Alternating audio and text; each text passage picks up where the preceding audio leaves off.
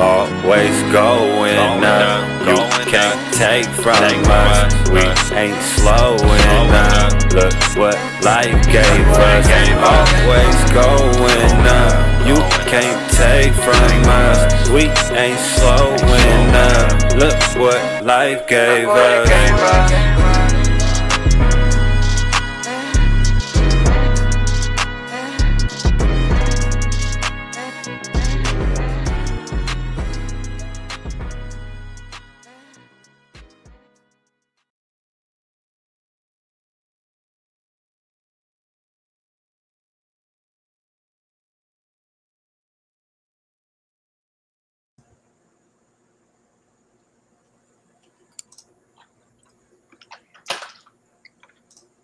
Yo, what's poppin'?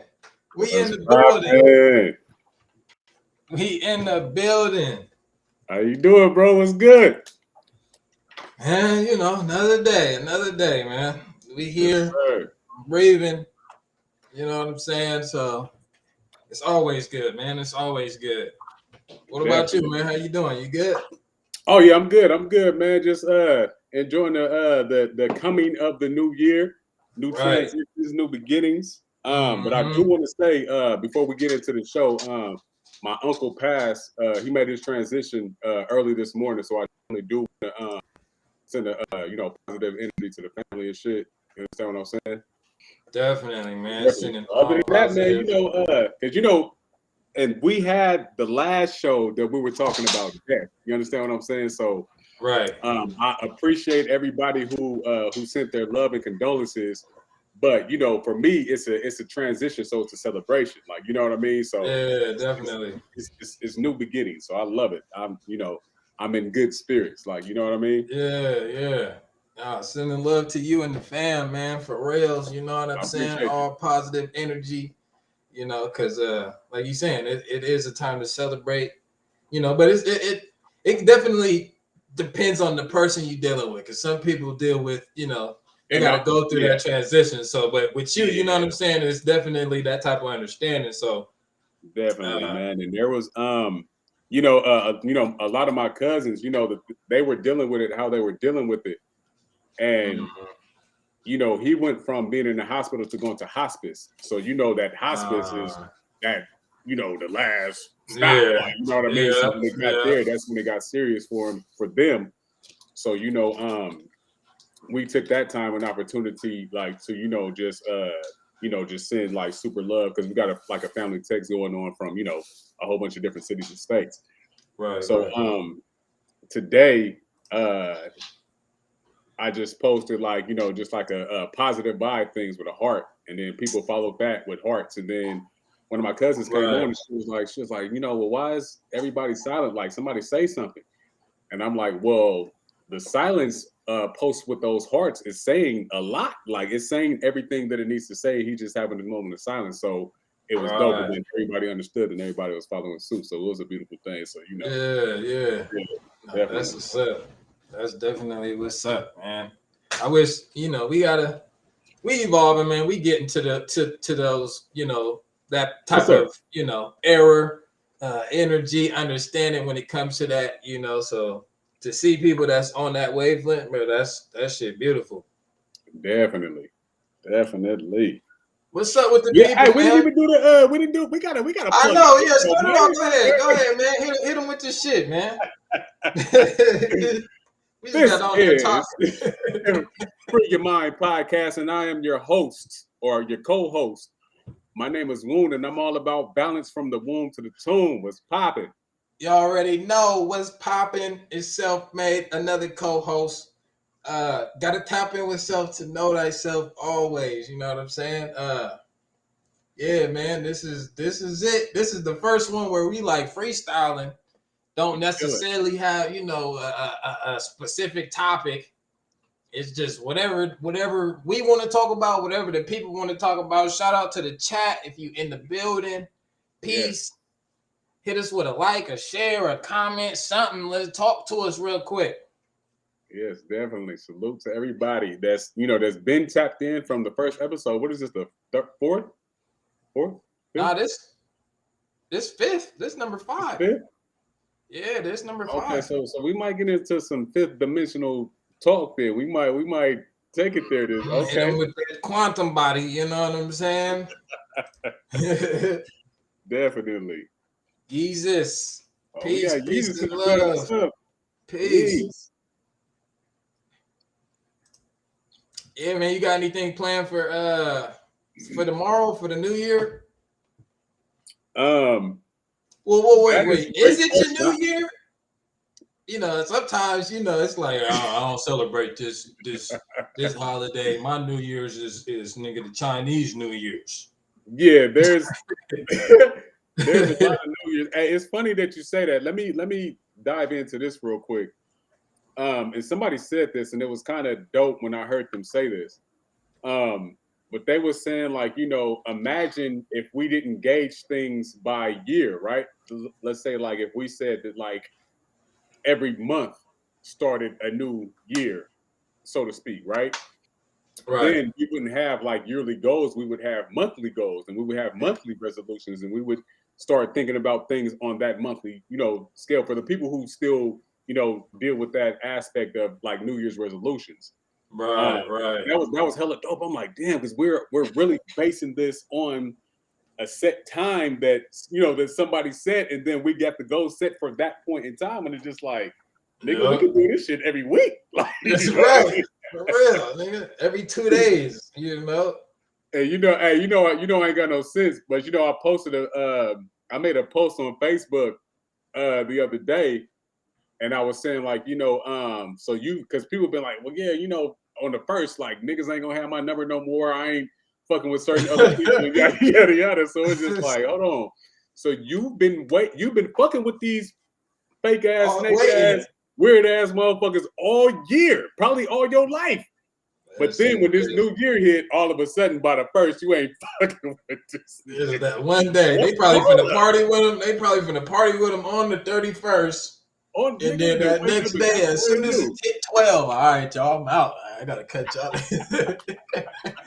It's a wrap. You know what I'm saying? This is it.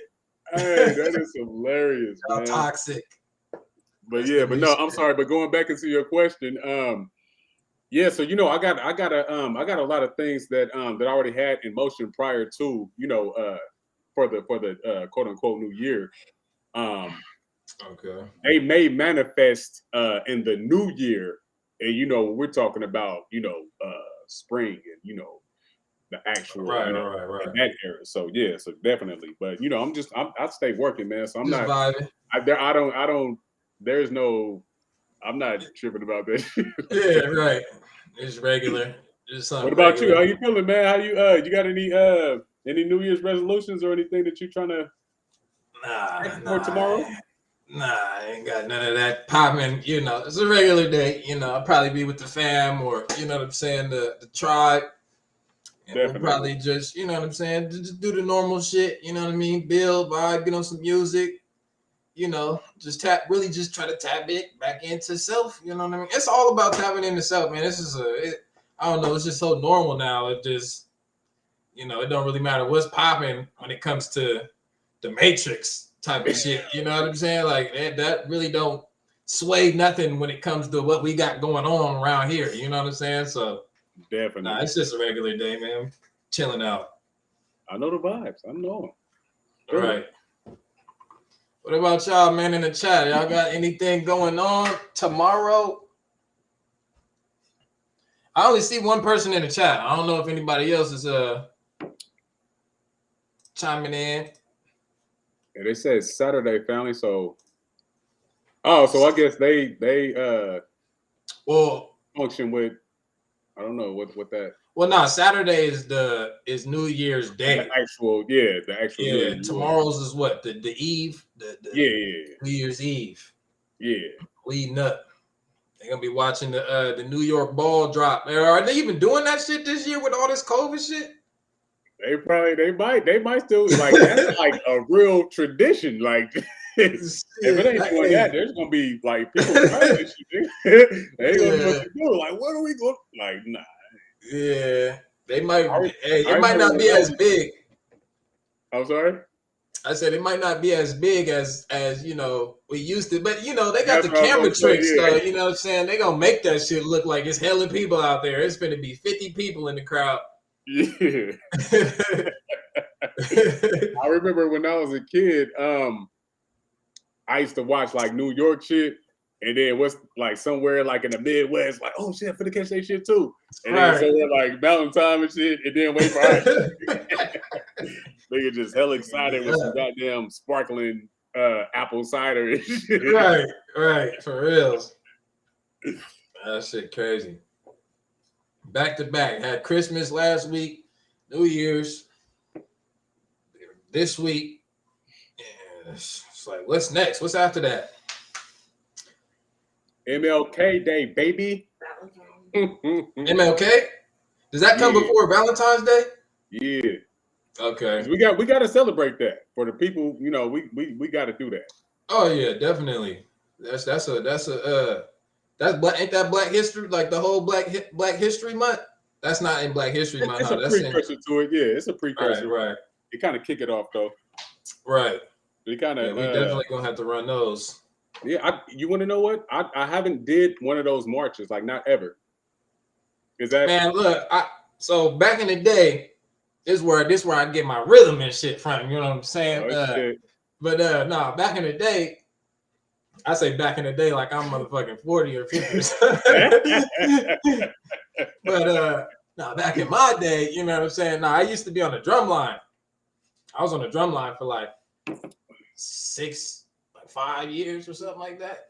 4 or 5 years, between 4 and 6 years. And we used to do those marches, the Martin Luther King marches from South Sac to the Capitol. Yeah, definitely. Yeah. So I'm familiar. I'm definitely familiar. You know what I'm saying? Like I'm trying to think now, like going back, because I wasn't, where I'm at right now mentally and shit with just everything. Right. But still, like it was a cool little experience. You know what I'm saying? Like I don't remember doing too much talking, probably because I was playing the drums and shit the whole damn time. You know what I'm saying? Focus on the beat. You feel me? Walking in sync and shit, like right. So, but no, it was cool. It was cool. It didn't feel like the marches when when the Stefan and all of that shit was happening and being downtown, like that was a whole other type of energy. You know what I'm saying? Yeah, that's deep that you say that, because I don't think I've ever been to none of those. No marches at all. None of them. No. And you know, with that, you know, there is no set standard for anybody to, you know, express how they feel during those particular situations. Right. But it always makes me just tap into self and see what I can do as a person for myself, and then just really, you know, just see what it is. And, you know, like, it's, you know, because there's a lot of times to where we react emotionally first, right?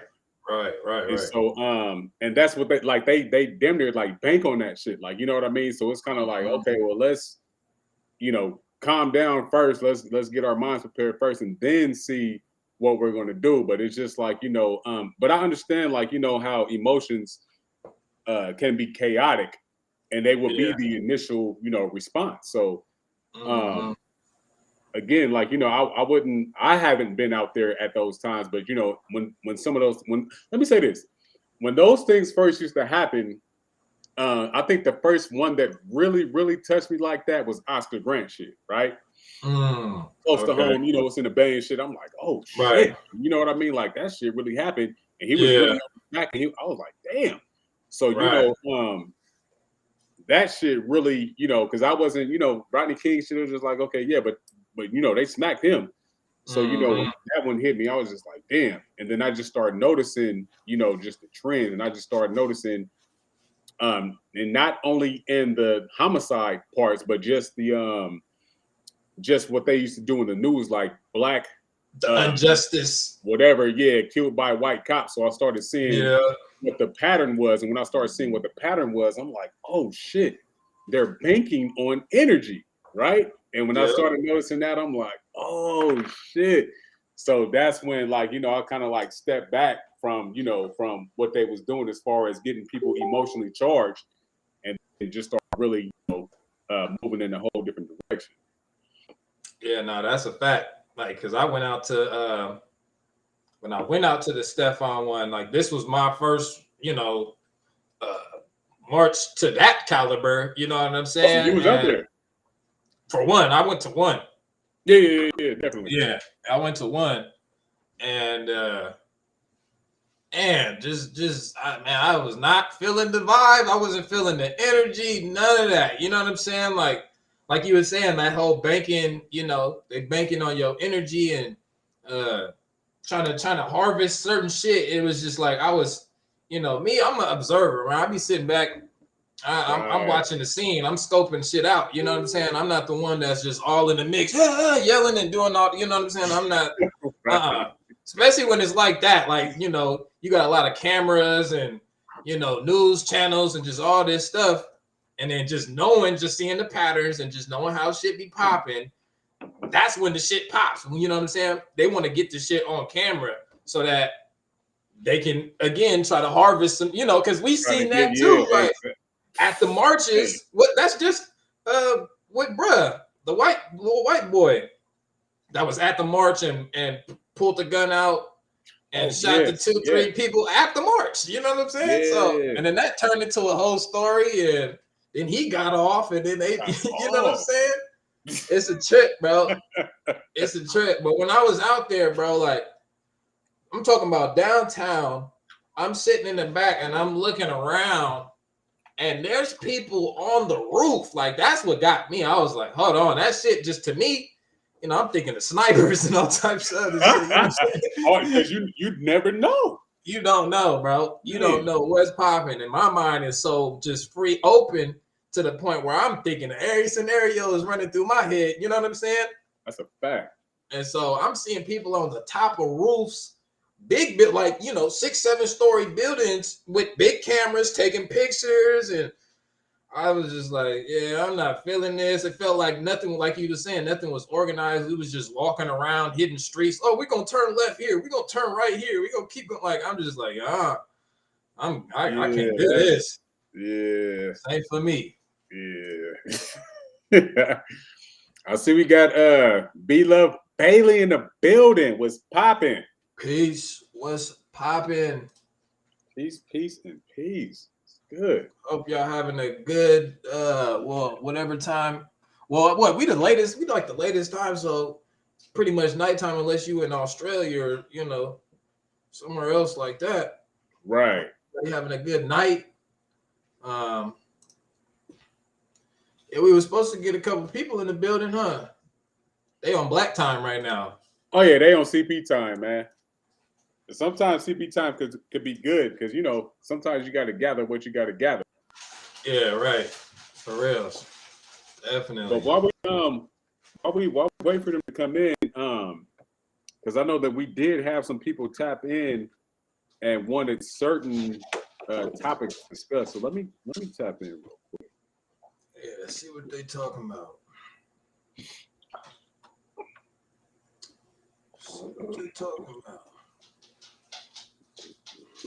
I had something on mine too. Now that I think about it. Oh, she said text it. Hold on. Okay. So for the homegirl, I'm gonna just call her Netta. She said she has a dating question, and I don't know if she was present when we did that dating show, or it wasn't a dating show. Let me say that, but it was kind of like, But she says when dating nowadays, is it character over chemistry or chemistry over character? Ooh. I'm gonna let you open up with that one. That's chemistry and character. Yeah. I feel like they would it be off for me to say that they're kind of go hand in hand, like they kind of around the same type of thing? Well, I kind of agree. I agree with you on that. You want to elaborate? Yeah, chemistry, the same type of energy, the same type of vibe. Now, character, I mean, it doesn't necessarily mean like y'all got the same character, but it's almost just like how, just the attraction of energies, you know what I'm saying? Like that has to be some sort of characteristic about yourself when it comes to just the energy, you know what I'm saying? So just the fact that those two are, attracting the interaction, but I don't know. That's definitely a good one. I'm for surely gonna rock with the energy aspect of it, just because of your chemistry. Your chemistry for surely seems like it would be just dealing with a certain type of energy and how y'all vibe together and the things that you guys have in common, and how you guys see eye to eye on certain shit. But then I don't know. I don't feel like everybody gonna have that. Just 100%. We got the same 100% chemistry with, you know what I'm saying? Like, it's for surely gonna be a balance. You're gonna have some positives. You're gonna have some negatives in there. Yeah, man. That's a good question though. What you think? Man, just thinking about it, I'm like, I don't think that there could be chemistry between two people if they're not naturally attached to the character. Does that make sense? Yeah. Yeah, because your character would have to bring in, just like you were saying about the energy, your character would have to bring in a certain amount of energy to even attract that person towards you anyway. Exactly. So that would be the chemistry. Right. So I guess unless let me touch this up. Right. Unless you are only sending out certain energy through your character to reel that person in, and then after, say, whatever happens, sex, it could be anything. After that's over, then the chemistry is gone. Right. You have to look at this person's character Like, nah, I ain't really just fucking with your character like that. Like, you know what I mean? Yeah, So, no, that makes sense. but I think that if you have a natural chemistry, Right. if it's natural, then you and that person just rocking natural, then hell yeah, like because that would, again, going back to what you said, that would be just based on the energy that this person is giving you. Again, sometimes when we look at character, it can be Ego. it can go a lot of different ways, but the Yeah, chemistry that is just there is, there's no differentiating from what that is. exactly. I think that the chemistry would definitely be over character for sure.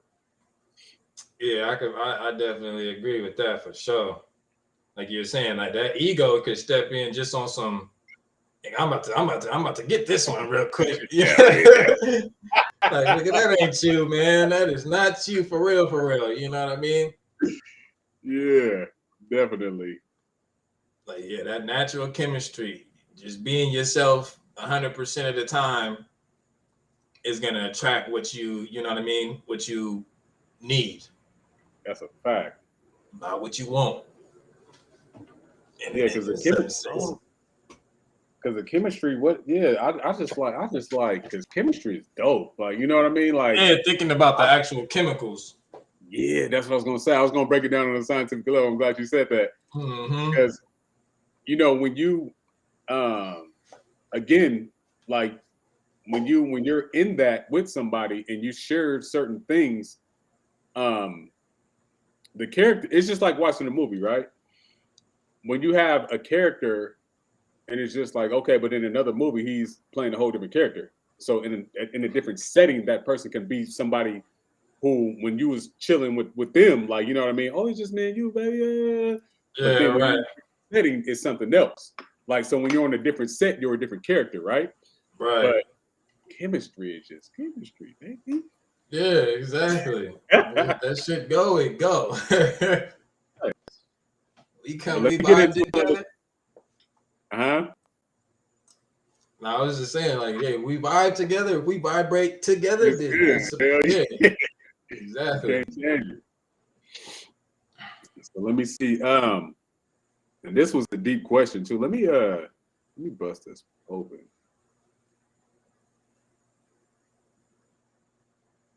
But this question is kind of like multifaceted, so I don't want to kind of like box it in and shit. Right. Oh wait, we got to deal with this. What's the situation? She said that chemistry / energy can change. Ooh, that's a bar. Yeah, that's definitely a bar. That's a bar. Now, go ahead. I'm gonna let you attack that. I'm still, I'm still rapping shit right now. I'm still rapping, but chemistry and energy can change. Definitely dependent. Like, okay, thinking about it from from a chemistry standpoint, like, you got oxygen that binds with hydrogen, but it could also bind with, carbon and, other different elements and shit. So in essence, you could say, oh, it changed. Like, okay, you remove the oxygen from the hydrogen and that shit went somewhere else. And you know what I mean? Yeah. But in essence too, it was still, I like how she put the chemistry equals energy too, because it's right. Like, that's real important.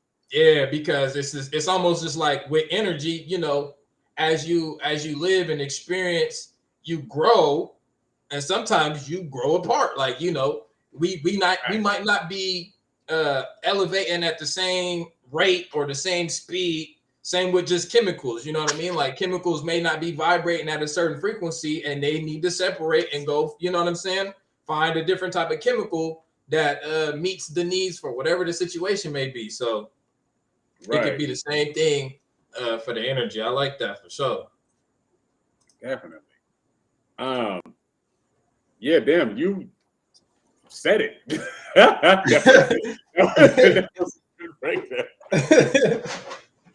That's how I was feeling last show. I'm speaking more about being on the same vibration. Right. Yeah. Vibrations can change for sure. Now it's like if you want to in essence, knowing that vibrations change, Right.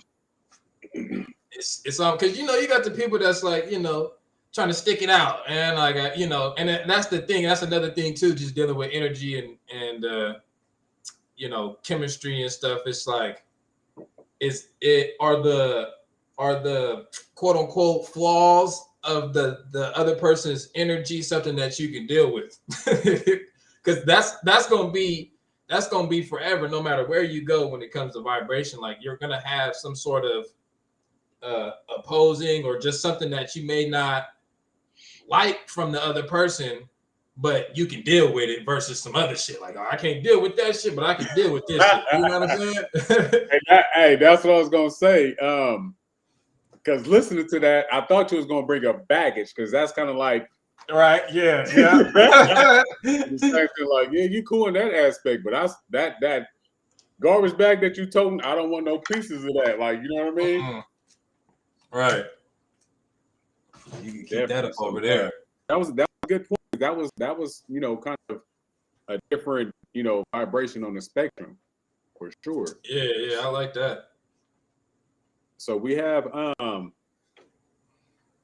Rush on here. He said, and again, this one could be multifaceted. So let me say that. Okay. And it's kind of like a vague statement, but he said reconciling with an absentee parent, right? In relationships, or he just left it open? It was open. It was vague. And okay.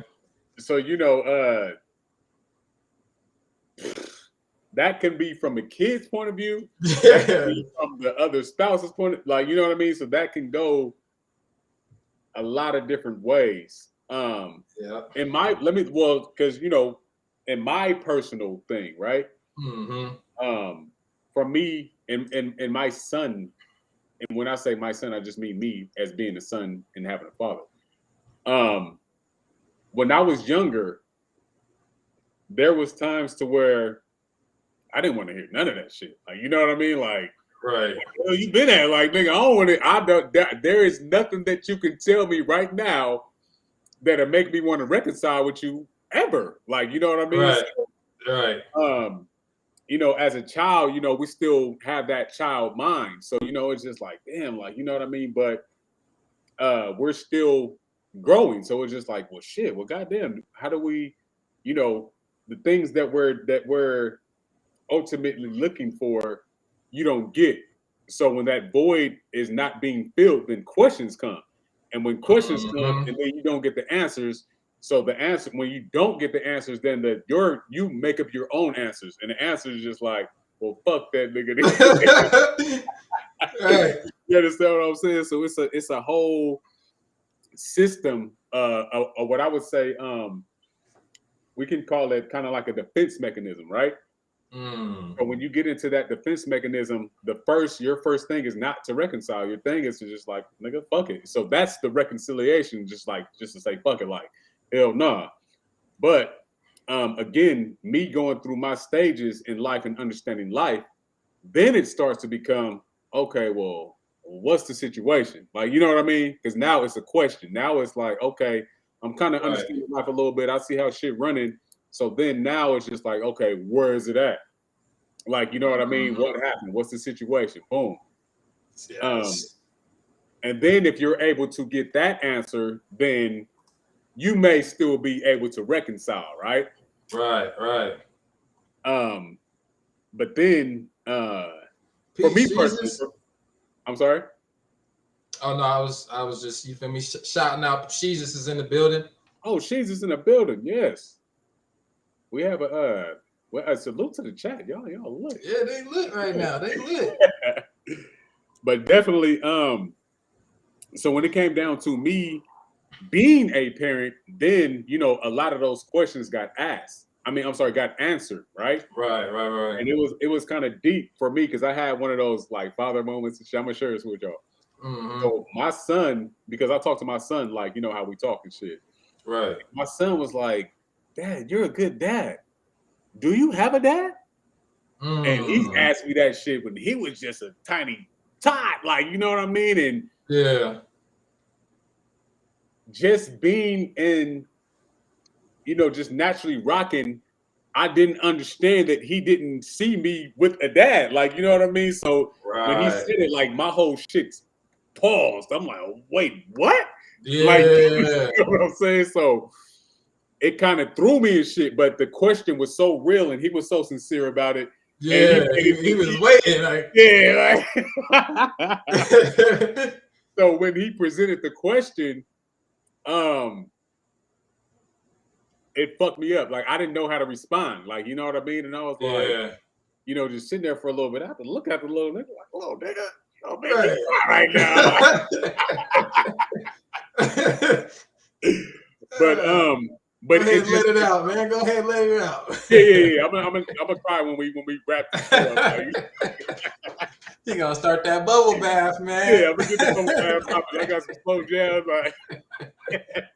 But no, so then, you know, when he asked me that question, it made it real, and then it just made me seem like, you know, well, the situations that I was going through, that, you know, my path that I was taking and shit allowed me to be in my son's life for whatever reason, like, you know what I mean? So right. And for his situation, he probably had a whole different situation than what I had. You understand what I'm saying? So the reality of it was for me to understand it from his point of view. I had to step out of my shoes and then feel his, even though I've never been in them. Like, you know what I mean? So and when I say it took a lot for that shit, it takes a lot. Like, you know, and then, you know, so I surpassed that. And then, you know, I got 2 younger sisters. So it was kind of hard for them to walk into that. Like, you know what I mean? Especially young women. Like, you know what I mean? So just seeing them still having that Santa Claus, like, yeah, dad, he's still going Woody Wild.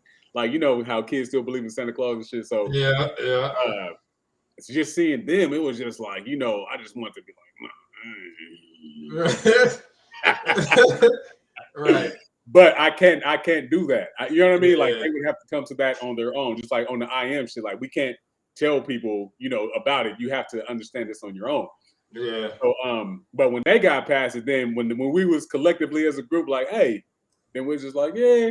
But you know, ultimately, again, you know, just going back, we figured that, like, you know, well, he has, you know, certain things that's going on in his life and his past. So, you know, he, instead of us, and this is real important that I say this, instead of us getting the support from him that we felt that we needed, we started to give him the support that we felt that he needed. Like, you know what I mean? So we had to, on some alchemy shit, we really had to flip the whole narrative. Like, you know what I mean? And I think that ultimately that's what kids are for. Like, you know what I mean? Because they're a younger version of us.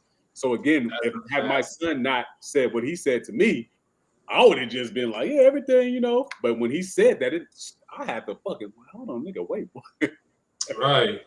So the reconciliation part, you know, making a short story long, the reconciliation part is totally based upon from the child's perspective, where you're at right now.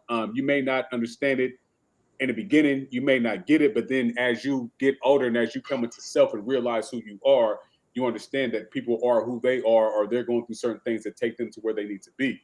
And yeah, that's a fact. You know, it's just a dope feeling, man. Like, you know, and the process is different. That right there is way different. Like, you know what I mean? But my path may have been to where, you know, I'm not dependent on that aspect of my life, and it made me who I am. Like, you know what I mean? So you know what I mean? So you never know. I'm not it's just dope shit. Like, you know what I mean? So again, sorry, go ahead. No, you good. Oh, okay. So now let's deal with the co-parenting part of the absentee. See, that's what I was, bro. That's exactly what I was finna say. Like that was right at the tip of my tongue. Cause I'm like, what about if you want to go ahead and take that one real quick, it's good. Because it's like, what about the parents that's in the house but not in the house? If that makes sense, you know what I'm saying? Like they there, but they not there.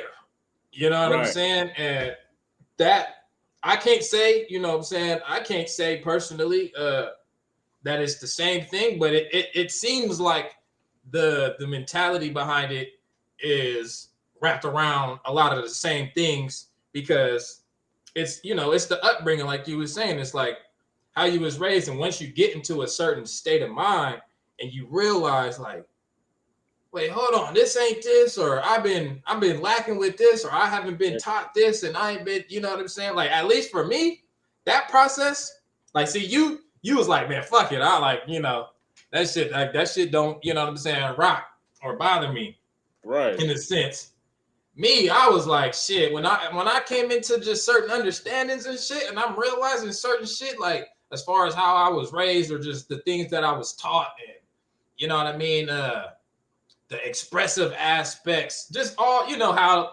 the at least the old school parents, it's like, hey, it's my way or the highway, like you don't have no.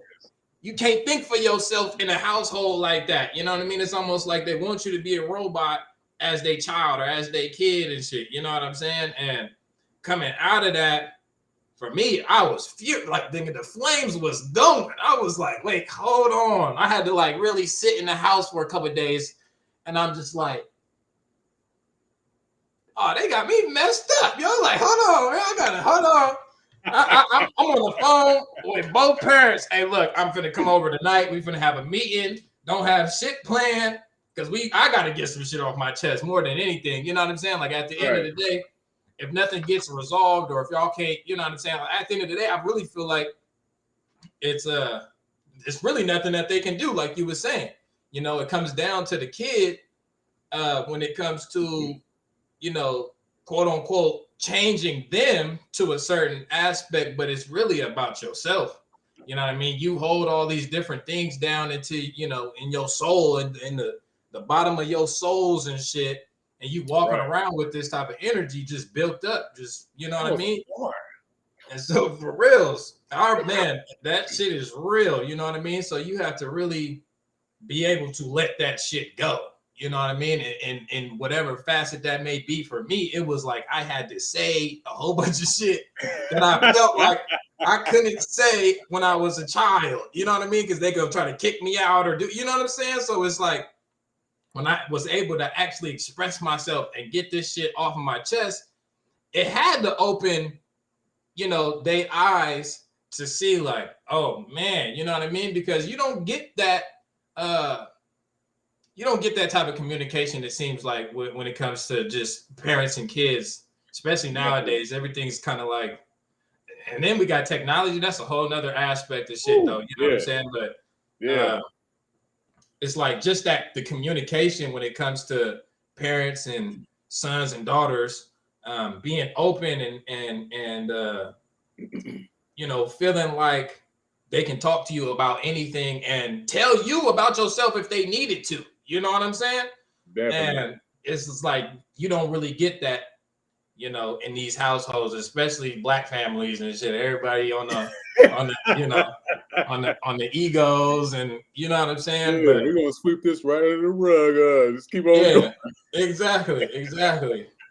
Like she's just say, we took a hard hit. You know what I'm saying? So it's like we got to come out of all of these different brainwashed things and you know how a family is supposed to raise its child, or all these different aspects. You know what I'm saying? We got to come out of that. So yeah, just to be able to express yourself, regardless of if you expressing yourself to say now fuck you, or if you expressing yourself to try to really, you know, build something afterwards. You know what I mean? Because after I did it, I can say for me, I definitely seen changes in just the whole facet of damn near reality for my parents. You know what I'm saying? Like how they started to look at life and you know, their upbringing and things like that. You know what I mean? And me going through that process brought it out of other people who were seeing me go through that process and expressing it. You know what I mean? They're like, damn, I need to go talk to my mom. You know what I'm saying? It was bringing certain shit out of other people, just seeing you go through those, you know, those processes and taking the steps to actually do that. You know what I'm saying? But definitely. That shit is a beautiful thing, regardless of how you go about doing it. As long as you getting it off of your chest, so you ain't carrying nothing, none of that energy. You know, that's what it's really all about. Yeah, nah, that's a fact. And I want to add onto something that you said, because it kind of was making me think about something that my mom's recently told me. And she told me that I encouraged her to go back to school and shit, right? And I didn't fucking know that shit. I'm like, word? And she was like, yeah. I was like, oh shit. Like, you know, and again, like, you know, it was one of those situations to where it's just like, you know, when you're just naturally running, like, you know, you just, you know, on your path doing your shit. And it was just like, cause you know, when you get to a certain age, you start to see certain things, you start to know certain things, you just recognize things for what they are. Right. And you know, so for me to just be me, naturally doing me, and to have her be like, hey, yeah, that was, you know, that was kind of you who, you know, helped me do the shit. Oh shit, like, you know what I mean? Like, yeah, it was kind of like I have to take it in, like, you know what I mean? So I have to reprogram myself in order to feel what. Yeah, I know what you're talking about. You know what I mean? But yeah, from that absentee parent thing, like, you know, as a parent, I think that again, like, you know, it would still, you know, you would still as a parent have to understand what, you know, what your co-parent is going through, or, you know, certain things like that or whatever. So it would definitely take a lot in you to be like, man, because you know, hey, because you know, it's hard for one to know who you are, right? Just on that level when you're young, especially when you're young. It's hard for you to know yourself. And then, you know, you got somebody else who you're trying to love and care for. You there ain't no rules to, I mean, like, there's no guide for this shit. Like, you know what I mean? Yeah. So then y'all be like, all right, well, we got a kid now. So it's just like you got all of these different unknowings and different paths of unknowings. I don't know which way to go. So, you know, again, that's why, you know, they call it a beautiful struggle, because through that, you know, through the hardships is where you learn like some of the dopest shit. If you're sincere in what you're doing, like, you know what I mean, you will learn it. You will like, okay, yeah, this is how this shit go, and, you know, try to figure this shit out, and, you know, put this stamp on different shit. So for me, with the reconciliation of parents, again, it would just be a reflection of who you are, who you came to be, and then looking at those people as if they were you when you didn't understand certain shit, and then, you know, people like that. Yeah, that's a fact. That is a fact. This is a perfect segue, real quick. And she said she's tapped in on the show right now, right? Who are you talking about? Yeah, my mom. Okay. What's up with moms? She said she wants to know what was the first book that you read that put you on the path to where you are at this particular moment, if it was a book. Hey, look, I am, you know, I like all of this shit that I've done attained when it comes to spirituality or just, you know, enlightenment. I've all done it through experience. I haven't, you know, read, you know, you read, like, I read certain, like, not books, but like articles, and, you know, you watch certain stuff, documentaries and things like that. So I've done that for sure. But as far as reading books on certain shit, when it comes to just this type of understanding, this is all like DNA encoded, type of shit, unlocking DNA, unlocking parts of myself that I didn't know, you know what I mean, was there per se, remembering certain aspects of myself through experience. Like all of it has been, you know, through experience.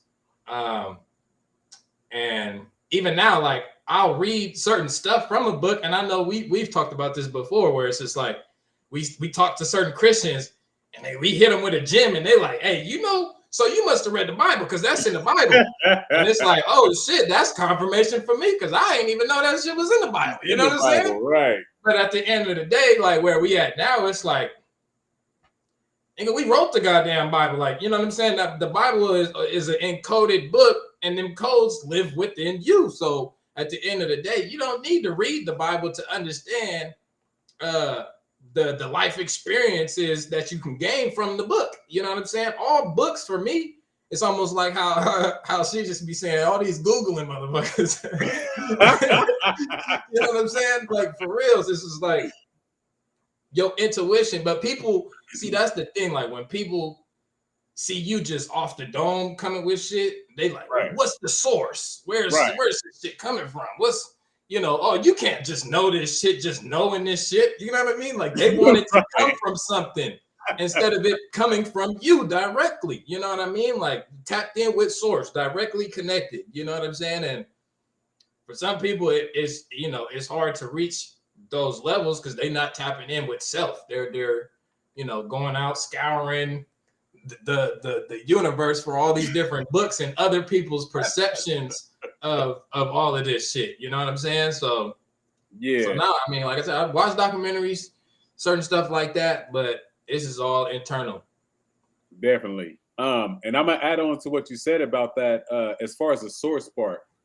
You know, and I say this a lot, like there's times to where or there was a time to where sorcery was looked at like it was a bad thing and shit, right? Right. So you may have practiced sorcery, you know, and that, of course, wordplay, they take out the you in sorcery, but ultimately, you are the source. Like, you know what I mean? So when people was practicing certain sorceries, they was like, nah, this nigga's he's tapped into some different shit. Where are you getting this power from? Like, you know what I mean? Like, and there may be certain quote unquote rituals that they were performing while they was tapping into self that made it seem like some spookism type shit, but really, you know, whatever you have to do, if you meditate, you know what I mean? You're doing something different. Right. Like, you know what I mean?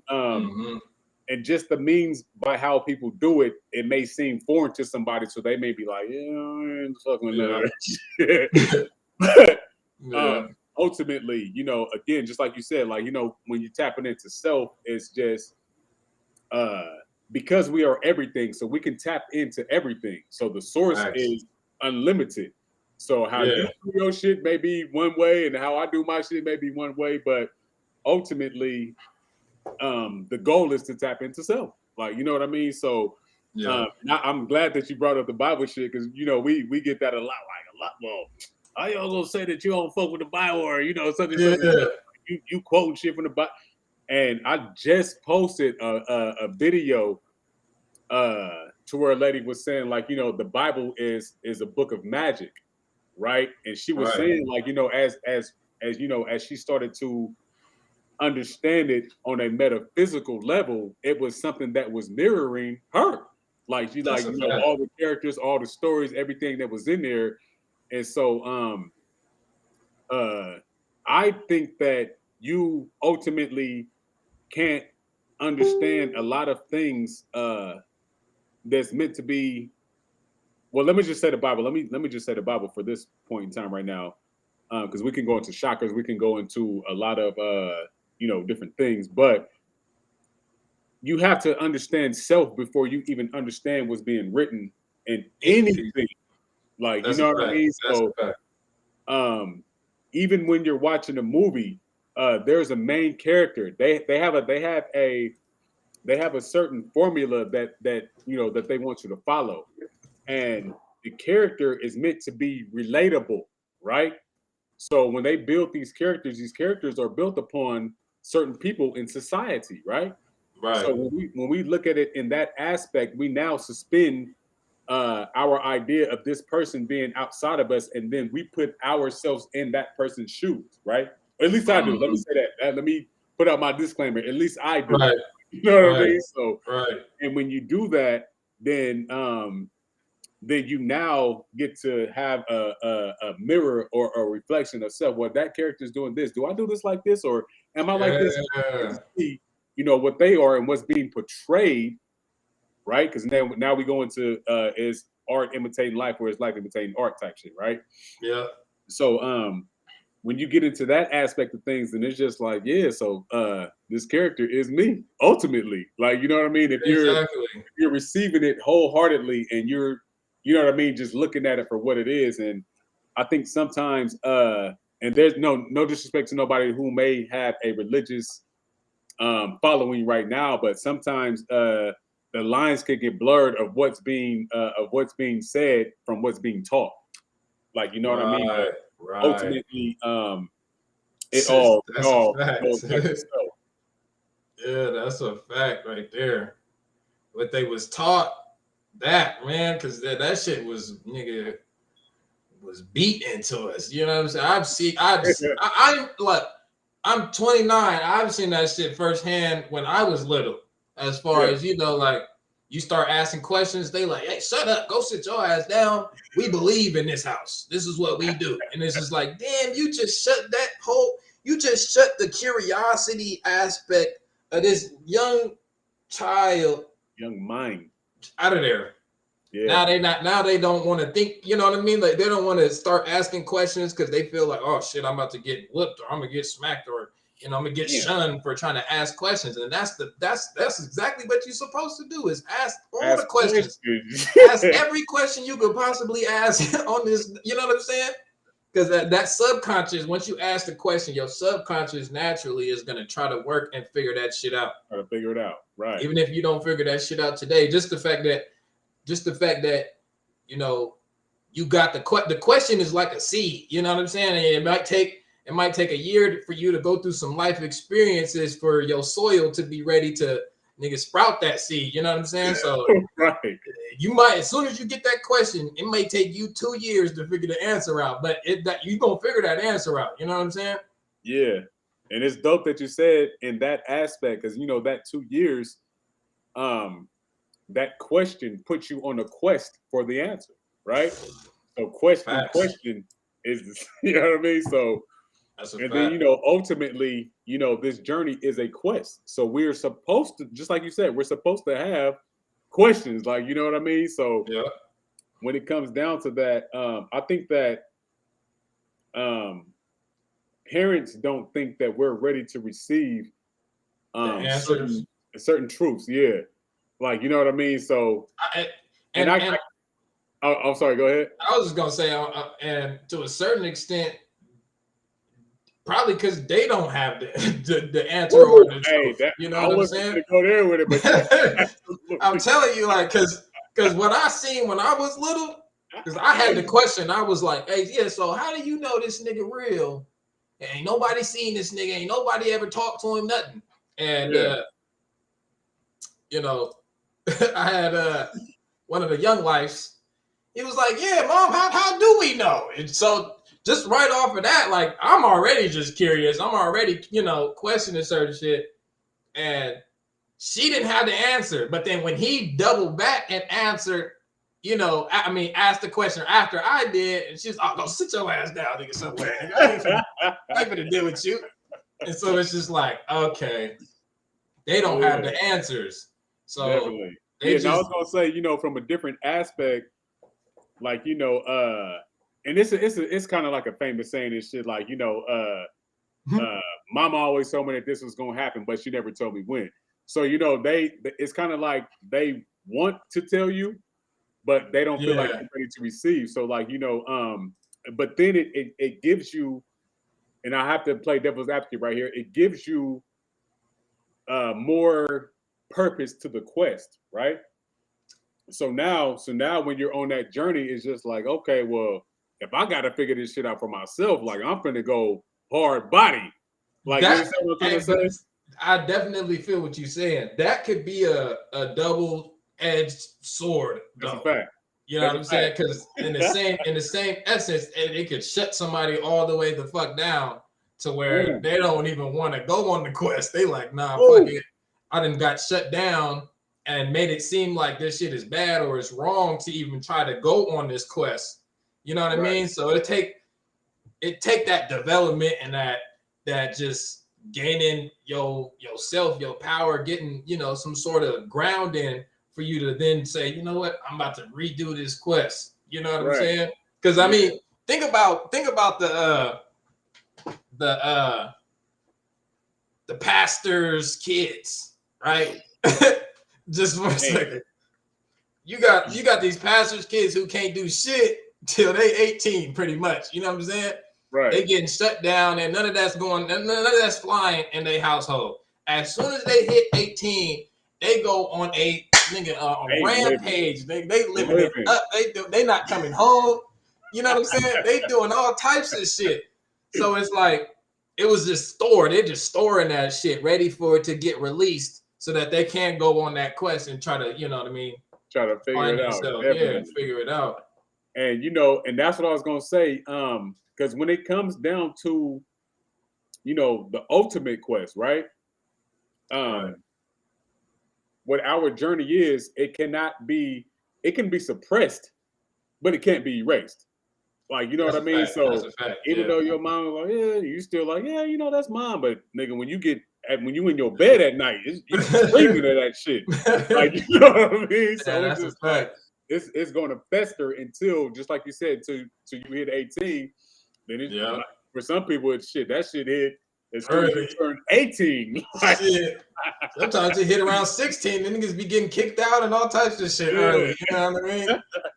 So it's just like, but that, because that arrested development comes into play when we think about that. Like, you know what I mean? Because it's just like, okay, well, I wasn't exposed to certain things. So now, like, I have to experience it because, this is a part of my life. So right. And it breeds like a lot of things, but that main thing that you ultimately wanted to find out is going to be, it's going to be there, and you're never going to lose it. Like, you know what I mean? So because that's who you are ultimately. It's not just what you think; it's who you are. But yeah, man. So it's just like, and when it comes down to that, when you don't get that answer, then that becomes the mission.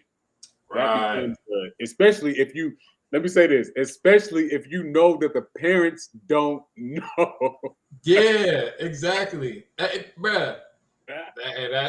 Because it's kind of like them passing the baton without saying, "Here's the baton." Bro, everything, bro. Because they gonna say there is no baton, right? That's that breaking generational curses. Somebody got to do it. Right. Somebody got to pick up the cross and walk with that motherfucker. You know what I'm saying? Like, definitely. And that's a part of, the last little conversation, as far as just like, we took a hard hit to where they've been passing down the same as structure generation after generation after, and nobody's saying, man, this shit just don't feel right. This shit don't seem right, man. I gotta switch some shit up. Why are we acting like this? Why do we do this as if like, no, you know what I'm saying? Nobody's getting to the point to where they're like, I'm about to figure this shit out. You know what I mean? And so for the ones that do take them steps, like they the ones broke the whole curse. How long you think that shit got passed down for? Woo, man, let's talk about it. So I mean, like, God, because you got to think we talking thousands of years, hundreds.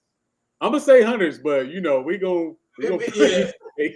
We'll play it safe. We'll say hundreds. This shit been passed down for hundreds of years, and it seemed like people within, this generation, the last generation, is the ones breaking a lot of these curses down. You know what I mean? And then being vocal to talk about the shit. Yeah, and that's it's because there would be situations to where in a household, certain things are either swept up under the rug or oh, I just have to say this after I say what I put to say. So there would be a situation to where it's just like, don't be in grown folks' business. Like, nigga, you in grown folks' business, nigga. It's a goddamn problem.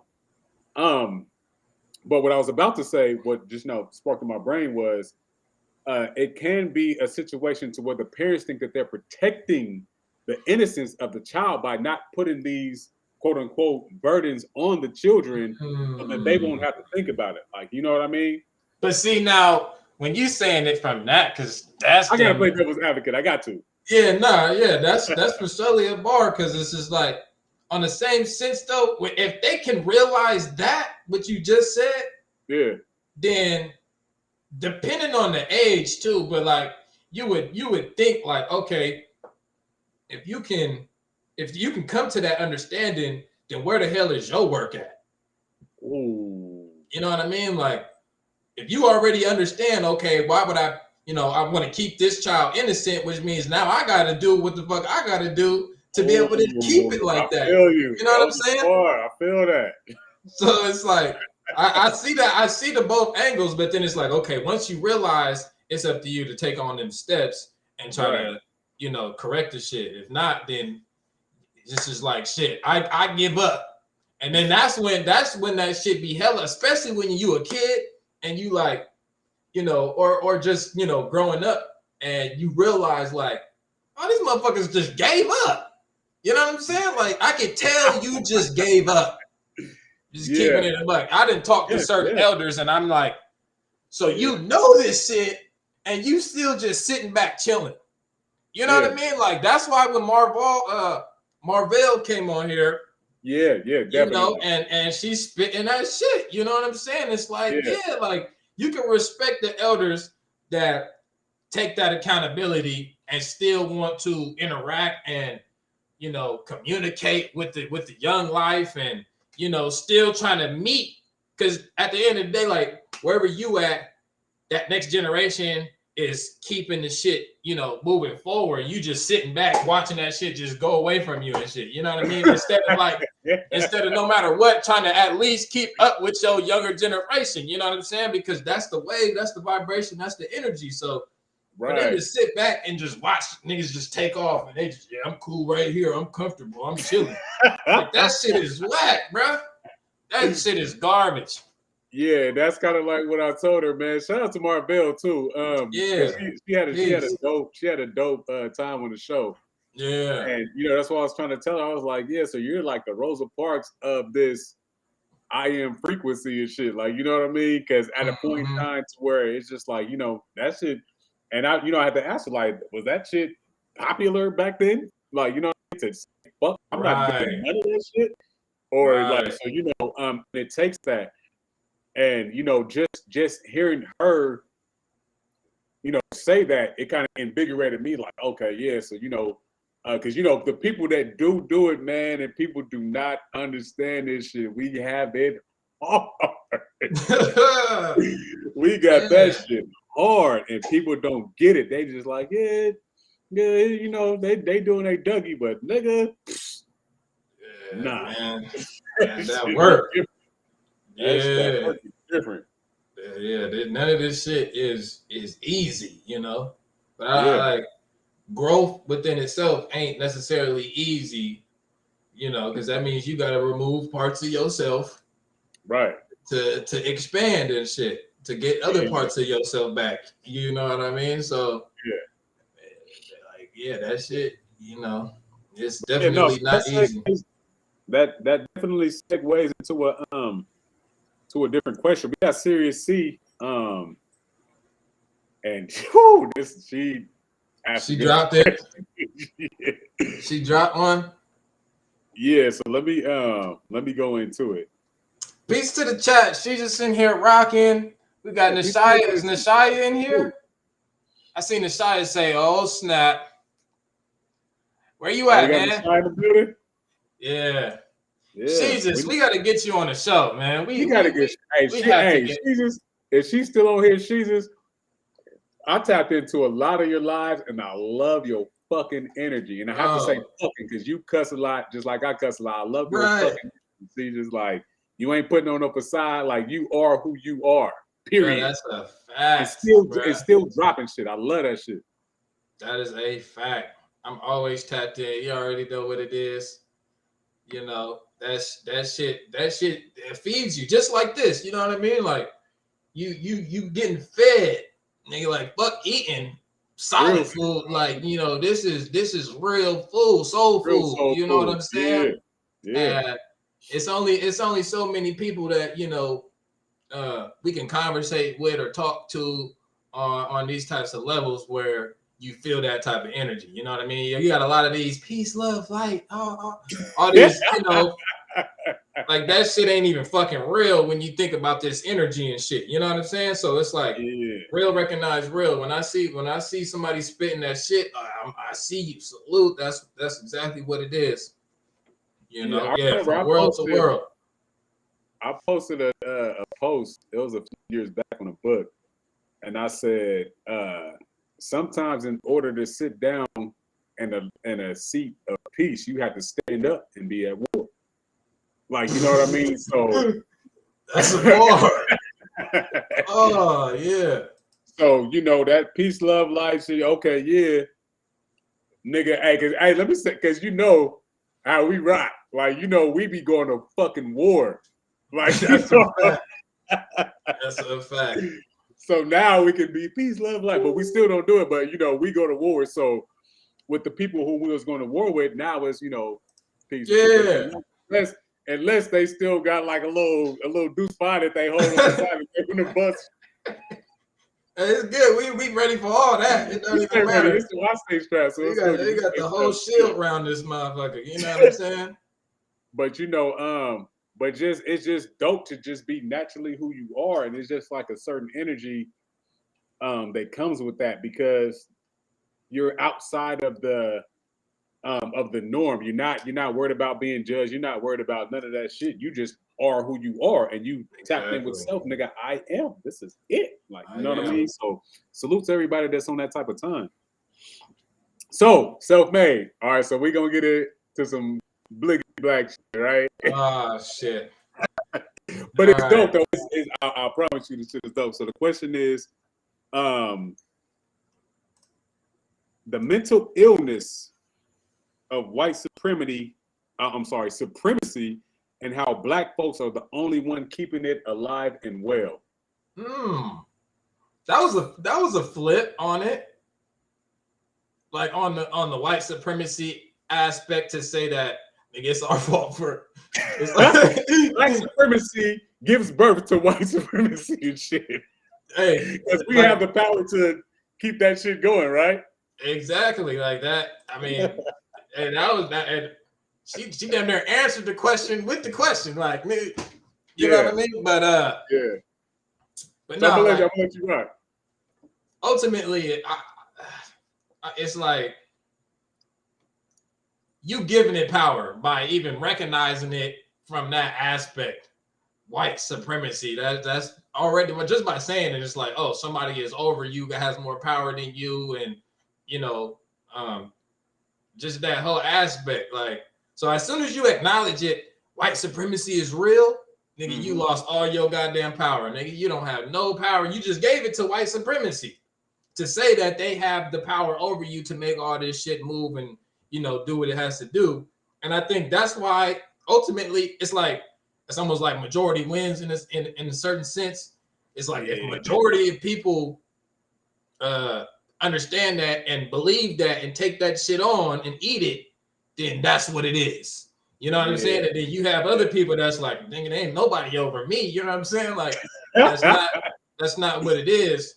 And so, you know, but it's a collective thing. You know what I mean? That is the big aspect of it. It's like it is a collective thing. I be wondering who, you know, mind me if I'm going off track, but I be wondering who started that narrative. You understand what I'm trying to say?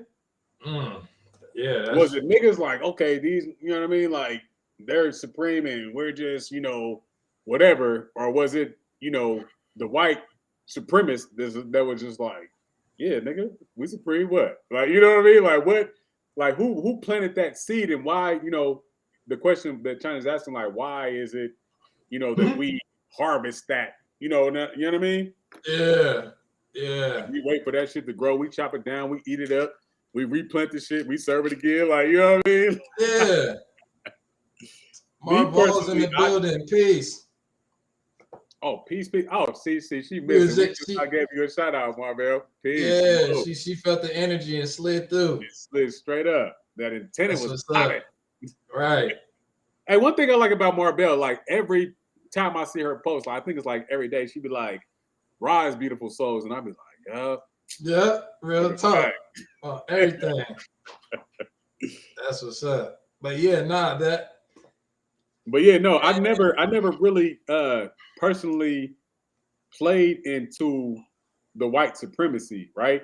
I remember being young, to where I was like, yeah, I'm just a minority, such and such and such. Yeah. You know how that shit goes. Right.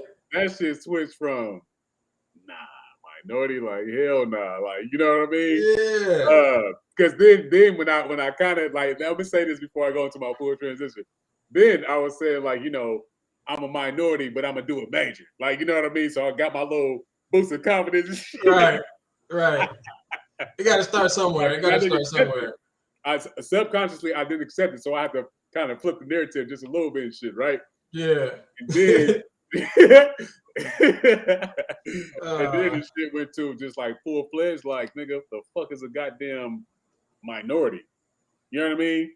What the fuck is a supremacy? What the fuck is, you know what I mean? Then when you get the question and shit, then it's just like, there we go. Hell nah. Like, you accept know what I mean?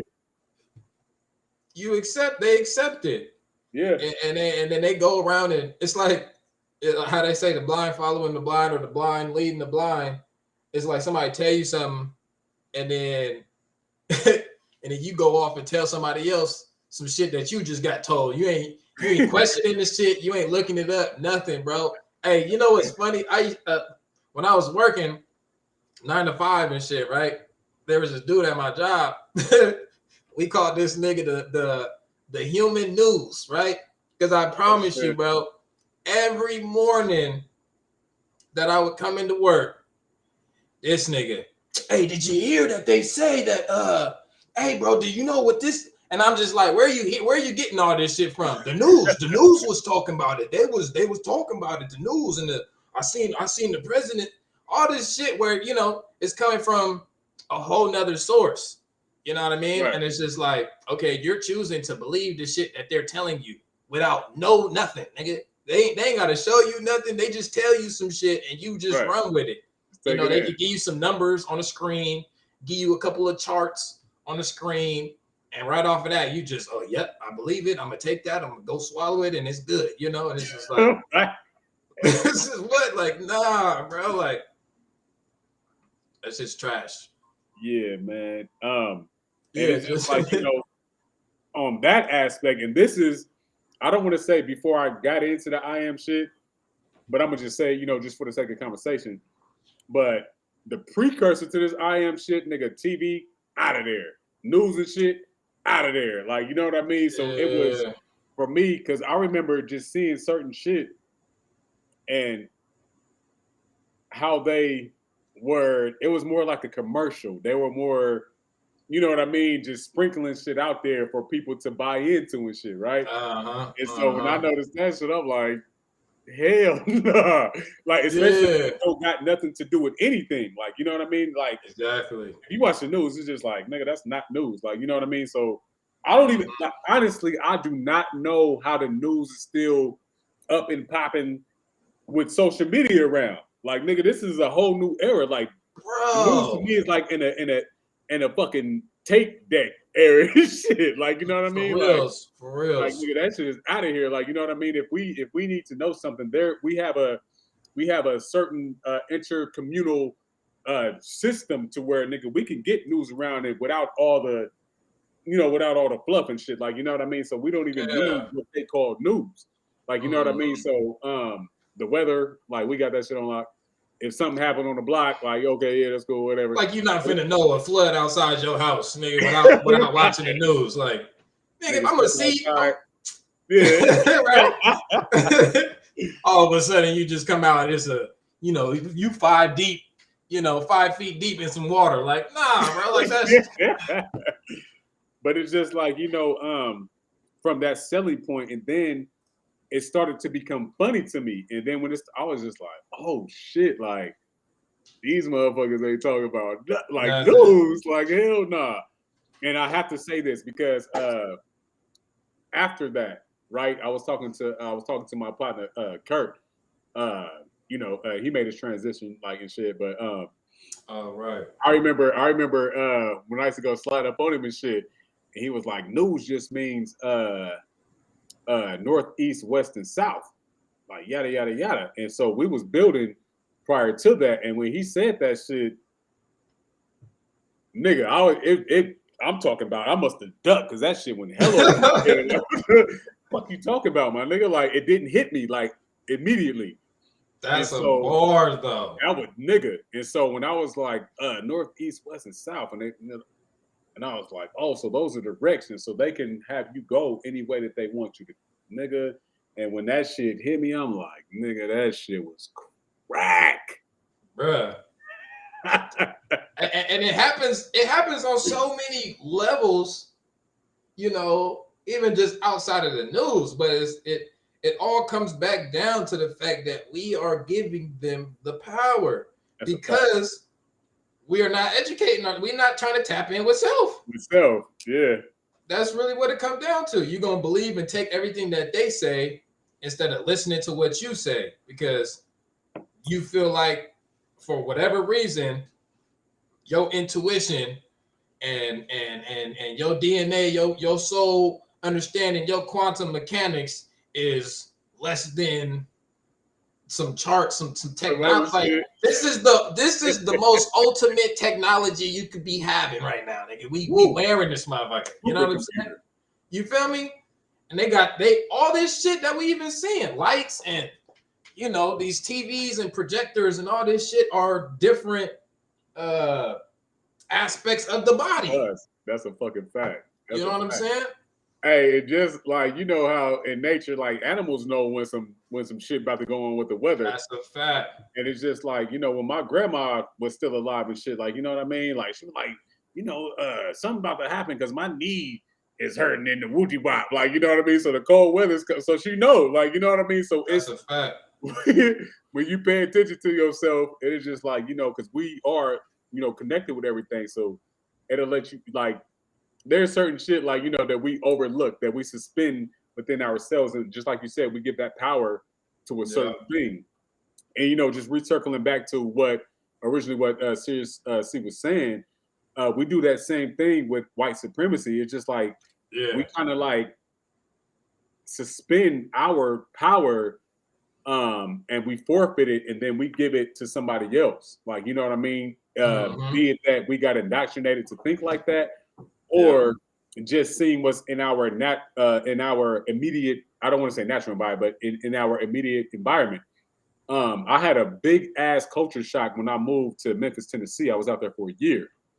And when I was out there, the principals of the school was black, teachers was black, police force was black. Like, you know what I mean? So when it came down to that, I'm like, oh shit. You understand what I'm saying? Just going down south, and I'm like, hold on, nigga, like there's a whole the paradigm shifted for me a little bit. I'm just like, oh nigga. So it's just like, the educators, the people that's in positions of power, like, all these different things. And it just hit me, as a teen. I was 16 at the time. So when it hit me, I was just like, oh shit. So it's bigger than what we think it is, and it's how we live in is smaller than what we can make it be. Like, you know what I mean? So for that, it just kind of like I love my Memphis experience. Shout out to all my Memphis niggas and shit too. Like, you know what I mean? But I loved it because it gave me a sense of shit. Like, you know what I mean? It's different. And I came back to SAC. Yeah, I came back to SAC with a whole different mentality. Like, niggas, like shit. You know what I mean? Like, shit was wild. But we again, like, you know, even with the information that me and you can get, and I'm talking about, because I know me and you can just spill for days. Right. But we would spill to somebody who is used to coming up in a school system to where it's predominantly white, so they're naturally inclined to getting information from, you know, a specific race of people. So they'll reject everything that we gotta say. That's a right? fact. But then when they get to some other person and they be like, yeah, that's what I wanted to hear. Like, nigga, we said that shit. Hey, bruh, that shit's real, man. That shit is hella real.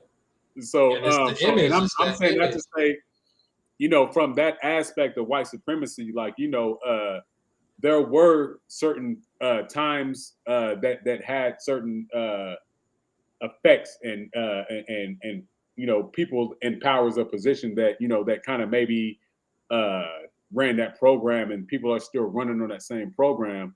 But you know, at this day and age, we should already know. Like, let me say this. Let me say this. Have somebody or a group of people or whoever say that they are more supreme, let you know that that's an ego talking. They need to say that. You understand what I'm trying to say? So, because because you know how we rock. There's nothing above me or below me. Right. Everything is moving on the same thing. It may be different vibrations, but it's all the same shit.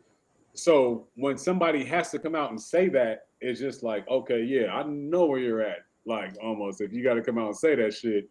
Exactly. And then if you're a person who believes it, I know where you're at too. Like, yeah. So now it becomes all seeing eye, boy. Yeah, the believer and the fucking and the person who proclaims that shit is equal. So we can't really blame. No, you can't blame nobody at that point, but self. Like, you know what I mean? That's it. That's it. And that's why when it comes to, you know, recognizing your power, it's just like you said, you got to come into that shit on yourself. All we can do is try to lead by example and show them, like, hey, look, ain't no white supremacy, ain't none of that. You know what I mean? But we definitely see the levels when we start coming from those types of angles, because they like, what are you talking about? There ain't no white supremacy. You know, they ready to go ham. Yeah. So oh snap, okay, look. Who we got? Krishna in the building, man. Peace. Oh, peace to the God. What's good? Hey, you ain't got no sound right now, bro. Nah, I can't hear you. You might have to either get some headphones or try to come back in or something. God body in the building. I love it. Yeah, man. But yeah, you waiting on the Shia, huh? Or China? Oh yeah, you want to know what? And you know, again, it is not. And I'm talking to everybody. Probably not Jesus, probably not Marvell, but whoever else is in here. It's not as easy to be on camera being vocal, right? Right. Typing up things, because you get together your thoughts, and then you get to, you know, but you know how we rock freestyle. So we super salute everybody who puts in their energy, right? Especially when you come on live and show your face and are willing to give and receive. This is a relationship. This is an intimate conversation that we have, especially when we're talking about freeing your mind. Like, you know what I mean? Because there's not a lot of people that can go to different places and be able to do that. So that's why we created this platform. But so we can't, you know, I know that they wanted to show up. They're here with us in spirit. So salute to Serious C for sure, and salute to Nashia. But he came and showed his face before, so yeah, you know, he popped through. Yeah, we got he popped through. Yeah, I see. Man, I was gonna. Damn, I had a little question I could have threw in there, like, you know, like a poll type of question, just to see what the chat think. And I forgot. You know, once you start going, and you know what I mean? Yeah. I be losing shit. It'll come back. It'll circle back around. Definitely. But yeah, so you know, so just to wrap up the white supremacy thing again, ultimately, it's a 50-50 relationship, because there are some people that are white that would think that they're more supreme, and then there were some people that are non-white that would believe the shit. And it's simple as that. That's a fact. You got the like how you were saying, everything is the same, just different vibrations of it. It don't make yellow more powerful than red, or nigga gold more powerful than purple. You know what I'm saying? Like they all fall on the same scale. You can't have one without the, like, you know what I'm saying? You need all aspects of everything. So any form of supremacy off the rip is like, wait, what are you talking about? You know what I'm saying? Like that don't even make sense. You know, if you're looking at it from that type of aspect, it's just like, okay, everything is supreme. Everything is supremacy. If you want to look at it from that aspect, or nothing is, you know.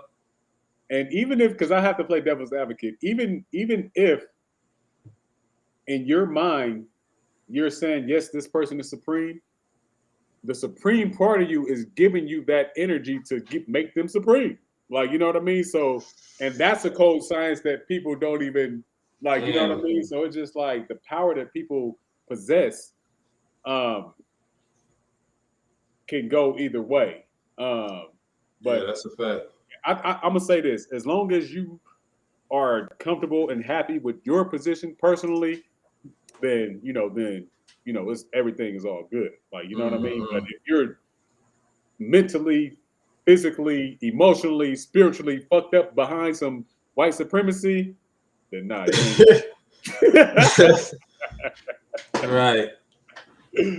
Because when I speak about just racism in general, people say, because I tell motherfuckers, hey, racism only exists because it's big business, either on a that's a fact, on a real money scale, or on a spiritual money scale, or energy money scale, right?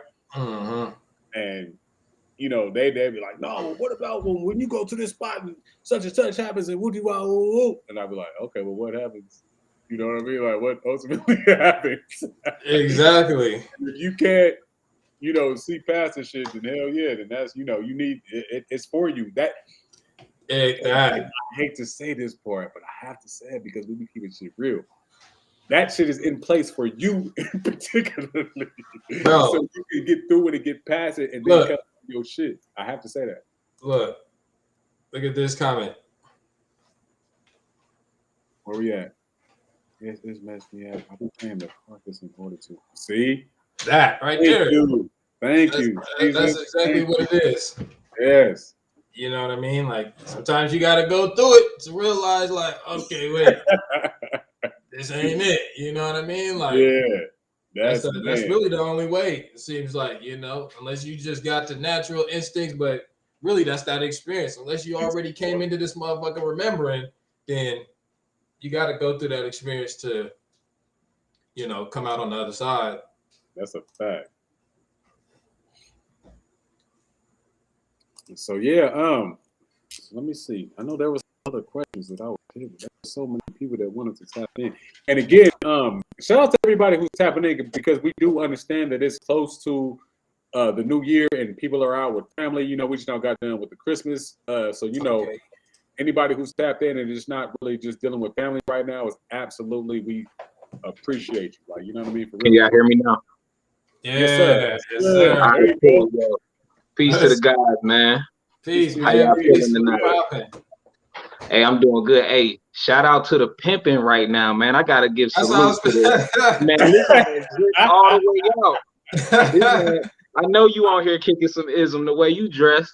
Oh yeah, I appreciate that, man. We just vibing out, man. It's like, so and I've been getting that all day. I was he on the street getting it in right now. Yeah, I was.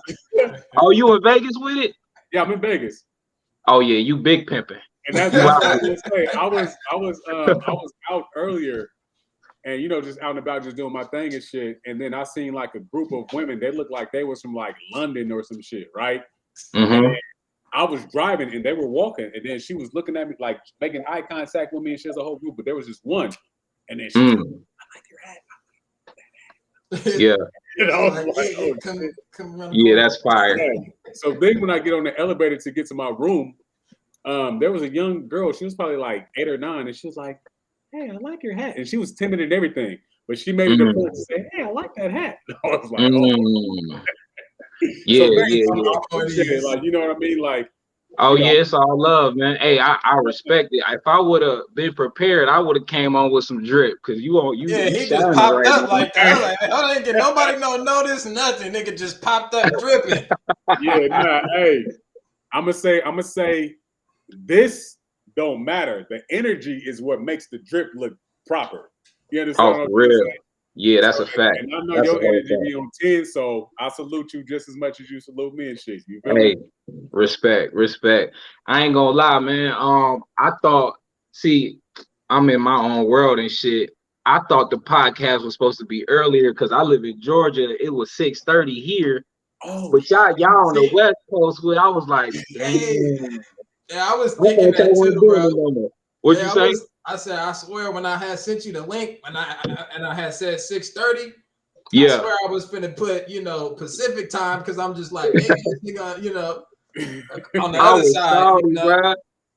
It's all good. I was able to catch y'all, but give me a second because I just hopped on here randomly. I'm gonna set up my station. Y'all continue what y'all was doing. No, it's all good. Bro. It's all good. All right, facts. Okay. Yes and yes. But give me 1 second. Hey, let me say this real quick because I gotta be on the biggest shit.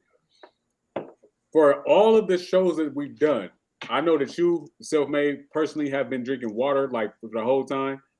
A lot of our guests has been either drinking water, maybe juice, maybe alcohol, whatever, and we never broke camera. We never what? So I'm saying like niggas ain't took no bathroom breaks. When we're locked in, when we're locked in, we've been locked in, right? Hey, that's the fact. I'm talking about 3-hour shows, 5-hour shows, 6-hour shows. We just like shows. It's something that the spirit does to the body. That shit, nigga, that shit wrap it up, nigga. You ain't going. Let me say this. I'm about to go. Give me 1 second. That shit ain't wrapped up this time. See, we got a little weirdo in the damn chat. That's the same person. Yeah, bro. I don't know who the hell.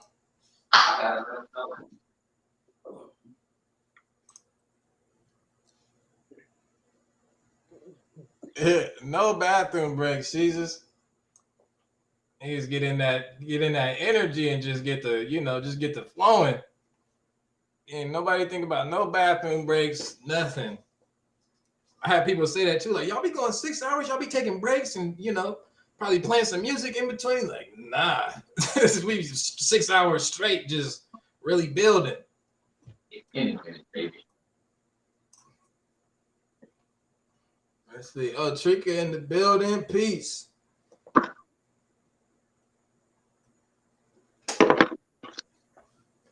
Yo, what y'all building on today? What's the topic? Man, we was just doing like a little Q&A, you know what I'm saying? Okay, that's beautiful. Talking to the people and shit. Yeah, talking to the people. I don't even know if I had said this to the chat, but like if y'all have any questions or even just any topics that y'all want to throw out there, please throw them out there. Question. Is this streaming live on YouTube right now? Yeah, it's streaming live on YouTube and Facebook. Okay. I was thinking about y'all earlier, and you probably already know about this, and I don't know if y'all want to add it to y'all podcast, but y'all young Black men doing y'all thing, you know what I'm saying, sharing knowledge with the people, sharing y'all time and y'all energy. On YouTube, there's a thing called super chats where people could send in money with a question attached to it. So for people that want to donate and actually support what y'all got going on so y'all can grow the podcast, they should send super chats, whether it's $1, $2, $5, however much they want to send with their question attached to it. And whoever sends super chats, y'all should acknowledge their question, as a priority, like acknowledge their questions first. you know, just future references. Yeah, I've seen that too. In certain people's on certain people's channels, you know what I mean. I see the little dollar sign go up. You know what I mean. They might have a question, or they might just be saying, you know, peace and love. I love, you know, what y'all doing or whatever. Now I got to figure out. I got to figure out how to even do that. Like I know they got the whole monetizing thing, you know, when it comes to YouTube, but you have to first reach a certain plateau, a certain level before they let you even try to monetize and shit. So I gotta see if that's the same thing, you know what I mean, or if it's something separate when it comes to the super chat, because that'll definitely be something dope to incorporate for sure. Yeah, and you can even have them send in Cash Apps, PayPal's, you know what I'm saying, whatever way they want to send the money and shit, just the support, because it is an energy exchange, you know what I'm saying. Y'all giving out free game, which is cool, you know what I mean, but that's a fact. Ain't nothing wrong with people supporting. Yeah, that's a fact. That's definitely a fact. Yes, sir. You know, that's kind of how we, you know, that's really, because we do this all the time. You know what I'm saying? When it comes to just building, it's like, okay, we might as well just fuck around and build on live. You know what I mean? Like doing it off the Facebook, it was a certain type of, you know, you just get a certain type of energy from Facebook, and you just like, okay, we can structure it better. You know what I mean?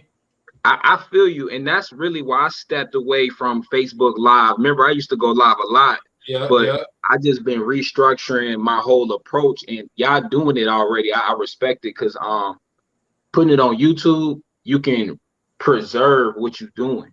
Like on Facebook, the shit, you lose the videos after a while. You keep posting on your shit, it's all the way down your timeline. People forget you even said the shit. So that's a fact. Know, on YouTube is good because y'all people can go back and re-listen and shit like that. So yeah, exactly. My bad. I'm just setting up some frankincense and myrrh right quick. I'm gonna get this shit burning. Right. Getting that energy right. I feel you. Yeah. Hold on, Rob, be right back. All right. Okay. The lighting. You didn't cut the lights down? No, I cut them back up. Yeah. Now they up now. See, I want to see if I can find, because just like bro saying, that shit probably hella far down on my page when I was asking the people, you know, just for certain topics and stuff. I know I got a lot of blickety black, you know, topics.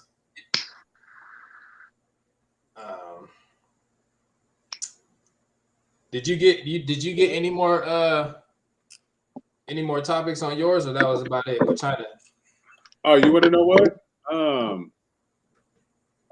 Well, she came busting her goddamn gun because she got to talking about either me or what's the one for the females? Polyamory, polyandry. Yeah. Shit. So she brought up that as well. Let me see. She said, well, she brought up a couple. Yakub's experience was one. That was one. Yakub? Yeah, the Yakub. The Jacob and the spotted cow with that whole aspect, huh? And how the color come about, or what we talking about? I think that's where she's going with it. And then that's a bag I ain't been in. That's a bag I have not been in for a minute. Ooh, okay. For a minute. But what was there a question, or was it just, you know, niggas just talking about it? Everything is vague. Everything is, just, I don't want to say loosely thrown out there, but everything is just out there. Then she said black love and polygamy. So let me say that black love and polygamy, not just polygamy and shit. Well, on that aspect, Prince, you wanna jump in on that? Yeah. Man, it depends, man. I don't really, that's like the most controversial topic of our age right now. But if it's anything specific that she want to ask about it, then I don't mind elaborating. I don't know where to start with it. You know what I'm saying? Yeah. And again, like she was supposed to have been in the building, Prince. So I don't know. Yeah. She gonna possibly come into the thing to the live. It might be, but we can choose not to, because again, we don't know what aspect that she's trying to, put on there. So, and I don't want to just go into a rant about polygamy. You know what I'm saying? Exactly. I feel you. But I will. Okay, let me say this on that real quick. I have to say this on that real quick. Because I seen a meme recently, and are you familiar with Kevin Wesley? Kevin, what? Yeah, the dude that got the 2 wives, right? Yes, sir. Yes, sir. Ex-pastor. Yeah, I know what you talked about. Yeah. So I believe it was him that posted the meme. If not him, then it was somewhere else. But I think it was him because he's into that type of lifestyle. Right. So it was 2 doors, and one of the doors said polygamy, and there was nobody going through the door. And the other door was, but cheat on your spouse. Like, you know what I mean? So it was I seen that meme. The cheating is highly accepted. But when it's saying, okay, let me say that I want to openly be with somebody else, be it, and I have to say this smoothly because I know that polygamy is not primarily based on just having multiple sex partners. So I do want to put that out there. But you're ultimately saying that, yes, I am open to having a relationship with somebody other than just you. Like, I don't mind not being monogamous, and if you're okay with that, then it's good. And I think that that's kind of a great topic because some people have accepted themselves to be the side chick or the side nigga. You understand what I'm trying to say? So at that point in time, is that a form? And I'm just asking you on this one directly, and this is for you too. So is that a form of polygamy? Like when you think about it like that, if you accept to be the side person? Mm-hmm. Yeah, it's like unconscious polygamy. You know what I'm saying? It's a polygamy, but you don't want to acknowledge that it's polygamy type. Right. You know what I mean? It's I would say just the lower way of doing it, just to keep it simple. Because if you're gonna be honest about it and be upfront and just acknowledge, that people are consenting adults, and you know what I mean, that's the better approach to me. Instead of trying to be sneaky about it, I'm gonna be a side nigga, I'm gonna be a side female, because now you being dishonorable and you being dishonest, and it ain't nothing cool about that. If you gonna do it, just be upfront about it and communicate that shit. You feel me? But then too, on that same side, like that has to be like that on all fronts. It can't just be like he cool being a side dude, but on her end she's still sneaking and trying to, you know what I mean? Like it's not a right. a mutual thing across the whole board for it to just be like, all right, yeah, this is just what it is. It's like one person might be like, yeah, this is just what it is, and then the other two, they like they don't, you know what I'm saying? One person don't know. Somebody's left out the loop. You know what I'm saying? Right. Yeah, that's not polygamy. Nah. That's not real authentic polygamy. You know what I'm saying? Yeah. I've seen a lot of females that say the main reason that they're not with it, and I'm gonna say this, I have to say this part. They understand how it can be beneficial as far as being business wise, right? Like, if I can't, because we can't, be everywhere that we want to be when we want to be there. So for this other person to be there, yeah, hell yeah, like, that's absolutely fine. Make sure that they playing their part, make sure they playing their position. However, when it comes down to that sex part, yeah, they can't handle that part. Really, that they're like, nah, that's where it ain't popping like that. Like, you know what I mean? So yeah. And let me ask this, because I've asked this before, and I've got more of the business answer than anything, right? So I was asking, like, what is marriage based upon nowadays? Is it more based upon love, or is it more based upon the business aspect, right? And just sidebar real quick, we know that, you just like when you're in a business, like you got to get a business license. If you have a partner, then that there's certain rules and regulations that you got to have, and there are certain things that you have to do legally to become a business or having a business partner. It's damn near with that shit with marriage as well. like, you know, there are certain legal papers that you have to sign. This is your life partner, like, you know what I mean? So the language and the lingo is the same, and the legal part is almost the same too. So when I was asking people, is it more, as far as marriage, is it more based upon love or is it more based upon business? A lot of people surprisingly said business. I would agree. I would definitely say that is business. Just like you said, the paperwork, like right off the rip, it's a business transaction instantly. I mean, well, let me say this: they went into this marriage with the understanding that it's more business than love. That's what I'm saying. So I don't know. I see what you're saying. I see what you're saying.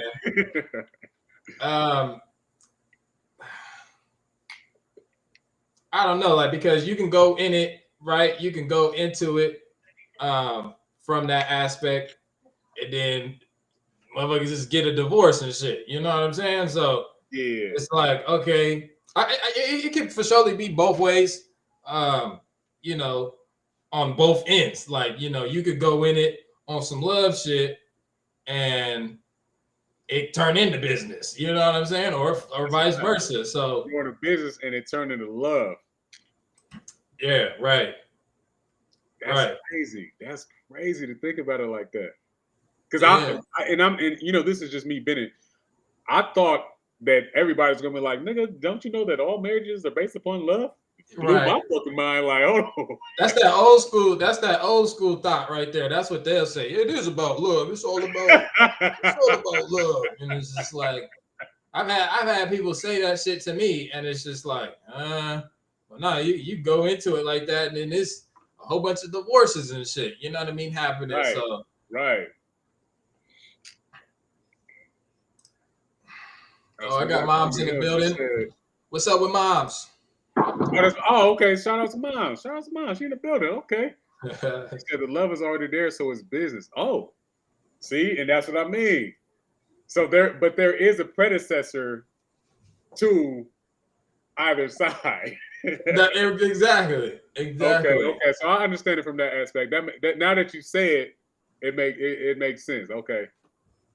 Now, what about the perspective of you actually are marrying people by having sex with them through the sexual aspect of it? That's marriage. Yeah. Then niggas is like, everybody married to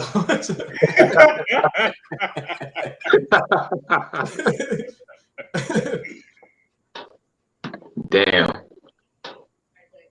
That's a whole nother, for surely a whole nother aspect of it, because now that we talking more so like the paperwork aspect and the ceremony aspect, like that's all some physical shit. When you start talking on that other level, you know, it's like it becomes spiritual ties and, you know, exchanging energy in a whole nother type of form. Right. I would say that that's the true marriage. You know what I'm saying? When you start engaging physically and spiritually and emotionally with each other and blending those energies, that's when it's a true marriage. But when you getting married under the government legally, you know, that's actually the business aspect of a marriage, which I don't really care for. You know what I'm saying? If I was to get married, it's not going to be under the United States government. You got me fucked up. It's going to be a spiritual ceremony between me and my wife. You know what I'm saying? Because we going to get married under the Most High or under the I Am. You know what I mean? Spiritually.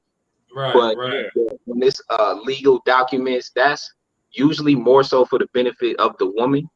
And it's all financial at the end of the day. That's not real marriage. That's real. Yeah. Damn. So when you say that's, and you just now touched on an interesting point, and I didn't even think you was just going to say that right now. But you said it was. It's interesting. It you know raises questions. So when you say that the legal side, I think is what you were referring to, or the paperwork side is more in the benefits the women more. Like, can you elaborate on that just a little bit? Yeah. So I'm sorry. So briefly, basically, The benefits is so that the woman can have what you call it. I don't know if I'm using the right word. Is it alimony in case the marriage is to give the woman security in case of a divorce. You know what I'm saying? If something was to go wrong and you were to get divorced, it's the woman that benefits where she may get half your shit. You may have to pay for the spousal support or alimony, and it's really for the security of the woman and basically taking your assets if you was to break up with her ass. And that's a hard though, because that's deep. Like, nigga, you that's that business aspect of it. Yeah, that's the business aspect. Exactly. It's like you honestly marrying the government. You married. Yes. Oh, hey, that was a bar. That was a bar, boy. You know what I'm saying? Like, and that's why they have it's just like how they pulled the the black man out the family and shit. Like all these different governmental, ties, you could say. You know what I'm saying? Exactly. And the government benefits from it too. I never understood why I would have to pay the government to end a relationship with somebody. Like they got what is it, divorce fees and shit like that? Like that shit don't make no sense to me. So it's just a way for them to put their business in the middle of your business. You know what I mean? That's a fact.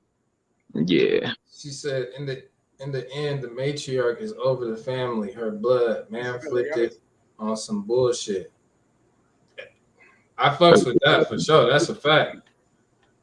I disagree with that. I knew you was going. I knew you was saying. Hold on. Let me read the matrix. Go ahead and read that. Is over the family. Her blood, man, flipping on some. Ooh. You know how? Because look though, you might have to bring She's a Sin. She might have to. If she want to come in, I'll send her the link. Jesus, let me know. Oh, that's Jesus. Oh, okay, I didn't even know that was coming from Jesus. Yeah, she be on the knowledge for real. But I just come in dropping the matriarch being over the family. I have we some. We talked about this last time. I remember on Instagram. Just as far as like the energies that they play. And I think that's where we had disagreed, because I was saying that the woman represents that darkness, the foundation. So that's where you don't have a top unless you have a bottom. Like you have to have the foundation to even build up to the top. You know what I'm saying? Yeah. So that would honestly make the foundation because again, we're structuring as masculine energy. We structure the chaos. You know what I'm saying? But the chaos got to be there for something, for us to be able to structure it. So as far as just the family dynamic, like even just thinking about it from an aspect of just like you in the same household, with a woman, nigga, if her energy off, the whole house is like, you know what I'm saying? Like everything, if you can't quote unquote understand the energy to a certain aspect to be able to have that structure and that order within y'all shit, it's gonna be chaos. You know what I'm saying? So that's where that foundation lies, right off of the rip. Well, what makes you do what you do in your household? Oh, okay. I'm sorry. Because I'm paying attention to the comments right now, and I want to say this real quick. What Mom said, she says, "Wait, the guy can do the same thing," and I believe she was referring to having this the same benefits. Yeah, I think so too. Definitely. But to clear up what Jesus was saying, and I don't know if you want to put this on a thing. I see it. She said, what I'm saying is the womb is the blood. Man hate us just like man hate you. Created a system against us both, just as tricks. The mother, the womb, carried the prophecy on the land, and parasites bugging. So that's real deep. Especially when saying that the mother is the one who carries the next generation. What does that mean though? Like, I'm really just trying to understand. But what does that mean that the mother carries the next generation? I'm gonna try to answer that from my perspective. I'm not gonna give you what I'm thinking that she's saying, but I'm gonna give you my perspective, right? After we ejaculate into the woman, then everything, the birth. I'm sorry, not the birth, but the process begins, right? The conceiving begins. So after that point, we can't do anything. Like, you know what I mean? So whatever the woman eats has potential to, have effect on the baby that she's carrying.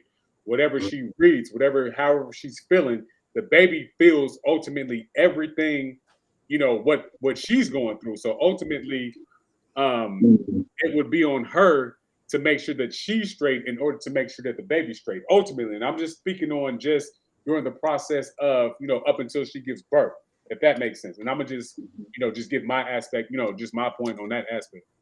Right. I'm sorry, I'm reading the comments too.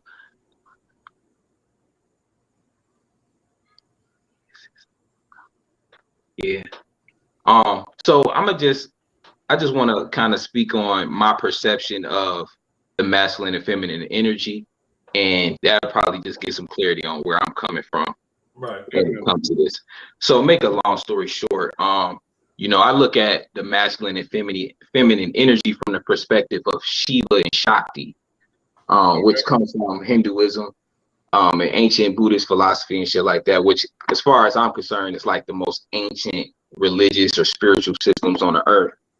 Okay. So Shiva represents the consciousness or the soul and the spirit. You know what I mean? Awareness. All of those things represent Shiva. And just to be clear, I'm sorry to cut you off. My bad. No, you good. Because I know where you're going with this, so I want you to relay Shiva and Shakti to what energies that we're talking about in terms of the masculine and feminine. Before you. Okay, so Shiva to me represents the masculine energy, being the male deity or father god, to use that terminology. And Shakti is the female energy, which is the feminine, the mother god. They are both eternally one, and it kind of goes into what we was talking about on our build on Instagram. But so what Shakti means is power. So the woman is what you call power or energy, but Shiva is consciousness or awareness. So you can't have one without the other. You can't have consciousness without energy. And you can't have energy without consciousness. That's a fact. So the man and woman are equally important, but that energy, that what Shakti is, matter is energy. Like Einstein said, right? What is it? E equals mc squared, meaning energy equals matter. So matter is energy. So the female represents the material world. So Jesus is right when she say that the woman carries the universe, because the universe is the material world. But Shiva is the consciousness that the material world emanates from. Ooh. You know what I mean? Real quick. I'm so sorry about this. So material, and I'm just thinking material matter, then I'm thinking maternity or matter, mother. You know what I mean? I'm okay, so I'm trying to follow. I'm trying to see where you're going with this, because I'm just connecting everything that you're saying. But go ahead. So the female carries the egg cell, right? And if you look at an egg cell, it's basically a dormant. It's a clump of matter. It has DNA, and it has all the ingredients to create a material, physical body. But then the sperm is a conscious, living entity, and it carries DNA. And when the sperm cell enters into the egg cell, that is the soul, a soul getting a body. That is a spirit getting a body. So the egg cell is the body, and the soul is the sperm. The male gives the sperm. I mean, he gives the soul, and the woman provides the body. So this all ties into, the female being the material universe and the male being the consciousness. It's like the consciousness and the observer and the matter effect, like the observer effect. I understand what you're saying. You get what I'm saying? So the male you know, gives the sperm, and the DNA within that sperm actually gives the egg the instruction manual on how to build the material body.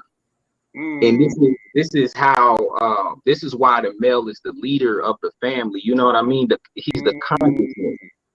And but the female is the power. So it's not that one is above the other, but this is the order and hierarchy of the universe of life. It's like God in the universe. It's the father and the mother. Right. Hey, that was a fucking bar. I ain't gonna hold you. Yeah, I fucks with that. I fucks with that. Yeah. And that's how I view it. And I feel like, my bad, not to cut you off, but I feel like it's just a great confusion between the black man and the black woman, us being the foundation of all of this shit, because we forgot our roles. But we are more in competition about whose role is more important. Nobody's role is, we can't exist without each other, but there is an order to the shit. And we live in an age where the woman, I personally believe that it's their false ego that's making them want to claim that they are like the proprietors of everything, and that the black woman is God, and the black man comes from the black woman. When consciousness existed, consciousness and matter are both eternal. Yeah. You understand what I'm saying? Right. So yeah, I'm gonna stop it right there, but yeah, I want to hear what y'all got. You was man, you was you gotta let niggas spit. You was rocking right now. Yeah, exactly. Yes, sir. Games of the world creates competition. Yeah, that separation, that duality. They really separate that shit, and they can't see the you know, the similarities within the same energies. You know, the differences and similarities that work together to make this whole shit work. You know what I'm saying? Mm-hmm. That's on a macro scale and on a micro scale. That's a fact. I tell people all the time, like, you know, differences only exist so that we recognize the similarity. That's a bar. Yeah. Man. Yeah, that's facts. Damn, that explains really the whole point of duality. Damn, that's deep as fuck, really. Yeah. I'm truly about balance. So, you know, I kind of, you know, like the shit just resonates with me. It's crazy. I'm gonna be thinking about that shit for real. Yeah, I mean, just in real time. If you say something is one thing and I say something is another thing, if we don't ever come to an understanding, then that means we're not true to what we're talking about. So then I would have to separate myself from what I'm talking about and come to your side of the thing and be like, I see what you're saying. Right. You understand? Right. Even if I don't agree, even if I don't agree, the ultimate thing is to get an understanding of what your aspect is. You understand what I'm trying to say? Yeah. So when those differences create that similarity, even if it creates a similarity to say we both want some different shit, we're both similar in that aspect. Yeah. Right. That's a fact. That's a fact. Yeah. She said I have to join or download something. Oh, okay. I'm not sure if you would have. I would just usually I just send a link and you just click the link and it's to automatically just, you know, bring you into the room. Hey, did you have to download something, Krishna? You said that I have to down. Oh, nah. I just clicked the link and I was able to join through the link. Oh, okay. Yeah. I think when I tried that shit, it was trying to make me do something, but yeah, I ain't had to download nothing. Oh yeah, no, that's all good. Shit, we can get you on next time. You know what I mean? We appreciate you just being in the show. You know what I mean? That's a fact. Salute to just being even in the chat, like, you know what I mean? Because I know everybody's like family, and you know, so I appreciate that. That's super dope that y'all tapping in with us. Let me see it. Yeah. My only issue with just the term matriarch and people saying that we live in a patriarchy now, I want people to acknowledge, you know, I hate when black women complain about the matriarchy and say that we should go back to a matriarchy because they never even experienced, I'm talking about the modern female, she's never experienced Black patriarchy before. Patriarchy just meaning male leadership. We've been under the leadership of the white man, which is the lower self, the lower nature of the male. You know what I mean? So you can't rebel against all male leadership because we've been under bad male leadership, which is white man leadership. The Black, she haven't experienced us leading in this day and age. You know what I mean? That's a fact. And that's shit. We dealing with that same thing on a micro scale when it comes to inside of the household. You know what I mean? Fact. Like, let alone on a grand scale when it comes to running the world. Like, they you know, it's a problem because of just how the balance has been to let somebody actually lead without y'all, you know, the men leading them to a goddamn burning pit type shit. You know what I'm saying? Right. So, and then on top of, you know, just how people was raised, and if they had moms in the house or if they didn't have moms or dads in the house, and how that shit played a certain role in their upbringing. Now they don't want to trust men because their own dad wasn't there and all that type of stuff. You know what I mean? It's like, it's definitely some work, you know? Yeah, some work that need to be done. You know, our people aren't even in their, you know, highest state right now. But at the end of the day, I can't blame women for the way that they view men right now, because it's not a lot of men in the world. It's a lot of males, but it's not a lot of men in the world right now. You know what I mean? So they got bad experiences. When I hear some of these brothers, what they be saying in the comments, I be like, okay, yeah, I see why the females look at it like this, because these niggas ain't shit out here for real. Yeah, and you know, it's equal, like, you know. Yeah, it's for surely that. It's equal, you know, on a scale and shit too. Like, you know what I mean? Because there's I don't know, man, just and I don't know.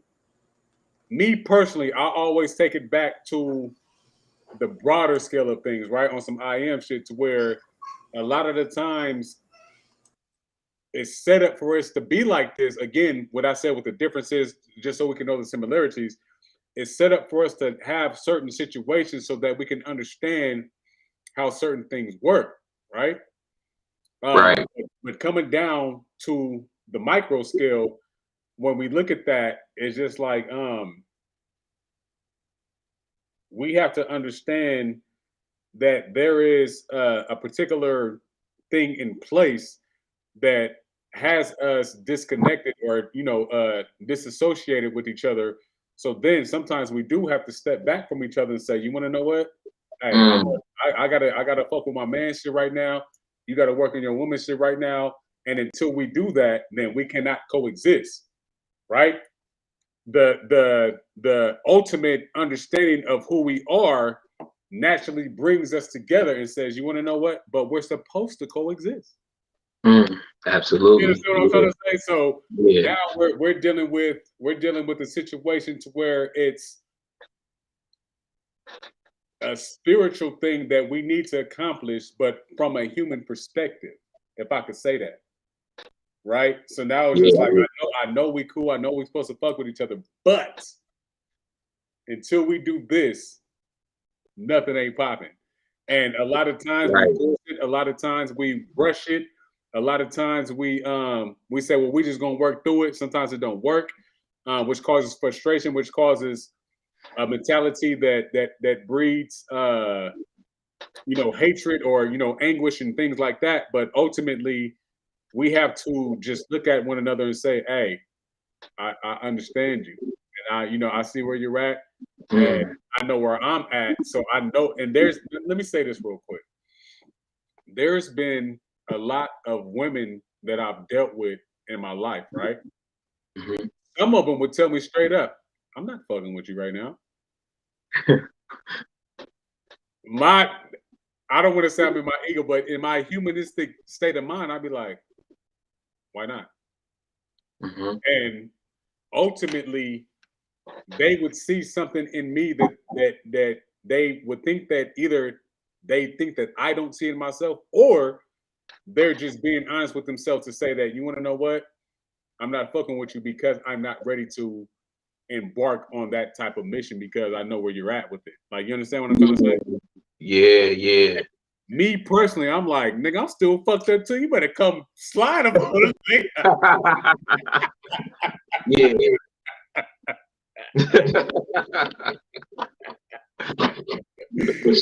You know, but ultimately, again, you know, I'm just making light of the situation. But again, like, you know, there are certain times to where even if we're in a either a matriarch or a patriarch, we just gotta have to understand each other and then understand the roles, not necessarily a leadership role, but understand the energy in which each one brings to the collective. And that's the key, you know, understanding, you know, what each party brings to the situation and doing your best at that role, you know what I mean? Instead of trying to compete with each other for each other's roles. But like I was saying, my only issue with the word patriarchy, it basically means female leadership. And I just find that to be inappropriate when it comes to like leading the family and leading the world, leading the nations.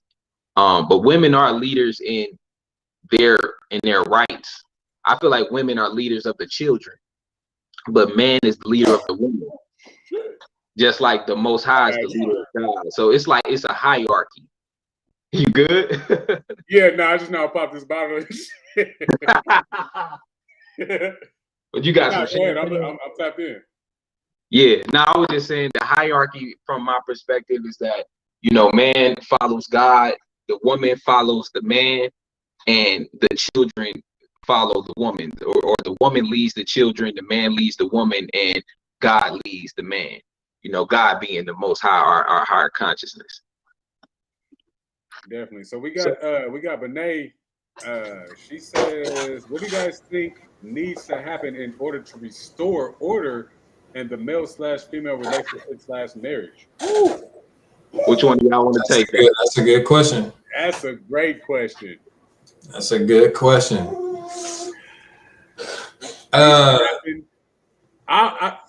Go ahead. I should be straight to self, like, you know what I mean, yeah. And understanding roles. So she didn't, well, in her spiel, she didn't necessarily put one over the other. So she understands that there is a balance in it. But see, I was gonna say, she said, I'm sorry, she said to restore order. So, but now I would have to ask you, what do you think the order would be? I have to ask that. You know what I mean? Are we talking order, or are we just talking organization?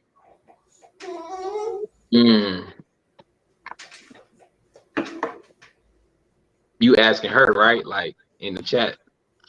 Yeah, I'm asking her in the chat because I don't want to go on something to where she's like, nah, that's not what I was talking about. Right. So what do you guys think needs to happen in order to restore order? Restore order. Oh, okay. So organization. And that's why I chose that word. I just, you know.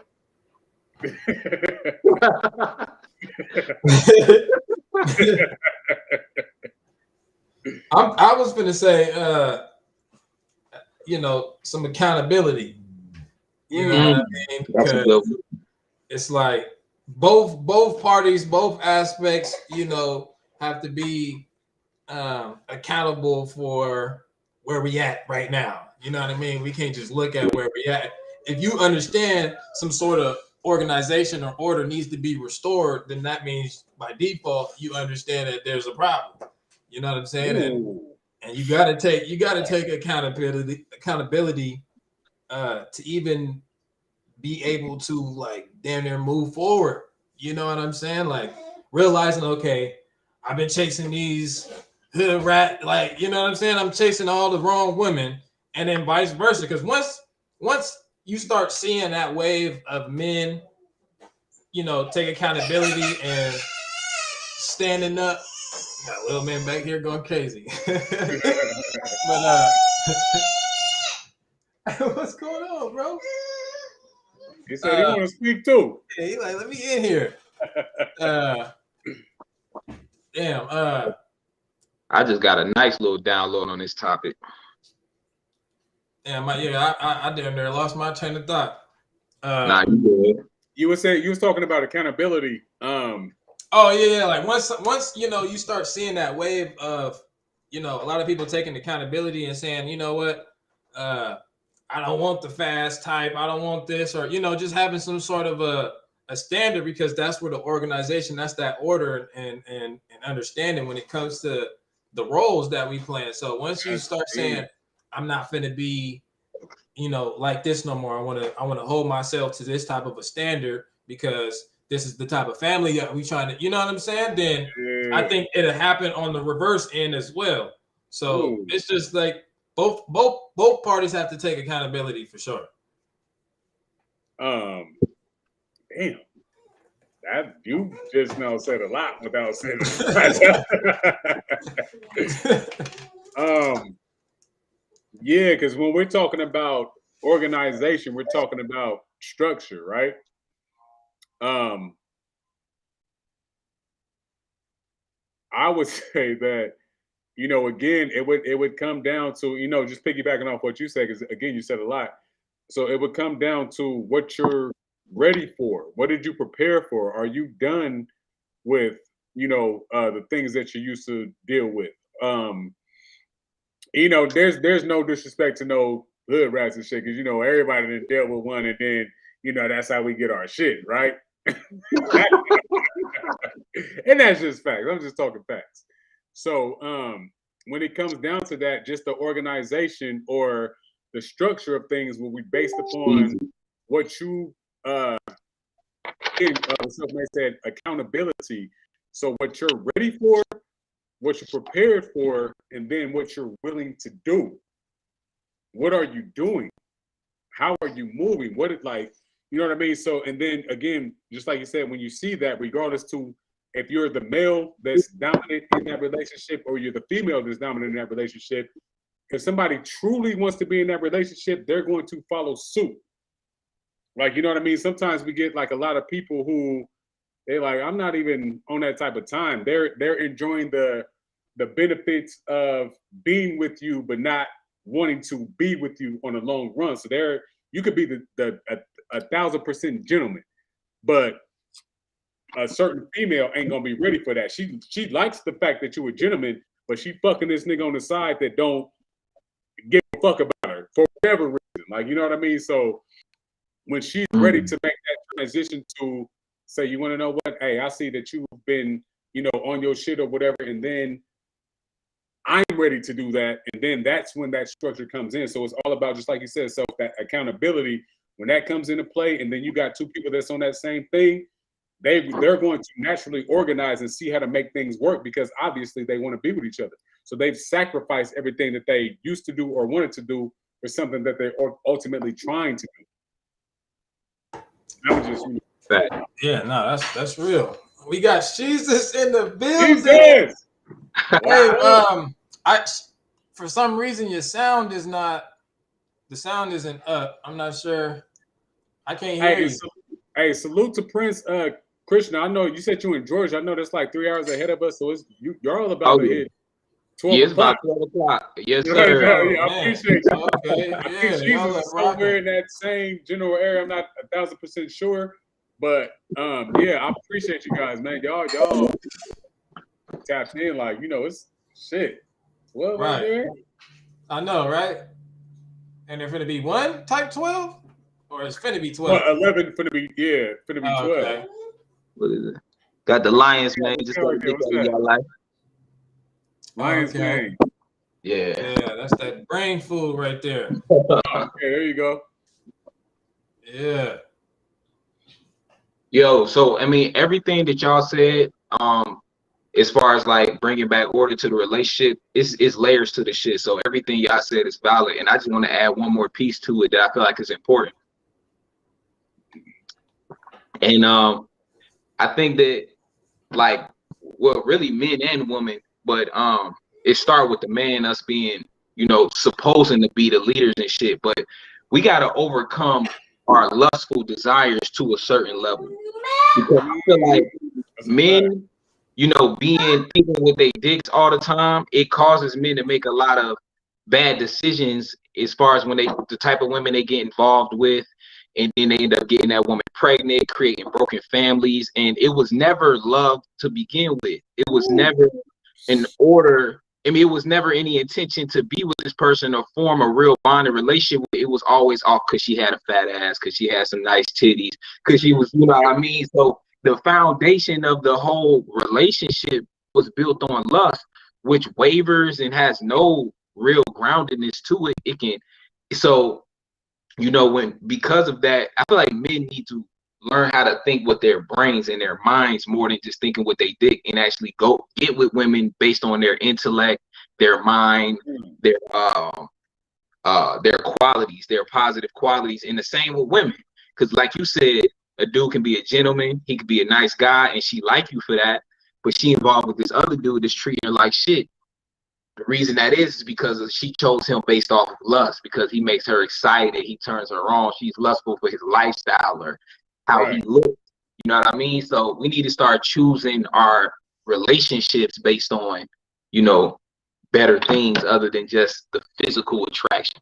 Need to be a spiritual and mental attraction there. That's a bar. When they and I don't know if I said this before, but my homegirl Serious C, she said that, she told me this at least 5 years ago. She said,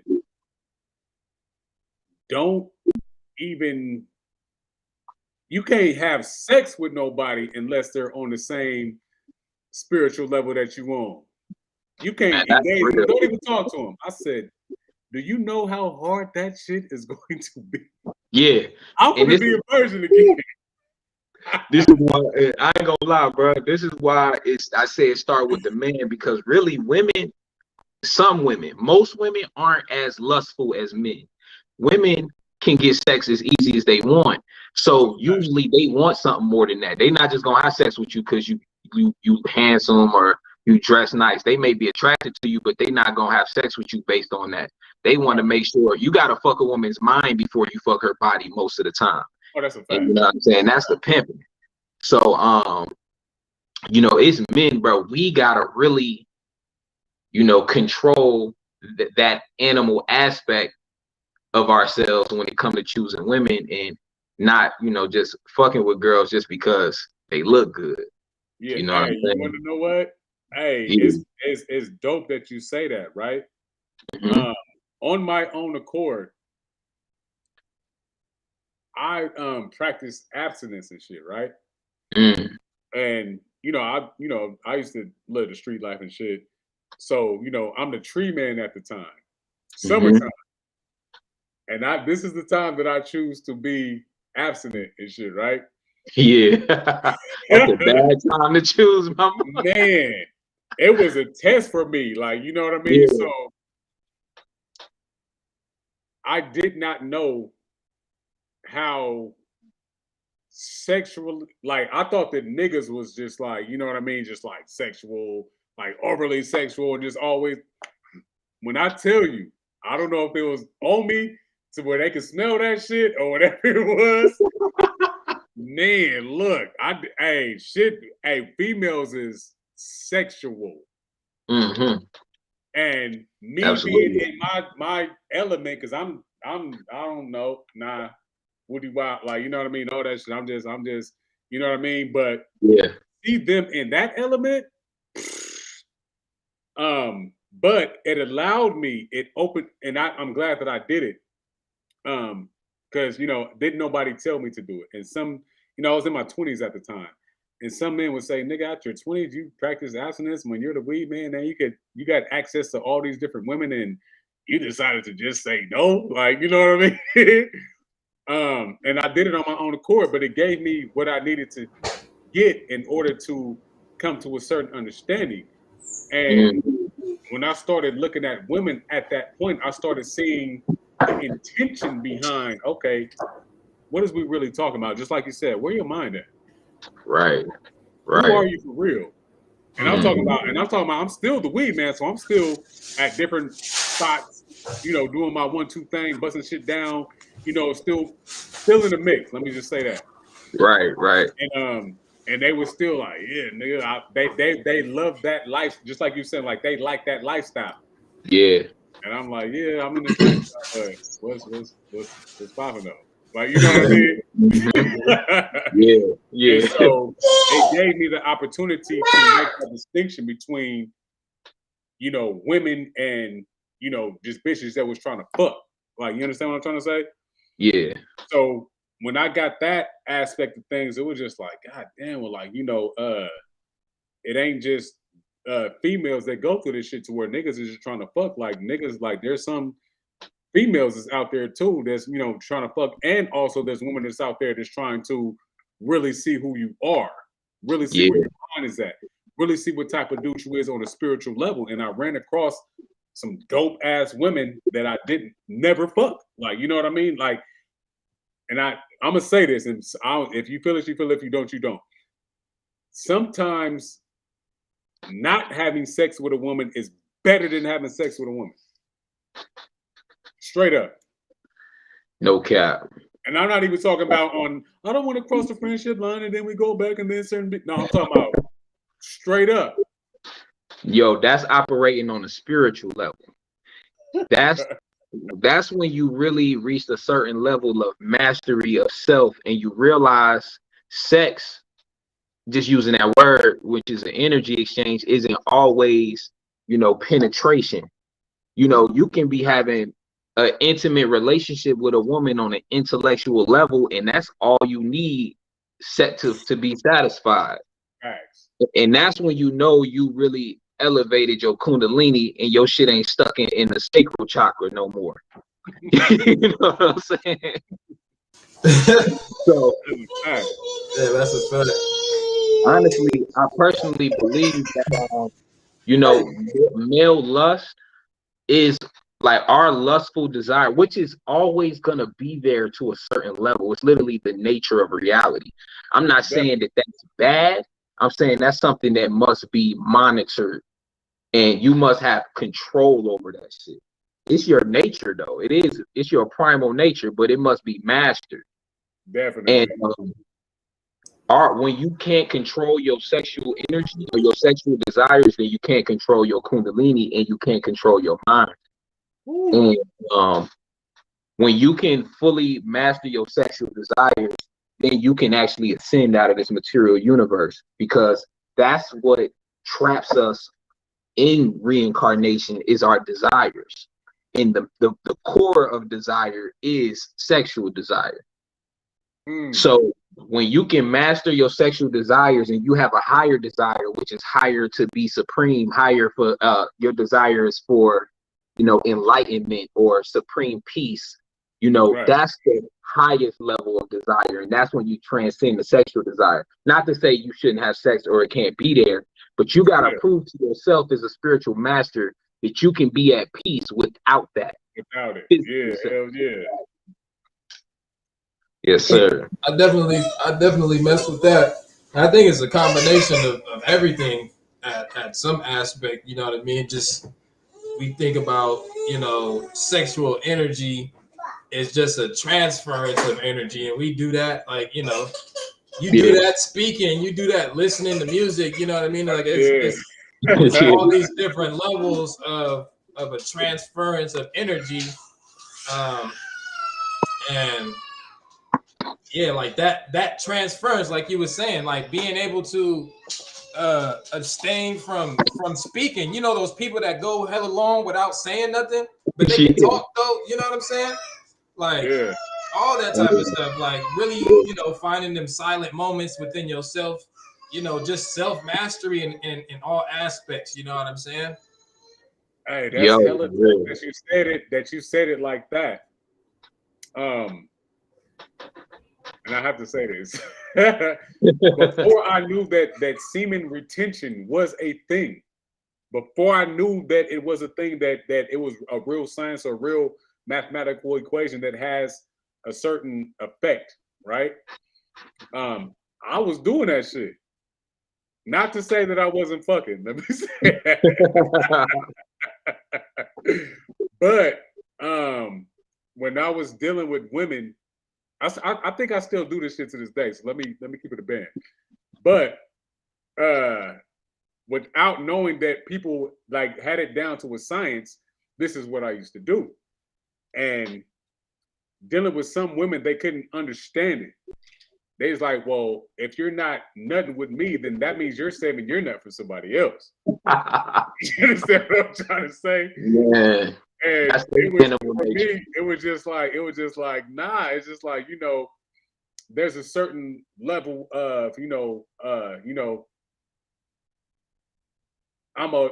let me say this. When I'm having an exchange with a woman, it's more of a pleasing situation. So I want to make sure you do your thing 10 times, 11 times, however many times. Facts. I'm just chilling. I'm not even worried about it like that. Like, you know what I mean? So then they would be like, no, nigga, you finna. See, they don't realize that. You understand what I'm saying? But it was just, for me, it was just like, and I'm sorry, I'm gonna let you go. Nah, you good. Yeah, I cut you off. It was just a situation to where I know that if I don't, then my energy stays where it needs to be at. Yeah. You know what I'm trying to say? And then after a while, then I started knowing. I think one of my homies was in boxing and shit. They were saying like, yeah, as when you're a boxer, you can't have sex before any of your fights and shit like that. Like weeks upon weeks before your fight, you cannot have any sex. And then it started to click, and because I was asking like, well, why is that? And then it was like, oh, well, this is because I was like, oh shit. So then it came down to chi, then it came down to other little different things. And then that's when I started knowing about like, semen retention and shit. So it was just dope to have that confirmation for me because I was doing this shit without even understanding what it was. Like, you know, that's fire. You know what that probably was? You in your past life, you already knew about this shit. That shit rolled over. I just feel like I ain't supposed to be releasing this shit for some reason. I believe we was all yogis in our past life, man. We don't know this shit for no reason. We've been doing this shit. Exactly. Yeah. That's a fact. Ejaculation ain't orgasm. That's what the women don't. Some women don't understand. Like just because I didn't ejaculate don't mean I didn't have an orgasm. Woo, that's fire. Say that one more time. Just because I didn't ejaculate don't mean that I didn't have an orgasm. As a person who practices semen retention, I understand that fully. For real. Yeah, I've been on the semen retention for a minute. Check out this book called Taoist Yoga, The Alchemy of Immortality. Man, that's like the most fire book on semen retention ever because it teaches you the significance of it and basically how semen retention has everything to do with reaching spiritual immortality. Because your semen is your vitality. So every time you release semen, you releasing chi, you releasing spiritual energy. Right. But the longer you keep your semen and it builds up, it can become full. You can become filled up with your sexual energy, and then it transmutes into chi.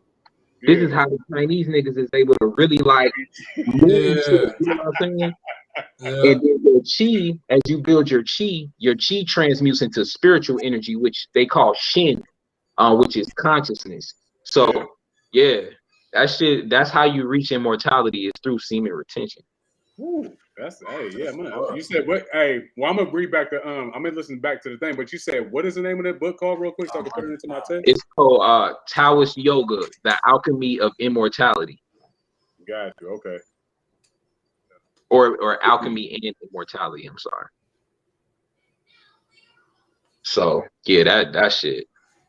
It's a whole science to that shit. I've been practicing it for a while. And I got some other books I would recommend to y'all, but I'm gonna do that off camera because it's so. I just hold it every year. I don't like cats and pearls to swine. Y'all not the swine, but you know. Yeah, no, I understand that fully. Yeah. Said fire. Shout out to the chat again, man. Yeah, this is I'm feeling this build right now, man. This shit is nice. I'm feeling this that freestyle build, man. We ain't got we just in here. We just rocking.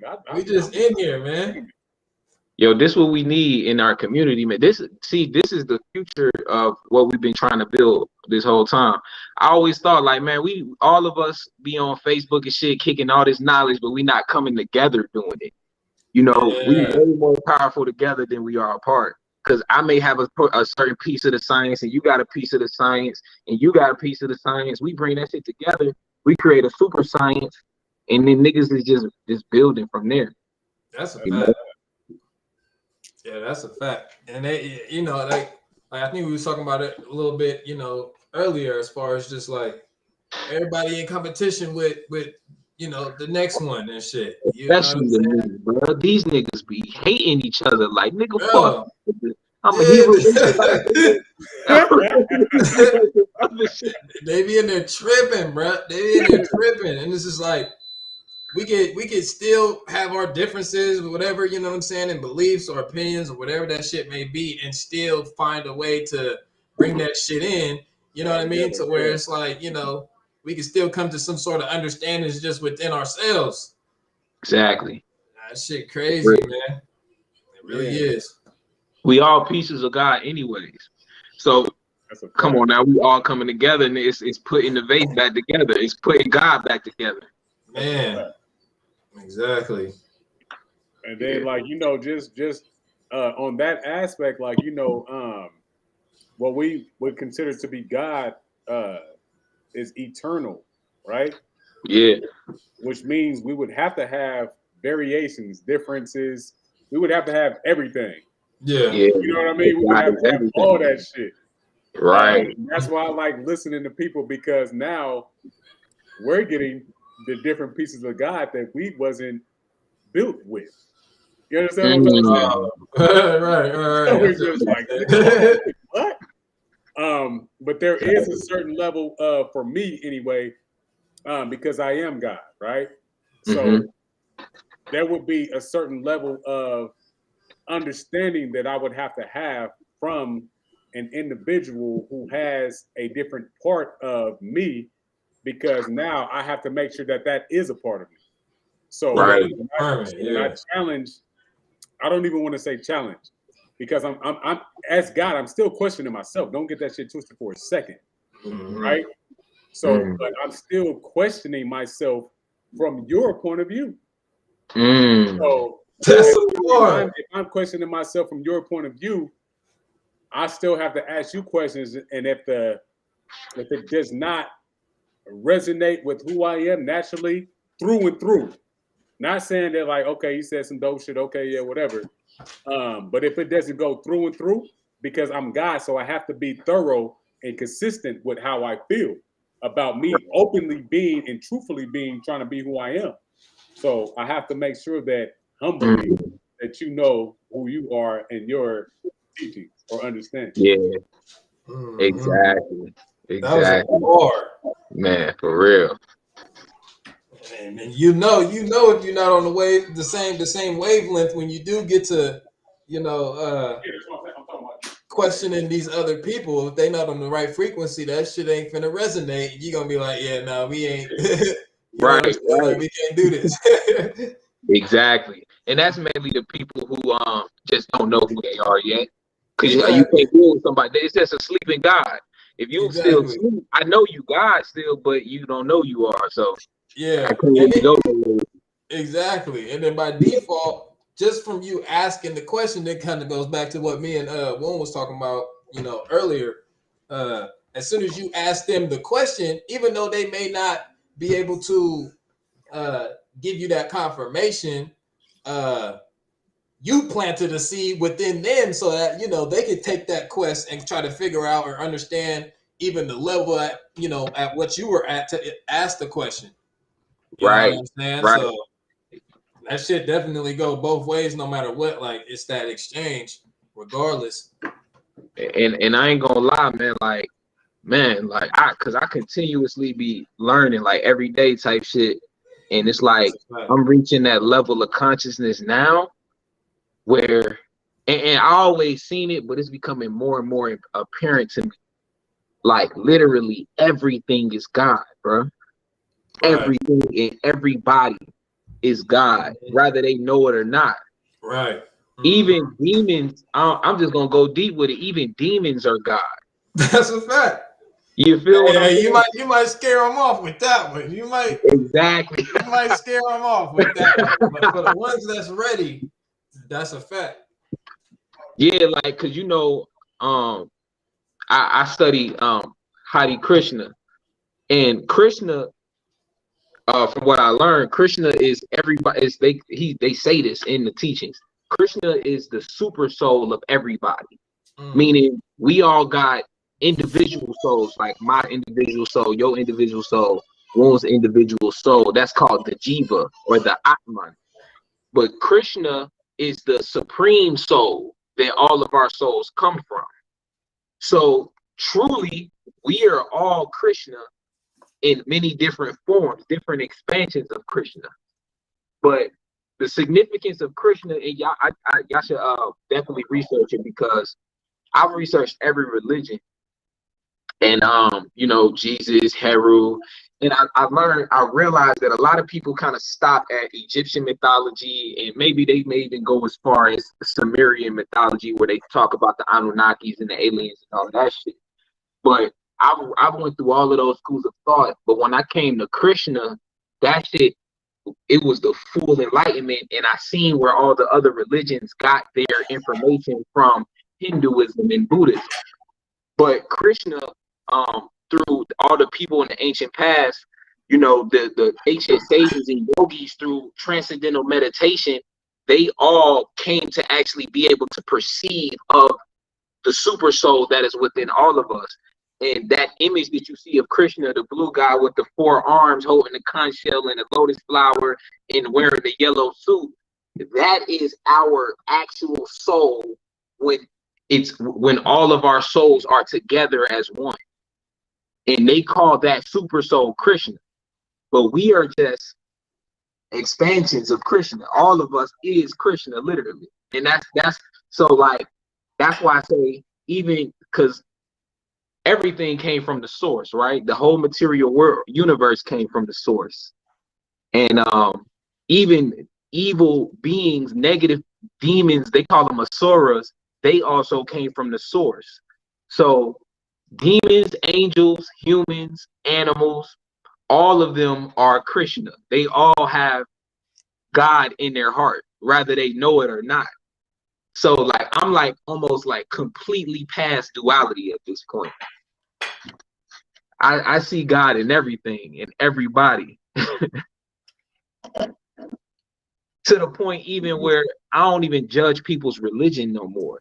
Because I've learned when you leave Christianity, when you first leave Christianity, I feel like we all kind of go through the phase, yo, fuck Christianity. Y'all religious niggas. I feel like everything came full circle for me now. Like, I went so far away from that shit. I found all the spiritual information and knowledge. And now that I see everybody as God, I even see the Christians as God. I see the Muslims as God. I don't judge nobody's religion, because whether it's Allah, Jesus, whoever you want to call it, Korsukado, it's all the same source. It's all the same source. So like, I can't even judge shit no more. It kind of sucks. I used to like going off on niggas and shit, but like, I know who they are. So at this point, it'd just be for fun, like literally for entertainment. Yeah, right. Exactly. It's up to them. That's why we be talking our shit sometimes. You know what I'm saying? Sometimes you just gotta talk your shit. It is what it is. Like, you know what I'm saying? Like, fuck with them right quick. Like, it is what it is. But yeah, ultimately, that's what it is. They don't like those types of conversations. You know what I'm saying? You talk to a Christian and you say, "Who created evil?" and they be like, "The devil." They don't.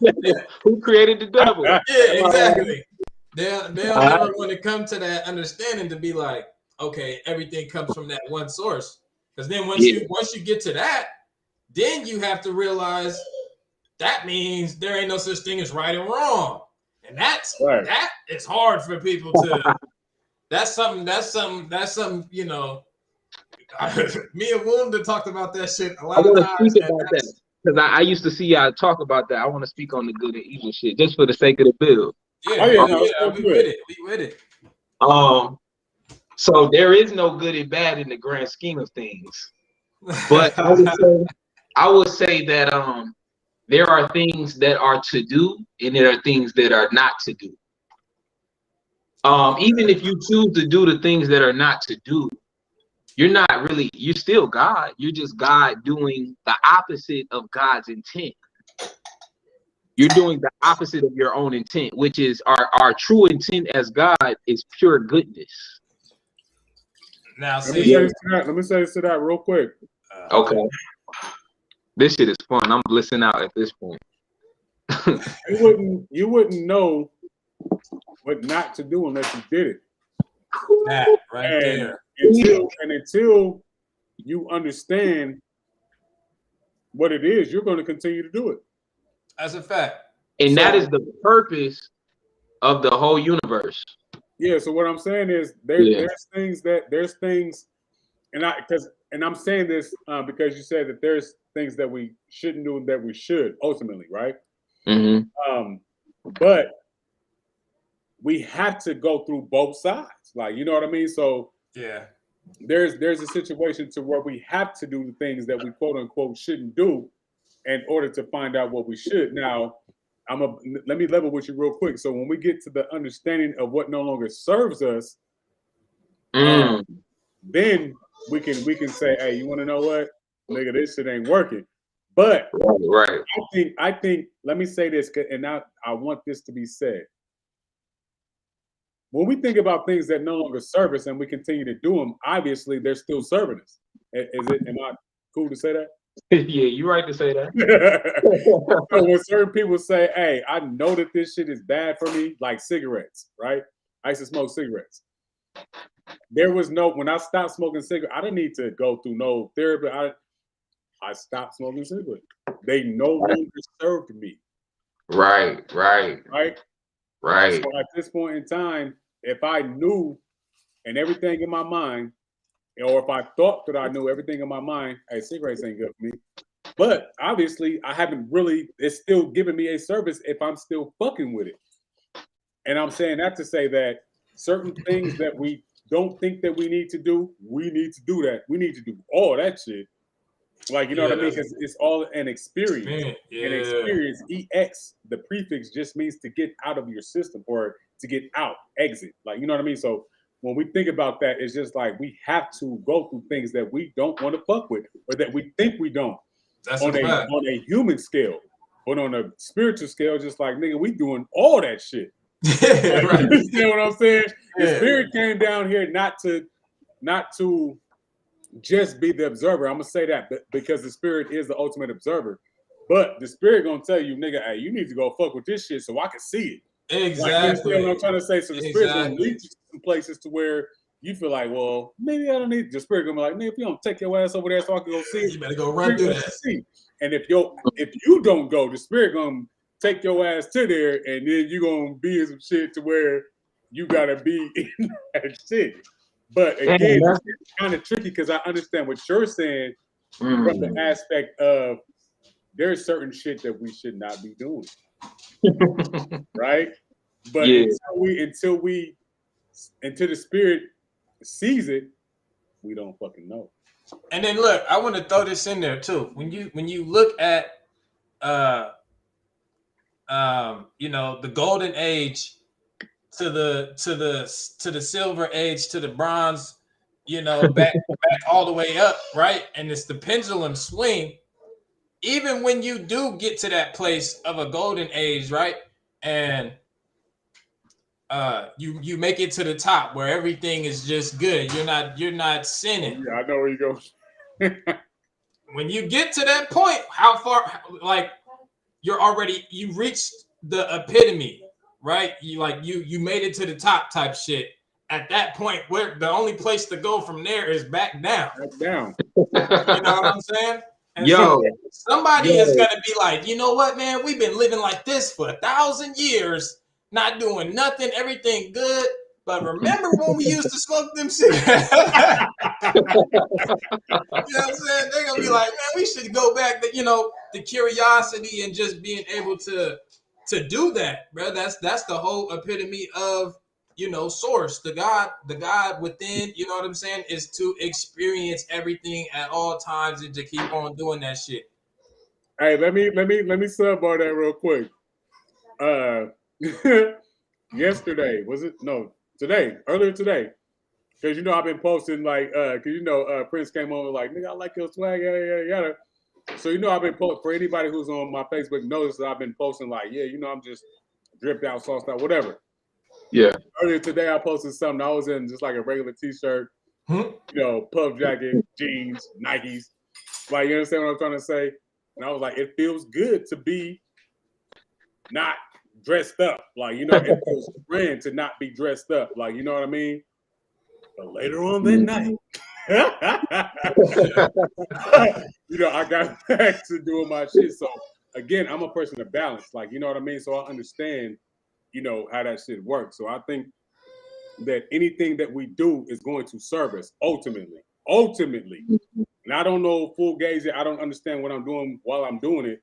When you come into this I am shit, you understand how you're moving. And it may be a situation to where you put yourself in a situation to where, nigga, I don't even need to be here right now. But it's just like, nigga, shit, I can be here right now. And it's dope.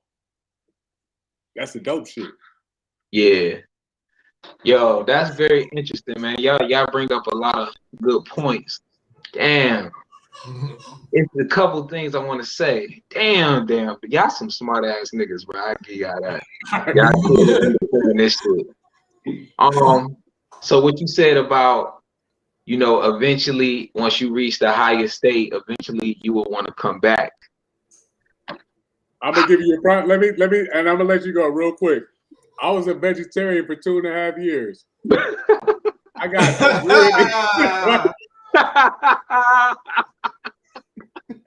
right now.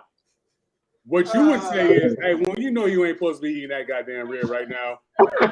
My shit is, nigga, I didn't eat ribs for it because I was 1,000% with myself when I went vegetarian. I didn't touch no meat for 2.5 years, straight up. Right. My balance in me is just like, man, I'm gonna. Go ahead, my bad. Yo, so okay. I'm gonna try to make this very brief, but I want to get across some information. So I'm gonna summarize it. So, damn. All right, in this material universe, you got 3 levels. You got the lower planetary systems, you got the middle planetary systems, and you got the higher planetary systems. Mm-hmm. So the lower planetary systems is what they call the hellish planets. This is where people go to do what you shouldn't do so you can see that shit. You know what I'm saying? And they experience these are the lower planetary systems. So it's a whole system of planets where, you know, it's basically based on gratifying your senses. You know what I mean? And doing shit that we don't maybe not deem acceptable on this middle planetary system. So Earth, I mean, the middle, this is where the humans are. So the lower is like where so-called demons are. The middle is where humans are. And then the higher is where the demigods are. So the highest, yeah. I just got a whole nother, yeah, go ahead. The vibrations is there. Bruh. So the higher planetary systems, these are called the heavenly planets. So through good karma, pious activities, you know, being a vegetarian, doing good things, helping others, you know, once you accumulate a whole bunch of what they call good karma, after you leave this body as a human, you can earn the right to go to these higher planetary systems. And on these planets, you are born as a demigod where you have almost a damn near immortal body. It lives for like thousands and thousands of years. And you get to experience all the peace and pleasure that you want to experience. You can have fucking 10,000 wives. You can have, you know, your own world, and everybody there is peaceful and in tune with God and shit. And but then after you exhaust all the pleasures of that world, and you exhaust all the good karma, you have to come back to Earth to do it again. You know what I mean? I fucks with that last aspect for sure. As you was talking, yeah, for sure we got to download. Hold on. Let me finish the last point. Okay. I didn't know. Okay, yeah, go ahead. All of us have went up and down this shit probably millions of times. You've been a demigod before, where you had mystic powers and shit. You had 10,000 wives. You lived on your own planet, and you was able to do. You was a powerful demigod, and you've come back to Earth. You've been a human. You've been an animal. You've been in the hellish planets before as a demon. We've been all of these things in these incarnations. Now, as long as you still have the desire to enjoy material, enjoy material enjoyment, then you will continue to cycle through these worlds. It's called the three worlds, and you'll continually cycle throughout these three worlds. Now, there's another world which is outside of this, because these planets, these three layers of planets, are within the material universe. But outside of the material universe is called the spiritual world. It's called the Vaikuntha planets. And this is where souls who have fully enjoyed material opulence, which is wealth and material pleasures enough, and they've decided that they've had enough of that, and they will rather experience the joy of complete oneness with the supreme being. So if there's a part of you that feels like you would want to come back, then you won't even go to that world, because that's the world that you don't come back from. That world is so transcendentally blissful, and it's so much to do and so much to learn and to experience there, being basically in a direct presence of Krishna, then you will, which is your super soul, being basically in the same vicinity with the source of all of us. That world is so much beyond this world, you would not want to come back to this material world. This world compared to that world, this world is literally a miserable existence. Now let me chime in real quick. All right. When you say because I think you used the word can't come back, right? No. I said the world that you don't come back from. Don't come back from. I'm sorry, yeah. Yeah, you can. When you say don't come back from, is that meaning on your own will, or again that you can't come back from? So I don't think that I would say this. I don't think it's nothing that you can't do. Okay. You can come back if you choose to. But what I'm saying is, if you actually make it to that world, you by your own will wouldn't want to. Gotcha. No matter how long you were there. So ultimately, and I'm asking this, because I got to play devil's advocate, because this is new information to me. Yeah. So when you say that, that it's something different from what this is, like, what do you mean by that? Like, do you mean like just a different dimension? Do you mean different laws? Do you mean different understandings? Like, what are we talking about? Excuse me. Ultimately, so that world, there is no material existence. There's no material body. There is no matter. No matter exists. It's a pure spiritual existence. But it still has form. Like, you still have a body, but your body isn't nowhere like your physical body. You actually have a blue form.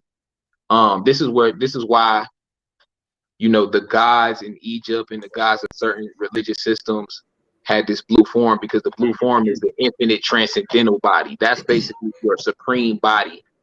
And so you're speaking about the void. I was gonna get to that too, but go ahead. When you say the void, what do you mean?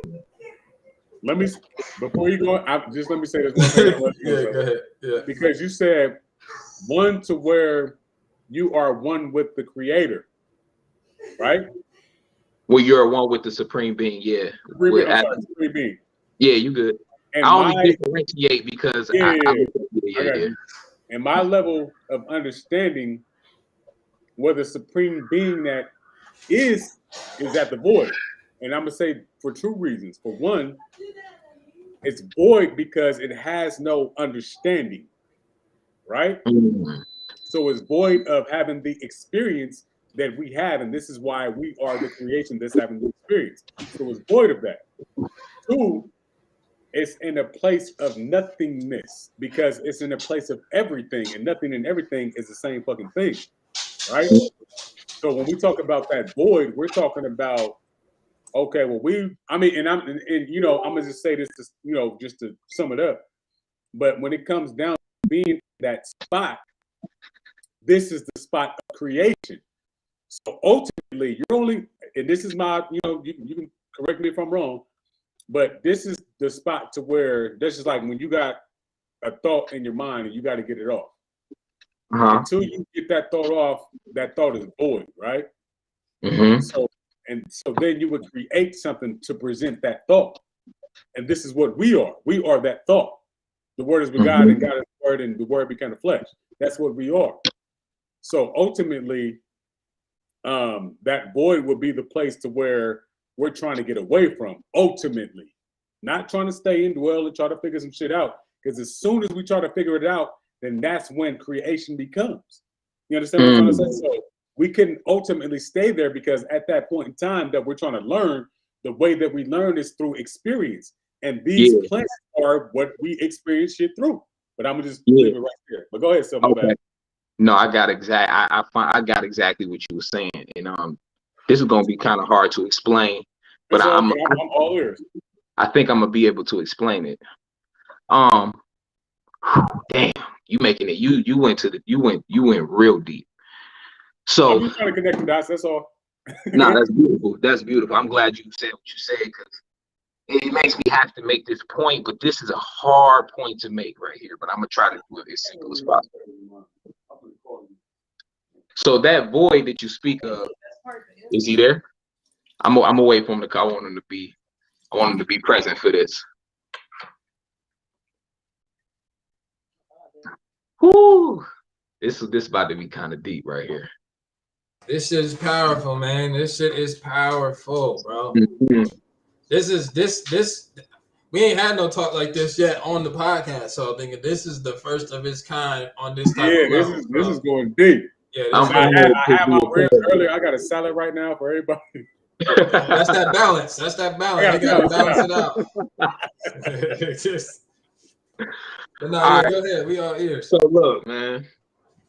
Oh, I don't think I hope y'all gonna be able to get this, bro. Cause I pray to God, I pray to myself that y'all don't think that I'm being a separatist when I say this, because I promise you, because I'm not a separatist, but I gotta say this to make it make sense.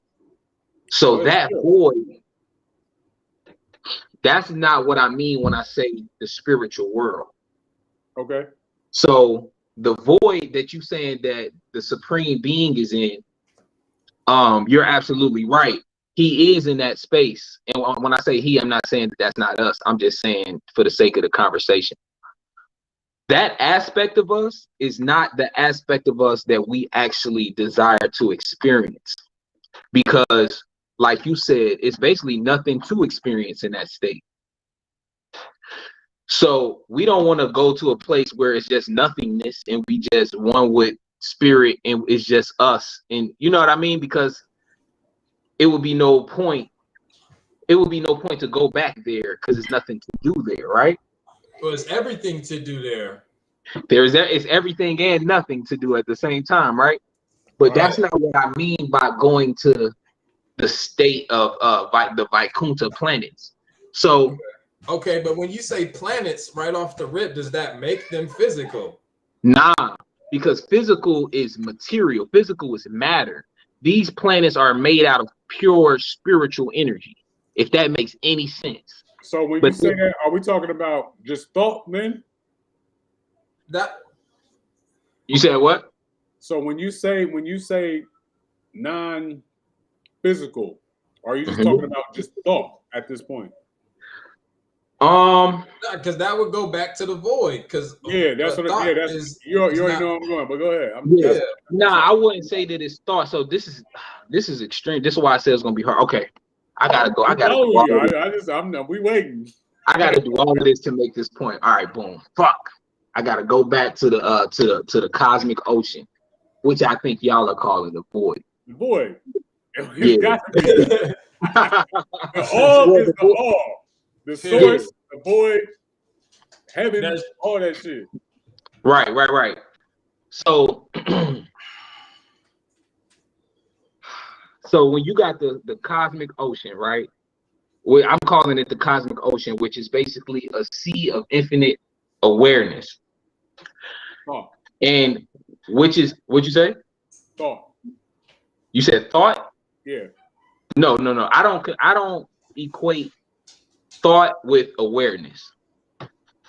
Awareness is just pure observer, pure observation with no thought. Observation with no thought? How does that work? That's a new one for me right there. Observation without thought, how does that work? Man, that is. Please. Hey, look. That is literally. I'm about to take my jewelry off. I'm about to take all these clothes off. I'm gonna empty my cup, and I want you to fill my shit to the top. Hold on, give me 2 seconds. I'll be right back. I will let y'all give me 2 seconds. Oh man, yeah. Observation without thought, does that defeat the purpose of observation? Because what are you looking at if you ain't thinking? Why are you looking at it if you ain't thinking? I don't know, like it's gonna be good. Yeah, that I ain't heard that one before for sure. Observation without thought.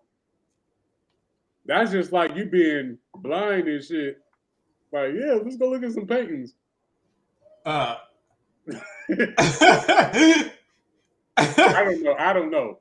I'm waiting to hear this one. This is gonna be some. This nigga finna razzle dazzle. I swear, this is gonna be some dope shit. Oh shit! Here we go. We gonna see. Observation without thought. And this is let me ask you this. Can you suspend consciousness? Can you suspend thought? Nah, that's dead. It's over. That means I think he said it earlier that consciousness and energy go hand in hand, right? Yeah. Energy, you cannot suspend energy whatsoever. Nah. So that means you can't suspend consciousness. And thought is a byproduct of. You can't. I'm just gonna wait. Everything is everything. You cannot separate nothing at all. He said he don't want to look like a separatist, so we. But it is. We can say it's coming off in that sense. Mighty. It's for sure coming off in that sense. I wanted to ask a question. I'm gonna wait till you get back because I know he's gonna go into a whole spiel. Because the download that I got when he was talking, what I was gonna ask, what fuels? I mean, shit. Either way I ask it, it really don't matter. But what fuels the darkness?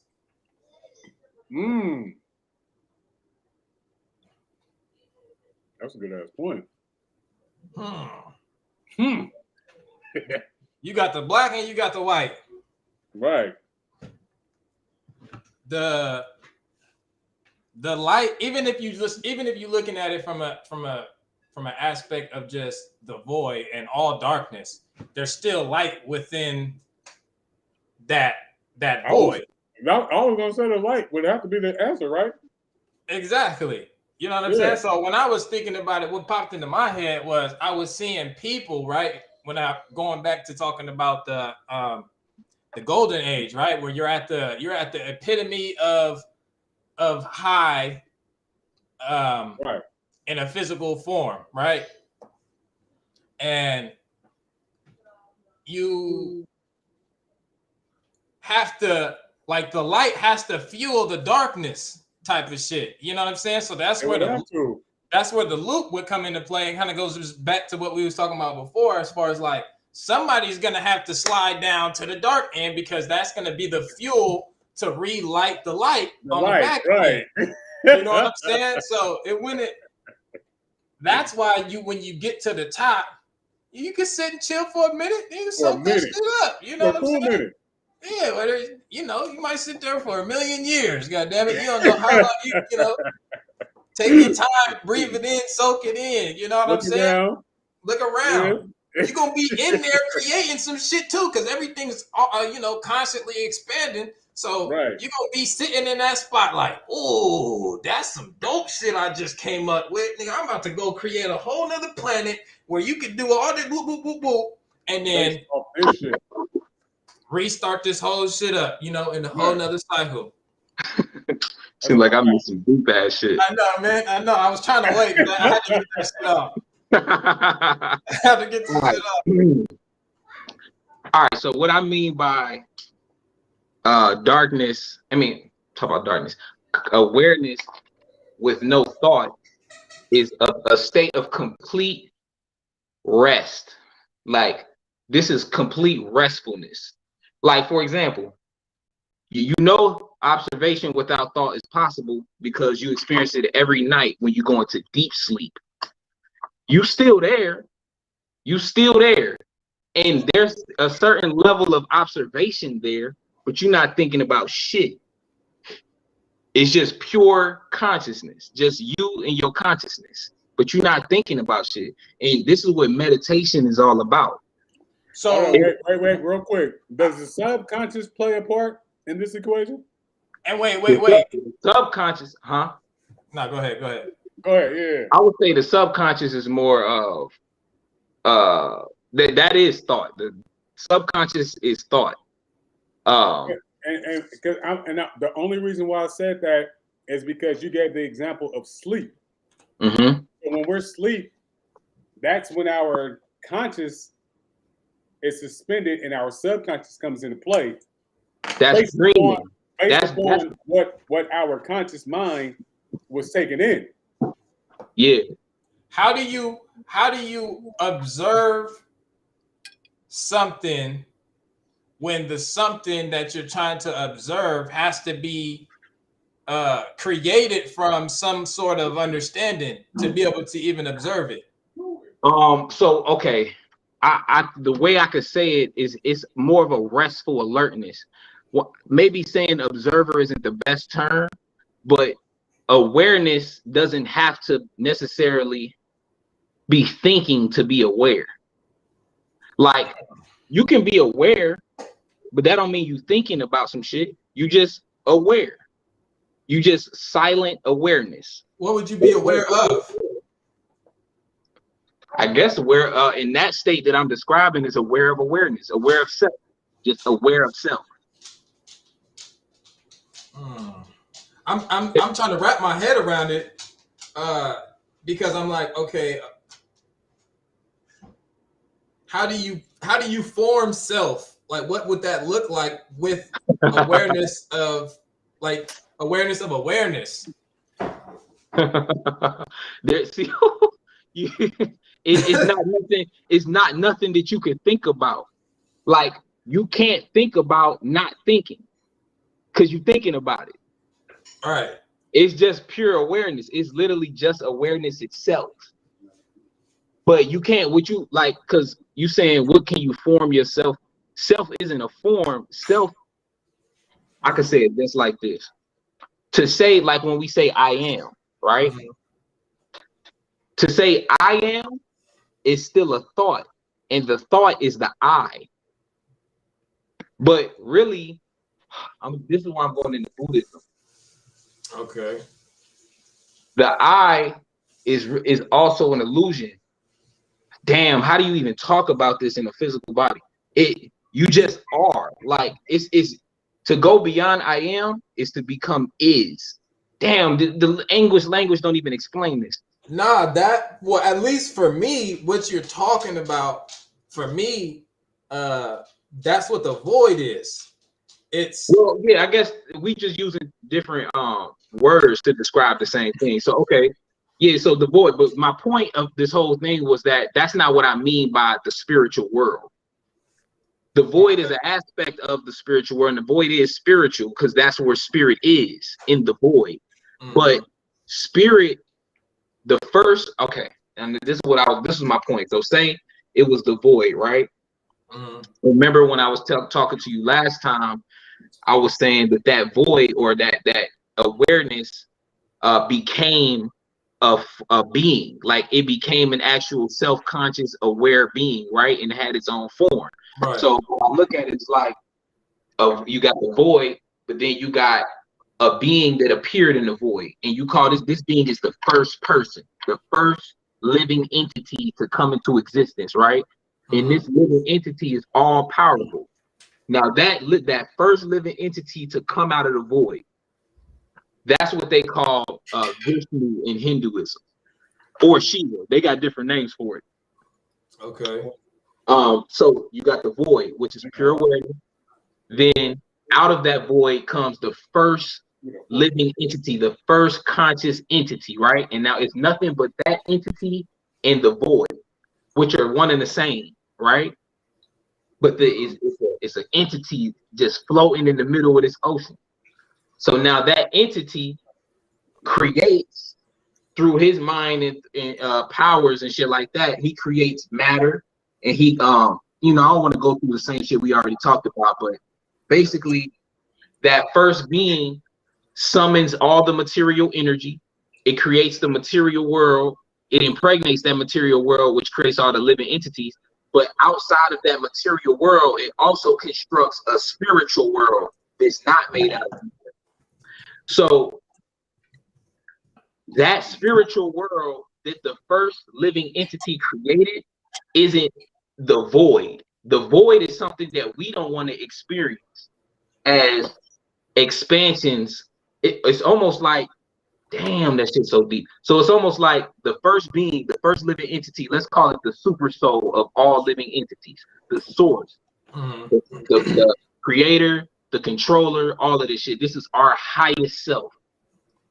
Now that higher self created us, which is expansions or extensions of itself, right? Now through us, it gets to experience the material world, but then it also gets to experience this other world that it created, which is the spiritual world. So the aspect of ourself that wants to be material is those of us who are in the material world. But then the aspects of that God who wants to be spiritual goes to the spiritual world. So we are all, fractions, pieces of that supreme being, but he creates these two worlds for himself to experience, the material world and the spiritual world. Now it's our choice through our free will which world we want to experience. Now the spiritual world is also created. It's just not created through matter. It's created through spirit, through consciousness, through, I guess you could say, thought. But right it's there. A world. Real quick. Earlier you said that the men would represent the consciousness and the women would represent the material world, right? So associating that with what you're saying right now, you're saying that that there's a spirit world that consists of mainly consciousness and not materialism, right? So yeah, I guess you could call it manly consciousness, and that's what I'm saying. Like, and I'm not saying that it's just manly consciousness. What I'm saying is that what do you think that the spirit consists of? Is it just consciousness, or is it energy, or what is it? So it's three layers. You got consciousness, and then you got energy. This is Shiva and Shakti. So consciousness is the foundation. Energy is basically what it creates with the, you know what I mean? What it constructs creations with. But they're the same thing, but on two different vibratory rates. The energy is an illusion, ultimately. The consciousness is that which always remains. They both always remain, but okay, so I don't want to ramble. So what specifically are you asking though? Because you're saying that we're talking about you said two different worlds. You said one would be the spiritual world. Yeah, one will be a spiritual, and one will be a physical. So the physical will be made of matter, right? Yeah. And the physical would just be consciousness. Yeah. So the same elements that the spiritual is made of, the physical is made of too, right? So no, the physical is made out of the elements, meaning ether, fire, water, air, and earth. And it's also made of the other subtle elements, and the senses, and all of these things make up the material energy. The spiritual world. So what? The spiritual world is made of fire and wire, huh? So what? Again, so that's why I asked you, what is spirit made of? Ultimately. You asking a scientific question. Ain't that what all scientists trying to figure out? What is spirit? What is spirit? I'm saying because you're saying that there's a separation between the two. So I'm just trying to find out what's in this spiritual world that's not in this physical world. That's what. But see, that's the thing. When you look at oxygen and carbon and all these other chemicals and elements, they're all made out of atoms. And then when you get past the atom, you get it back into the void. It's empty space within the smallest particle. It's empty space. So you could technically say, we're living inside of a certain type of void. It's just I get what you're saying. It's more just a more materialized or a more dense form of that void. Or that material. Exactly. So you basically saying like if you break down the atom, you basically get to nothingness, to emptiness and darkness, basically, right? Exactly. So that darkness that you get to is a veil that's covering up what spirit actually is. Spiritual energy isn't that darkness. Damn, I don't know how to answer. Like, what is it? You have to go there because you're spilling your spill, so you can't not take us there. Like, you know, you gotta explain it. Like, I know what I know, but I never had to really articulate it in this way. So I appreciate this is Free Your Mind podcast. You gotta free your mind, player. Yeah, I never actually had to explain. Yeah, you asked some great questions like, what is the spirit made out of? Damn, like that's like asking what is God? What is God? What is God made out of? Well, how could you understand the physical and what that's made out of, but not understand what the spirit is made out of, and they go hand in hand? Right. Because matter is studyable. That's some shit that's easy for us to understand if you just can break it down. You know what I'm saying? We can observe matter with our senses. We can experience matter with our senses. So how do you define spirit if you can't define it? So I define spirit as awareness.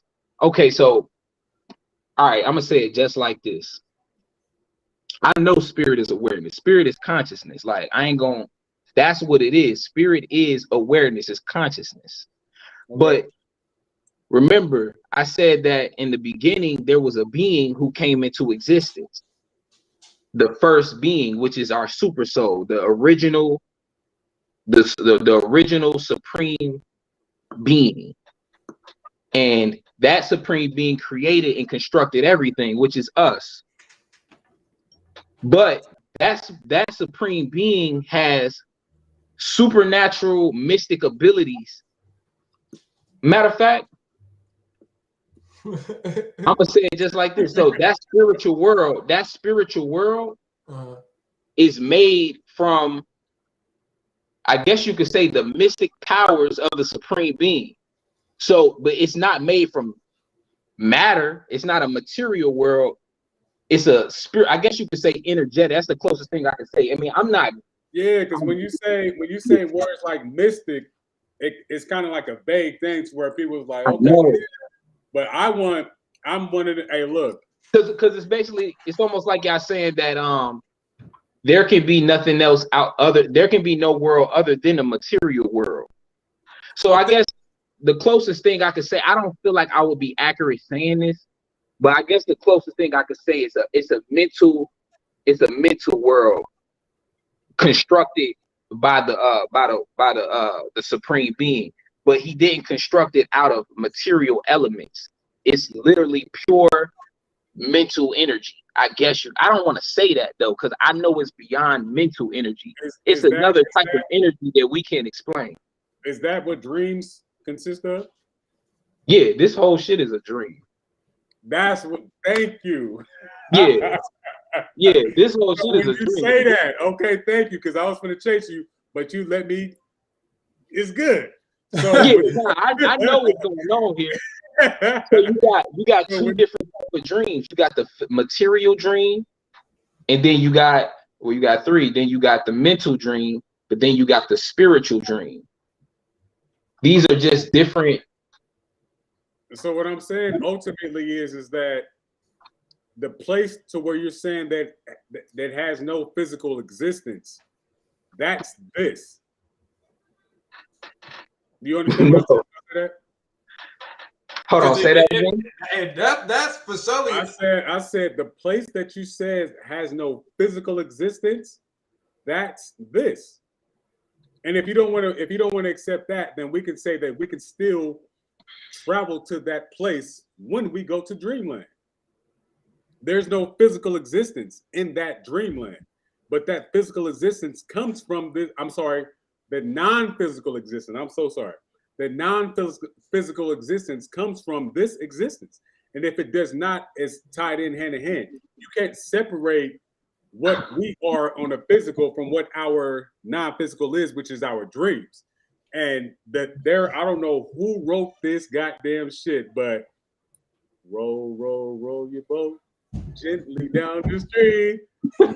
Life is but a dream, meaning that anything that you think is on some reality type of thing is only real based upon our senses. Our senses themselves are not a physical thing. Right. So non-physical things create and make non-physical things real.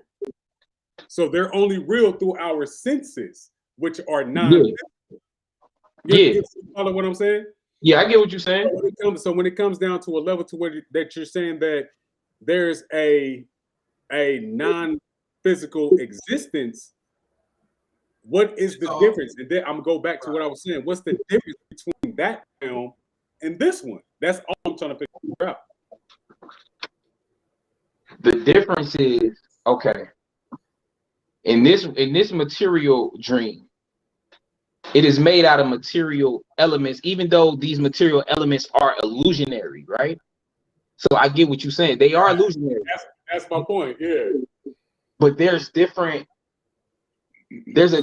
level to this shit. It's a different level to this dream where we're not bounded or even under the illusion of being bounded by a so-called physical body. That illusion doesn't exist in that existence, meaning we don't age there. We don't go through life, birth, and death. You know, there's no vaginal birth, being birthed through a mother's womb there. Though that world is eternal, that's the world that was created that isn't destroyed at the dissolution of the illusion. Because this is a cycle. This material world is a cycle. It's created, it's maintained, and then it's destroyed. But there's an aspect of creation which is eternal, spiritual, and pure, and it's uncontaminated by the things of this dream's nature. This dream is made, it has three modes, which is the mode of ignorance, the mode of passion, and the mode of goodness. These are the three qualities of this material dream. But this material dream is contaminated with false ego. It's an illusion. I'm not saying that spiritual world isn't a sort of an illusion, but actually, I don't even want to call the spiritual world an illusion. It is actually that which is real. Because what is actually real is spirit, is spiritual energy. What makes that spiritual realm real? Because what makes that spiritual world real is that you are awake there and you know exactly who and what you are. Here, can we not attain that here though? That's no, that no, that okay. is attainable here. That's attainable here. I'm not saying that you can't, because we're talking about it now. Exactly. But most people here are under the contamination of ignorance. Most people here are ignorant to that truth. Everybody there is right there. So what will we be doing in that other realm? You saying what will we be doing? What would be the purpose to be in that other? It would have to be a purpose. What would be the purpose? To experience the transcendental bliss and truth of who we really are, and simultaneously worship. Please don't mistake me here, but worship and praise that which we really are, the source of which we really are. We do that here. But yeah, it's a conversion. But here you have the material contamination of lust and greed and hate. But if we didn't have none of that exists in that spiritual world. Okay, so wait, hold on. Go ahead, Self, because I was just gonna say right off the rip, if none of this was here and it was just the void, all would exist within that void that exists here. That's that understanding of the no separation aspect, because no matter where you want to swing it, all of this shit that, okay, if you saying that this physical reality came from a whole nother type of energy, then it's like the physical reality is also God. Like I want to be clear about that. But it's a lower vibration. Like in this lower vibrational version of the reality, there's suffering here. You know what I'm saying? Like, but look at it as one body. Look at what is one body? Us. Everybody that's on this planet, all the animals, all the birds, all the trees, everything that's on this planet, look at that as one body. Yeah. The whole universe. You can look at the whole universe as one body. Yeah, but I'm trying to just break it down, because I see it's like we looking at it from the human perspective of physicality, but I think when you take it to a macro scale and you start to scale it, like you were saying, it's 3 levels, right? All 3 levels are needed in order to be able to experience the other ones. And to understand. Hold on, say that again. You said that it's 3 levels. I'm saying you would have to have all 3 levels to be able to even experience the other 2 and to understand it, like Woon was saying. Because there's levels. You can't, if you took away 1, you can't just have 2, because there's nothing to confirm it for that trinity. Right. You know what I'm saying? So you have to have those 3, which means they all. I'm still not understanding where the disconnect is coming, because there is some sort of disconnect based off of how you're talking about it. It sounds like I know exactly what the disconnect is. You guys are basically trying to convince me that this material world is the spiritual world. So what? Okay, look, check this out. I know exactly what y'all trying to say. Okay. But that is I'm not trying to make you say that, but I'm just trying to understand what's the difference between the world that you're talking about and the one that we're in right now. That's the only thing I'm trying to do. Hey, so you said what is this? What is the because he asked what's the spirit made out of? I'm gonna ask. I need that's to know a good ass question. I'm gonna ask, what is the physical made out of? The physical is made out of elements. And what are those what are the elements made out of? It's made out of energy. And what is energy made out of? It's made out of consciousness. I get it. No. No, this is some real shit that we talking about here. It is. It really is. I get exactly what you're saying. Like, that's why I was telling you earlier, I don't see separation in nothing. Everything is God. but it's different levels to this shit. Like this, even though this material world is spirit, meaning it came from spirit, it is vibrating on a low vibrational level. So that's absolutely fine. Yeah, I can so that's, and not to cut you off, I hate to cut you off, but because I just want to jump to the next out of here. So I want to go to the what would be the purpose of this only spiritual world that you're talking about? What would be why does it exist? What's the purpose? The purpose for it, okay, so basically it's a place where those who were able to transcend the material world get to experience their true power uninhibited. Okay, like meaning without this body. Without this body, where you're completely spirit soul, like so no at physical. At this point, and I hate to cut you off, please. No, you good. No, I'm so at this point, do you become God, or where we at on this scale? Where we at? Yeah, you become fully self-realized, meaning fully aware of your power and able to exercise your power to the point where you have, So what do you do? Yeah, you can do whatever you want to do in that world, like literally whatever you want to do. Like you're completely free, you're completely powerful, meaning you can construct whatever you want in that world with your mind. Now, I like that. I fucks with that. So now, boom. That's when you're free. When you're in that state, and say, for instance, you create a world. Does that world contain any of those lower frequencies? No, it's all higher frequency. So then, if it's all higher frequency, you're talking about in the physical now. No, I'm talking about spiritual.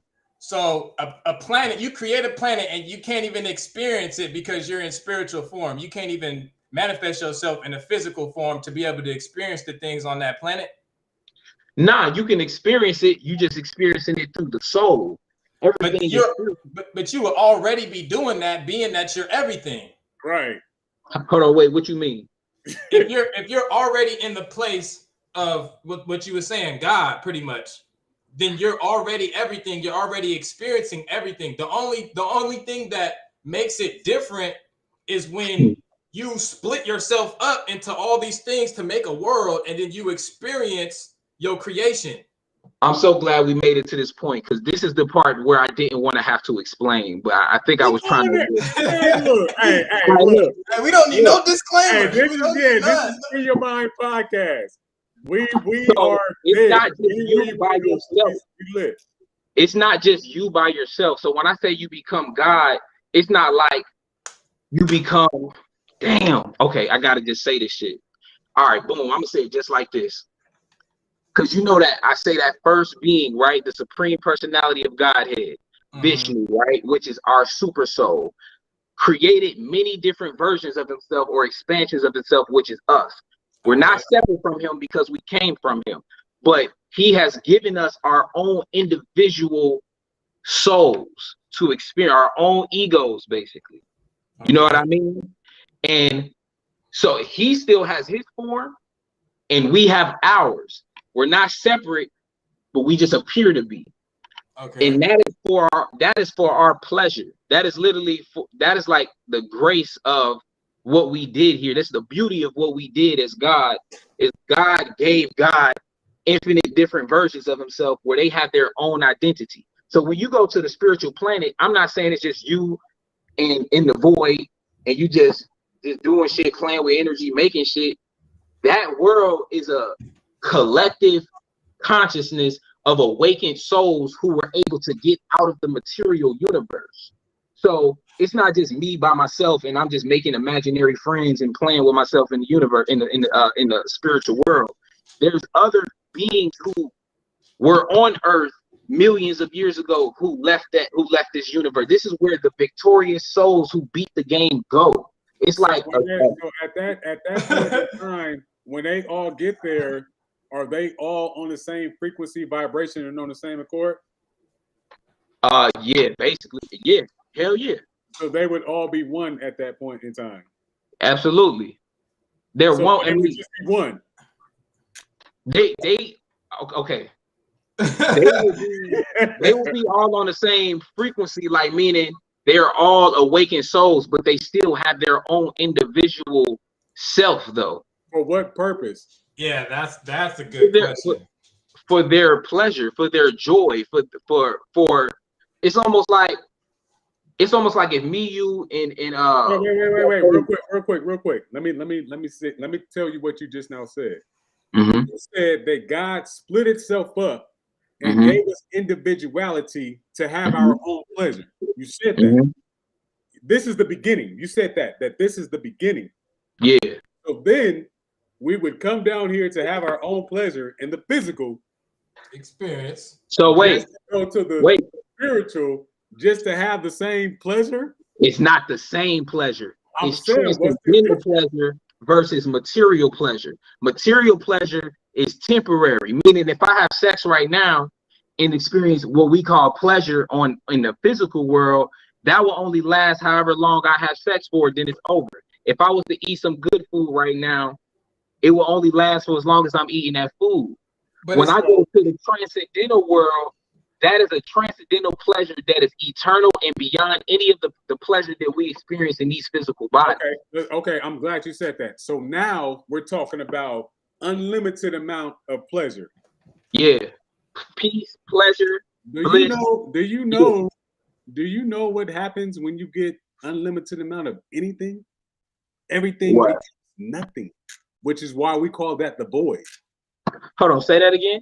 Okay, I'm gonna say it again slow. So, when you get an unlimited amount of anything, everything becomes nothing. So that's why we call it the void. So ultimately, what you're saying is there will be no understanding of balance there because everything would be on one accord. And so the things that we would find pleasure in, just like you said here, the best thing about having pleasure here is because we don't experience it all the time. Imagine, wait. Let me give you this real quick, and I'm gonna let you ask whatever he's gonna ask me. Imagine you got unlimited sex all day. You could just fuck all day. What is fucking at that point? Right. I get what you're saying. So take that from this physical experience and then transcend that into the spiritual. Do you not think that it would be the same outcome? No, I personally don't. Why not? I don't think it would be the same outcome because physical pleasure isn't the same as spiritual pleasure. Wait. Spiritual pleasure is bliss. Wait. Okay. So, it's pleasure of knowing. It's a pleasure of. Wait. I'm gonna let you go real quick.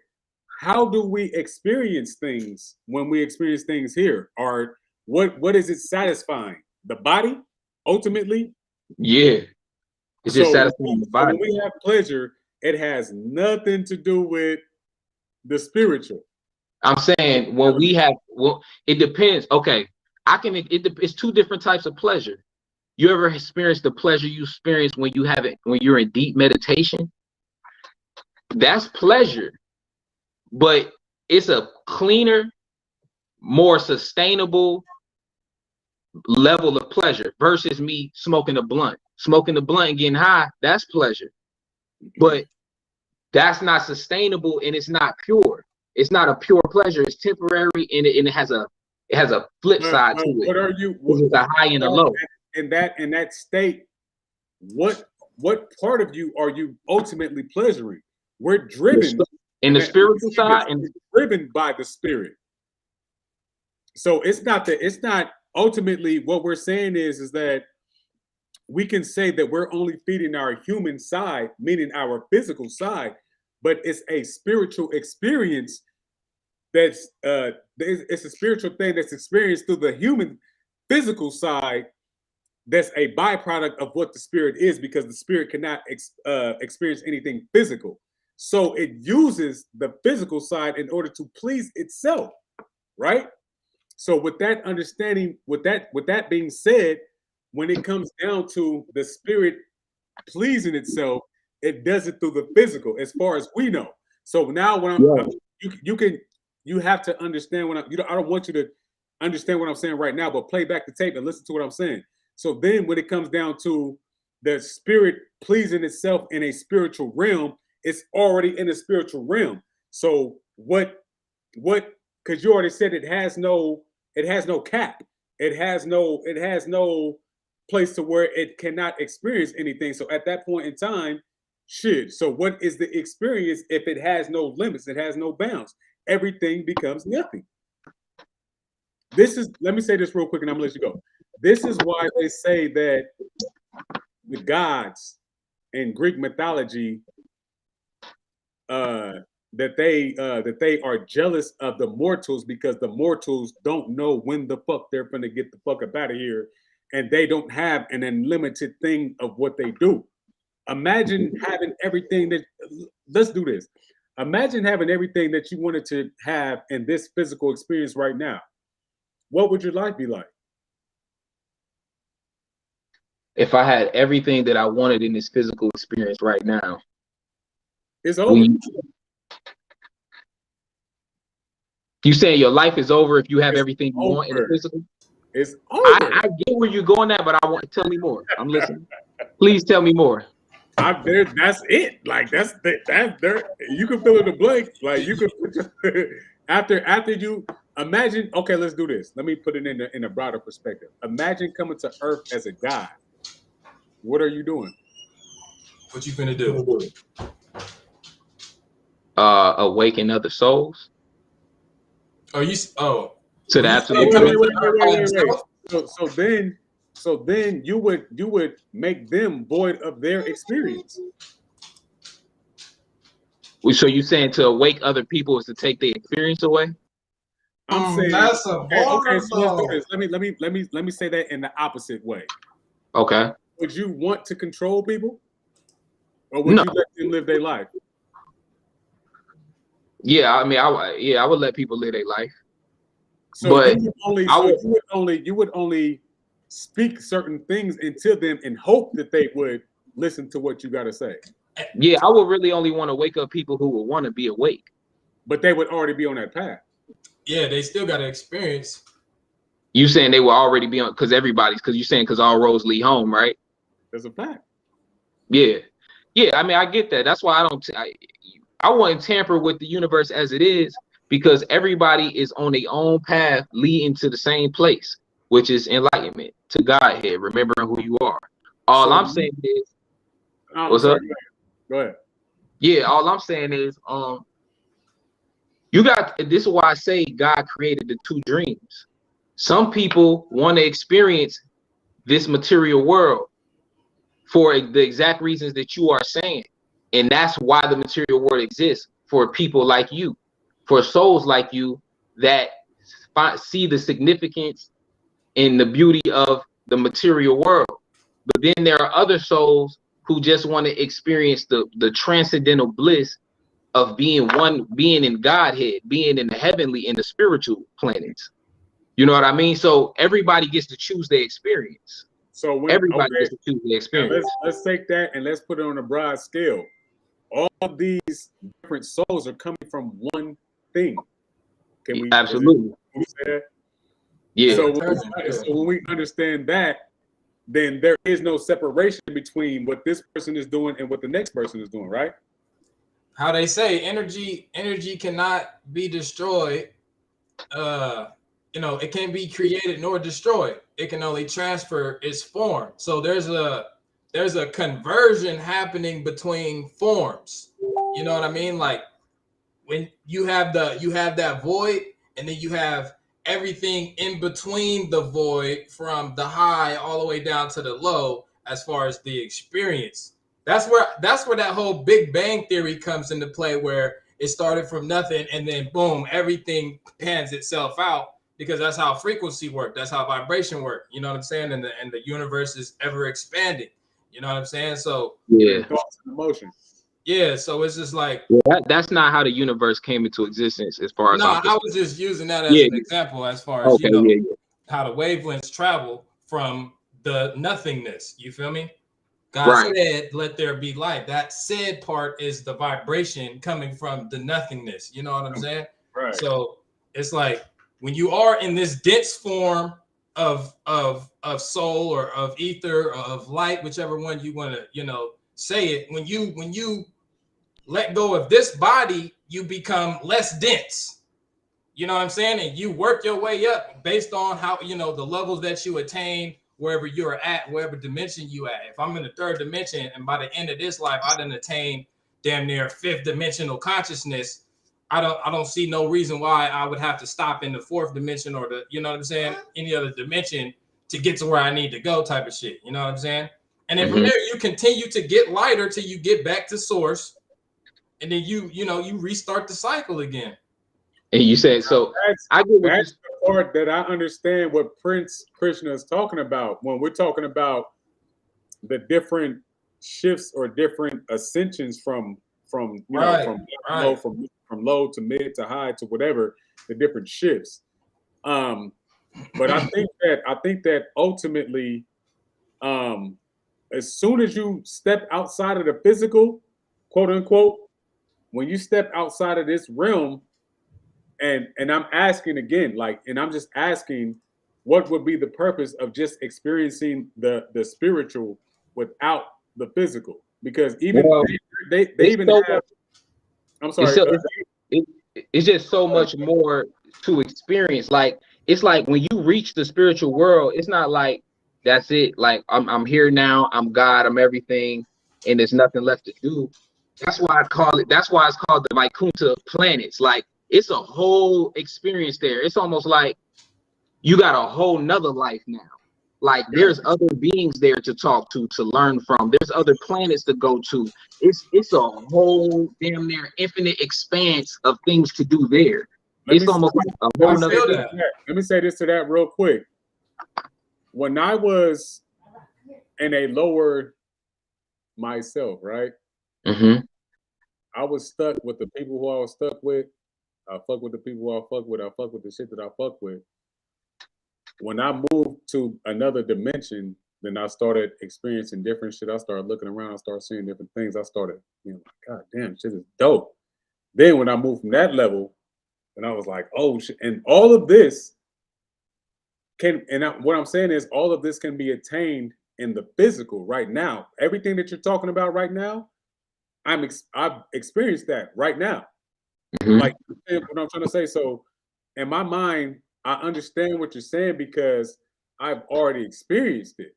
So when it comes down to the spiritual at this point in time, from what I understand, and this is what I'm trying to learn from you right now, from what I understand, the spiritual has a physical, what do we call this, vessel that allows the spiritual to obtain a certain level of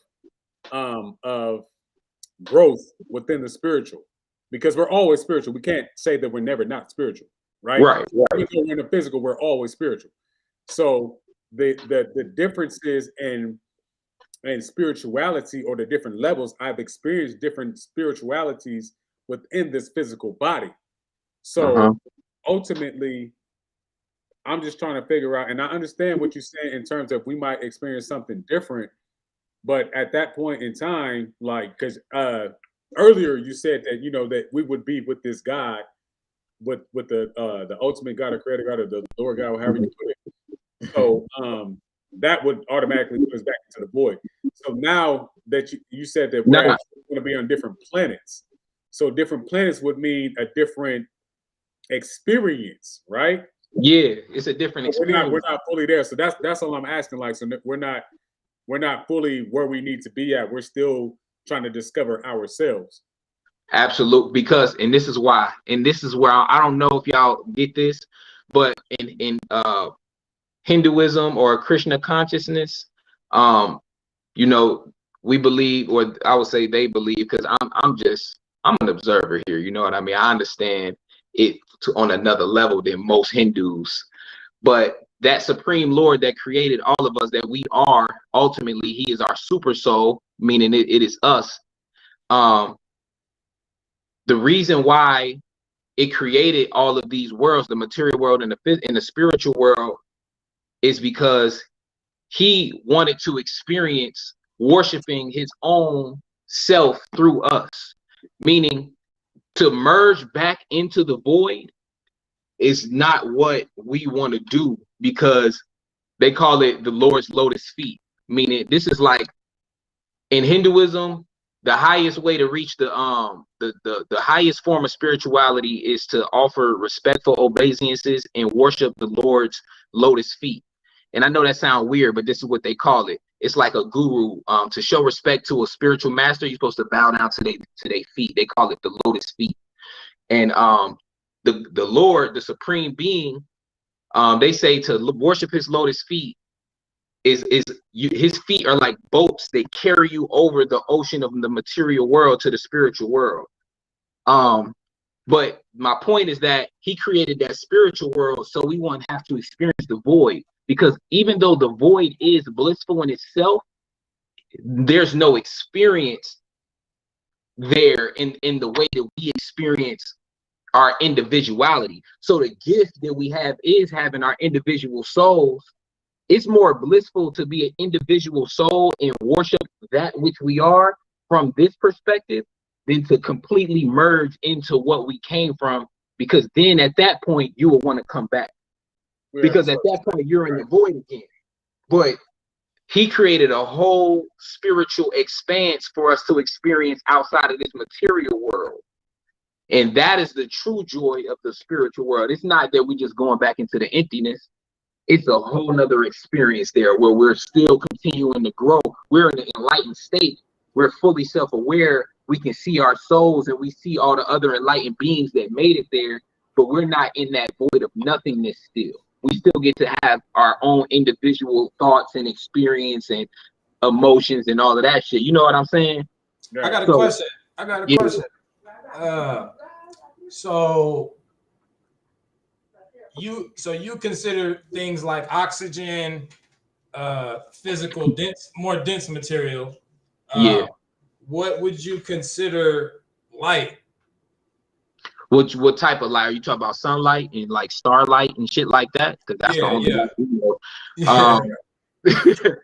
Well, I believe if you break down light, that shit is made out of atoms too. Photons and shit. Like, right. That's still material. Okay, so now in science, they have what's called the electromagnetic spectrum. Are you familiar with that? Yeah. So it's three spectrums, like what you was talking about. It's three spectrums when it comes to matter. You have dark energy, then you have black matter, and then you have the physical light spectrum, which is like 0.5%. Of 100. Like that shit ain't nothing. Like this physical shit is nothing compared to even just black matter within itself. You know what I'm saying? So just thinking about it, like thinking about light, right? And where just the sun itself, like the sun is converting black matter into physical light. So if you're looking at it from that aspect, right? And I don't know, how you feel about this.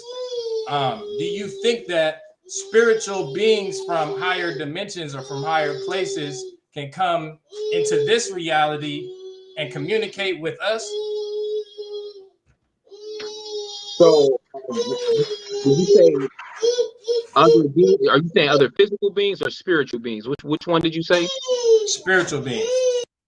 Yes. So, and just to be clear, are you perceiving those spiritual beings to be in another frequency in the electromagnetic spectrum, or in coming into the light spectrum? Is that what you're saying?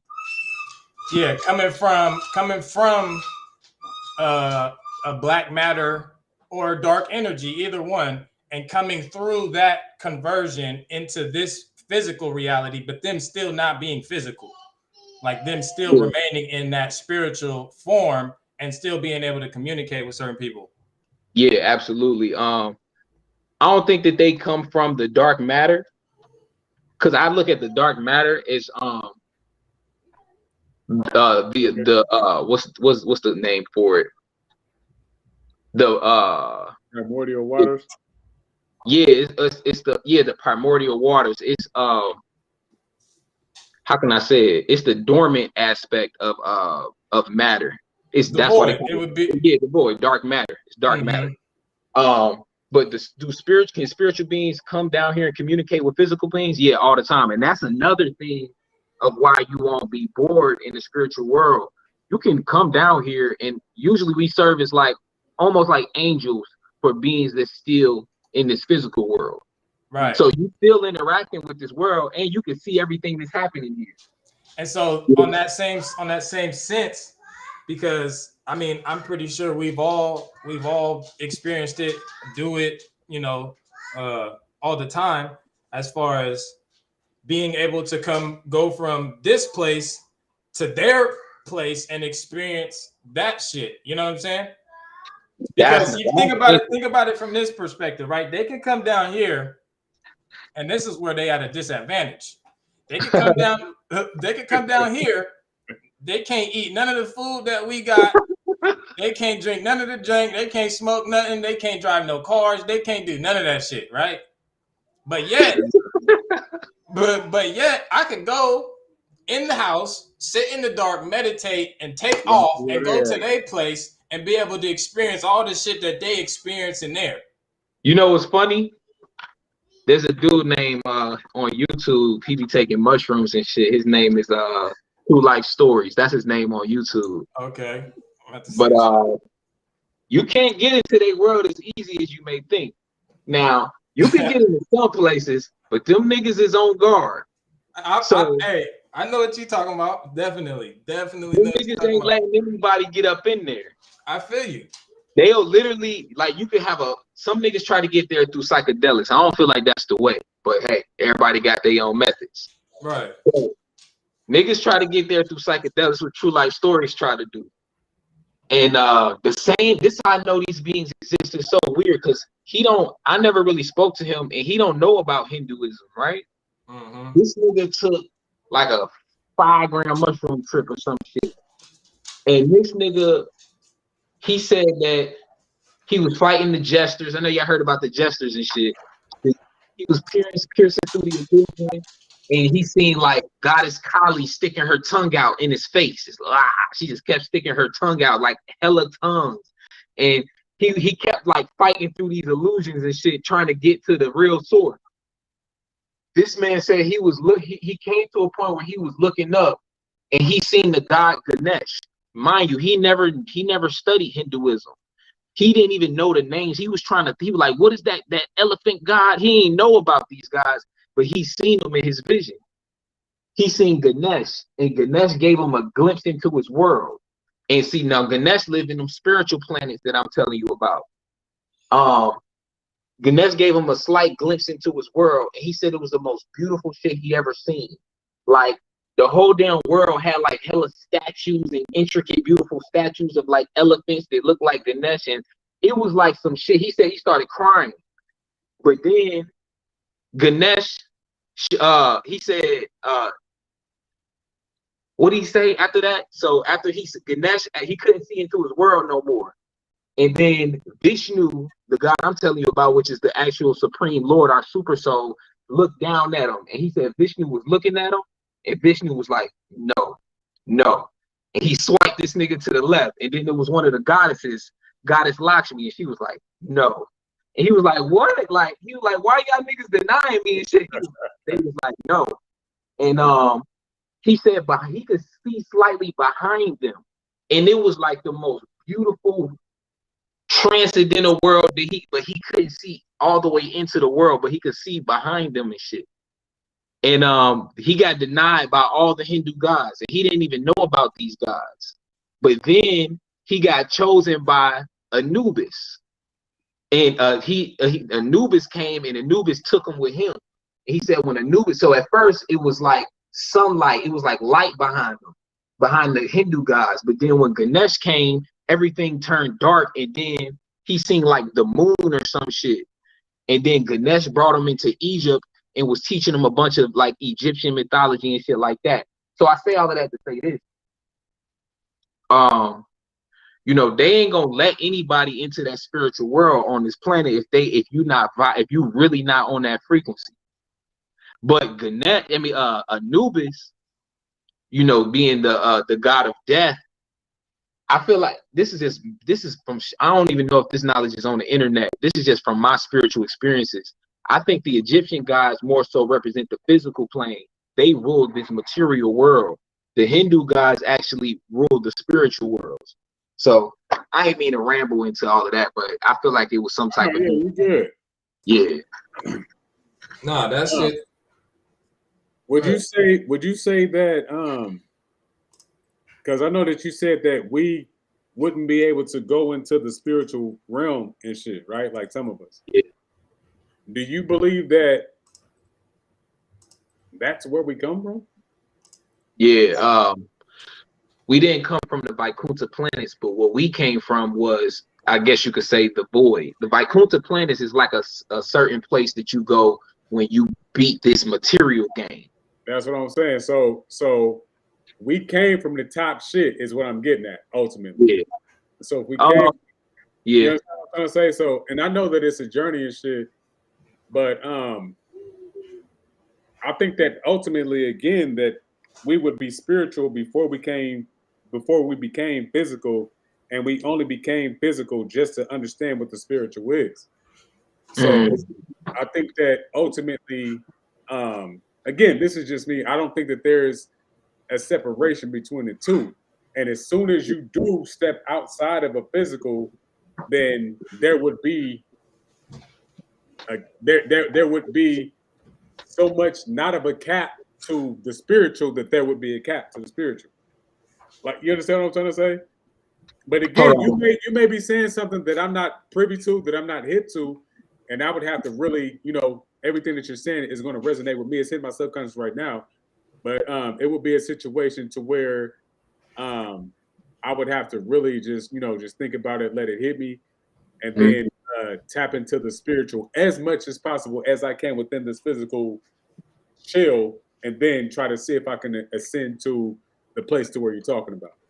Right. But see, now I don't want to get too religious, but now when we talk about this place, it's crazy. Right? when we talk about this place, like the Vaikuntha planets, first I would have to ask, like, where did that come from? Like, is that from like the Hinduism? Yes, that's definitely from Hinduism. What do they say that this place looks like? Do they say, or like they do? I could pull up a specific passage. I don't know if I feel like going into that, but there's a full description of these planets. And I could read it to y'all, and that shit, I've listened to it, you know what I'm saying? I listen to like audio books of this knowledge and shit like that. And but it's like one chapter where they actually fully describe these planets and what it's like, what the experience is there. Like, I can't explain it that good because I'm still mastering this shit. But if y'all want me to pull it up, I'll pull it up and read it. Is it a slightest possibility that they're describing what we experience from the physical into the spiritual? Just a slight possibility. Wait, what do you mean? Please elaborate. Just to say that it can be projected or said to be one thing, but understood as something else. And I'm not to say that that your understanding is, you know, where it shouldn't be, but a lot of people describe what heaven would be, and what they say, I can attain heaven right now, in the physical right now. I can be in heaven right now. That's a fact. So in a material heaven. So what I'm saying is, but it wouldn't be material because I would be there mentally. So what I'm saying, like, if you was like going to meditation and like something like that. Not even meditation. I don't even have to meditate to be in heaven. I'm in heaven right now. I'm in right now. That's a fact. You know what I'm trying to say? I'm here. Okay. Spiritual, I'm here right now. So what I'm saying is that, is there a slight, and I'm asking you this, you know, with, you know, all due respectfully, is there a slight possibility that this spiritual realm that you're referring to could be something that they're it's a hyperbole, or it's hyperbolically speaking, to where it's just like, okay, yeah, but it's really just your highest state of mind. Damn near like the Bible. Like you're saying, is it like a almost like a metaphor for something else, like an analogy? Yeah, but still with the real time experience. So it's not just metaphysical. It's not just talking shit. You can really be there. Just like I said, I'm really in heaven right now. So I'm really there, but it's not painted how the picture is painted to be. It could be something to where it's just like, well, yeah, you can't touch. Just like, because you just now said everybody ain't gonna touch there. Christians say everybody ain't going to heaven. You understand what I'm trying to say? So no. I get what you're saying. Just to clarify that last point, I do believe all roads lead home, and eventually, everybody will one way or another go back to Godhead. Right. Rather that shit take them many lives. Like, I ain't on some like you can't go there ever. It's just you may not go there now. You may go there at a later point of your life in your soul journey. Yeah, but but I don't think it's like metaphorically speaking of like a higher state of consciousness. Mm-hmm. I think that they're being specific, because they describe it specifically. If you was the what are these planets like? What is it that you're talking about when it comes to these planets? Like, you can fly on these planets. There's like diamond planets. I'm trying to figure out who got that information and double back and brought it here. Yeah, because I mean, this is interesting, yo. Like, on some real shit. Facts. So I hate these words, bro. I'm about to sound religious. I don't care, bro. So basically, damn, I hate to say this, but only the devotees, only the pure devotees of the Supreme Lord, meaning our super soul, has access to this information, because they basically when you become a pure wait, because you got access to the information. About yourself. Because I'm a pure devotee. What are you still doing here? I'm still on Earth. Yo, I don't see, now you asking some questions you probably shouldn't be asking. But now I'm fucking with you. But really, damn. I'm only saying this because you asked. And I'm like, saying because what you're saying can be Googled. Am I bugging when I say that? No, it can be Googled. And once so you make everybody has access to the information that you just now said. Right, you absolutely right. But why hasn't anybody on Earth been talking about this shit? It's right there. Anybody can become a devotee, but they don't do it. You notice on the spiritual community, niggas talk about everything spiritual: Egyptian mythology, Anunnaki, quantum physics. Nobody ever brings up Krishna. Nobody ever brings up Hindu. It's like this shit is just under the fucking rug somewhere. Like, it's because it's not even in their destiny or their karma right now to even know about this information. They can find it if they look for it. And you can hear about it through the grace. You can hear about it through a devotee of the Lord. You know what I mean? Like, so can I ask, like, what is it that makes what is it that makes you think that is more accurate than the other ones, the other religions? Than the other religion? It sounds the same to me. It's totally different because, okay, all the religions got their religious ideas from this religion. So this is the foundation of all their beliefs, except they let Wait. Hold on. Read past that. You said all religions got their understanding and beliefs from that teaching? Yes. And where does that teaching come from? Ancient India, Southeast Asia, which is where all knowledge came from. No, but hold on, wait. So go ahead. Where does that teaching come from? What you mean, where it come from?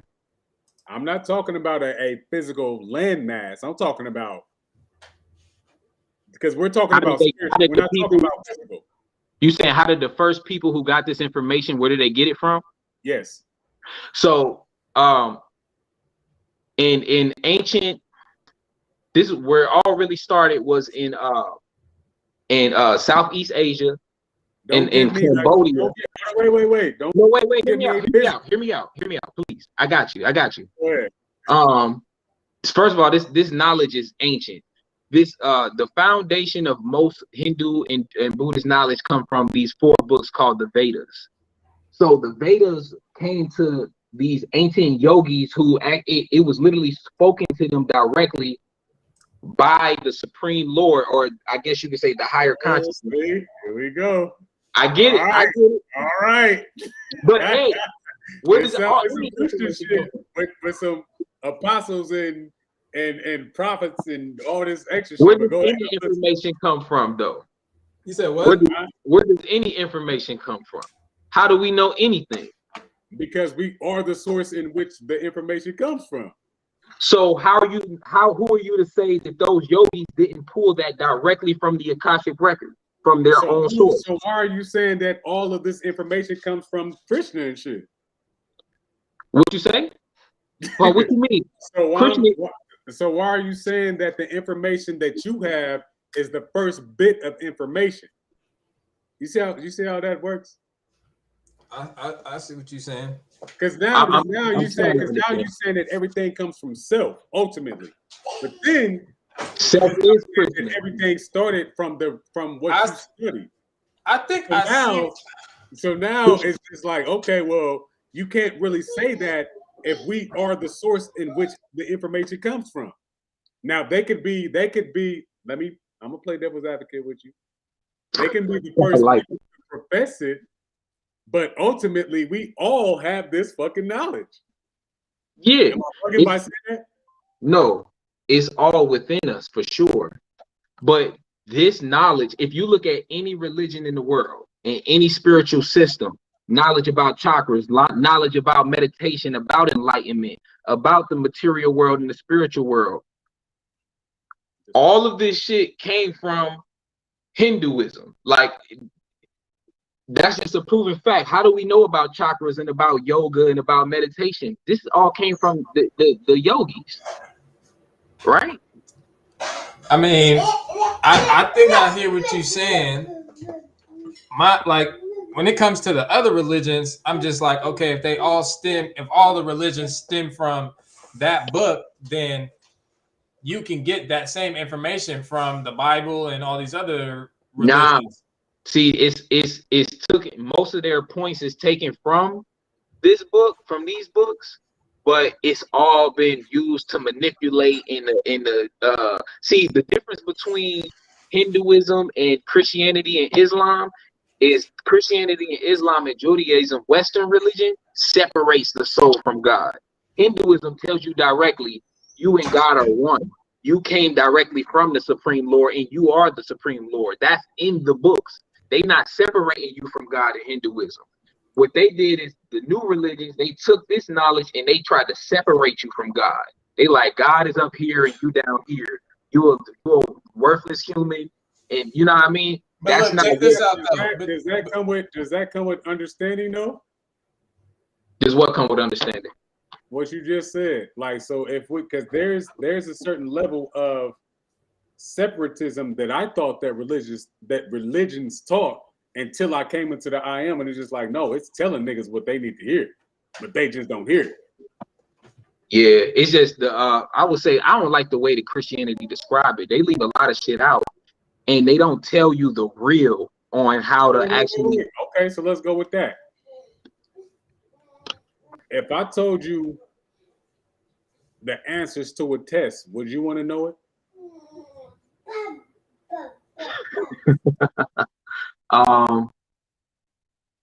Damn, you have some good questions, my nigga. Like, I see what you be doing.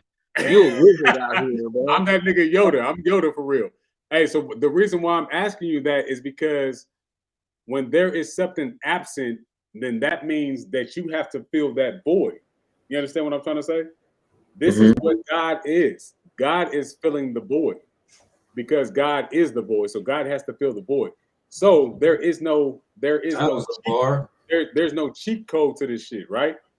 So as soon as somebody tells you, well, this is what it is, what you gonna do? You're gonna be like, nigga, yeah, that sound cool, but I'm still finna go do what the fuck I want to do because this is the part of me figuring it out for myself on my own time in my own lane, right? So even if we got these quote unquote angels that come down, nigga, have you? I know you seen the meme to where people be like, man, my fucking what you call that shit, guardian angel, be like, this nigga be fucking up because people they understand that people still have to live their own lives and go through their own shit. So I'm saying this to say that when it comes down to what we're trying to understand and who we are, regardless to if somebody comes out and tells you, nigga, you know what you are. The Bible says it all day. People don't understand that shit. They won't understand until they come into themselves and then they know. I've seen this happen. I've seen it happen with myself. I'm like, nigga, the Bible ain't, what the fuck is that? That shit is trash. Then when I came to myself, and I was like, hey, that Bible is kind of lit, my nigga. Like, you understand what I'm saying? It's the same with the Hindu religion. Like, they all don't think the same. They all not on the same accord when it comes to that book. Like, I wouldn't think so. No. You know what I'm saying? People believe different shit. They probably got sanctions just like they got 4,000 Christian different sanctions and shit as far as how you believe. You know what I'm saying? But like you said, it is all about how you come into the shit. You know what I mean? Even the story when it comes to the Bible, the story when it comes to the Hinduism, you know, because then I know that they got I don't know, maybe hundreds of gods that they talk about. You know what I'm saying? So, but the beautiful thing is they tell you that these gods, these many different gods, are expansions of the one God. You know what I mean? Okay. Yeah. It's not like it's like this God, and they tell you that these are different expansions and parts and parcels of the one supreme God. You know what I mean? So it all brings it back to the source. And honestly, you will have to just read some of this shit or just study it for yourself, because I feel like when you hear truth, you know it's true. Like, you know when something is a lie and you know when something is true. And, you know, I've been on this path long enough where I've studied so many different teachings that, and I resonated a lot with a lot of shit from a lot of different schools of thought. But when I came to this school of thought, it was so much information, and the information was so well explained. I know what they talking about. Like, I completely resonate with it, and it helped me fully realize the oneness of all, and you know, the true state of enlightenment. You know, it's like I could feel the truth. I know the truth is in this shit. Hey, let me say this to that, and I know, like, the energy that you present, right? Like, it's so lit, it's so dope, and it's to the point to where people feel it. Like, you know what I mean? There's like, you can you know, replay back the thing and you can see people feeling what you're saying. You understand what I'm trying to say? So the energy is there. Me personally, and I think this is ultimately what we're coming down to right now, is that, and there's no right or wrong. We already established that, so don't take this wrong when I say this. So when you associate yourself with one thing, that will be ultimately disassociating yourself with everything else. Is it safe for me to say that? No, it's not. It's not. Ultimately, what I'm saying is that, and this is not a recruit show, none of that shit. But I feel like when you get past that disassociation, and I'm not saying disassociation in a negative connotation. What I'm saying is when you get past that division of what things are, because I know you said it earlier. You said you fuck with Christianity, you fuck with Islam, you fuck with all these different things. So ultimately, right, when you come into this I amism, we understand that we are all of that shit. Just, you told us the last time we built. We didn't have, you wasn't on this platform, but we was on IG, and you was like, hey, I feel like y'all Krishna, and we like, nigga, we'll accept that all day. because we feel like we're all things. So, we take what you say and we internalize it, right? And so, but that is a part of being the I am. That is a part of being the everything. That is a part of being the all. So you're a part of your angle of light is a part of the whole big light or the whole darkness, right? So when you give it to us, how you giving it to us, we understand that okay, this nigga's dropping this shit. We fuck with it. So the relationship that we're trying to have is, and again, this is not a recruiting thing. The relationship that we're trying to have is to have you understand that it may be a small part that you're missing when it comes down to the disassociation or to the disconnection of the all. Because as soon as you say Krishna, or as soon as you say this certain particular part of an understanding or coming to a certain thing, it's just like, well, why not this? And then we would have to ask you 1,000 questions. But wait 1 second. But you just now gave clarification on why you have that certain thing. Now, and please don't take this wrong, because when I just say cap, I just mean that there's a stop to a certain thing because it would have to go through and through. So there would be a certain cap to what you're saying, because when we ask you, what your response was, well, this is the first thing known that was studied and then spread. But then when I asked you, okay, so if we got this knowledge, because we are the source, then that wouldn't be the first one that was out there, because we would all be that. We all are the source. We all are the I am. So that would mean that everybody would have that. So there would be no first, there would be no last. Everything is everything. So then again, you would be separating everybody else from saying, well, nigga, these niggas had that shit first. Well, we don't even know them niggas across the street, but we fuck with this shit too. So how the fuck we know what they know and we don't fuck with them niggas? You understand what I'm trying to say? I get what you're saying. So I want to clarify, because I got everything you were saying. I appreciate it. Now I get exactly what you're saying, but I just want to clarify. I see both sides of the reality. So some of the things that I'm speaking of is from our position, meaning, you know what I'm saying, you got a certain order of things in the manifestation, but I'm very aware of the absolute truth.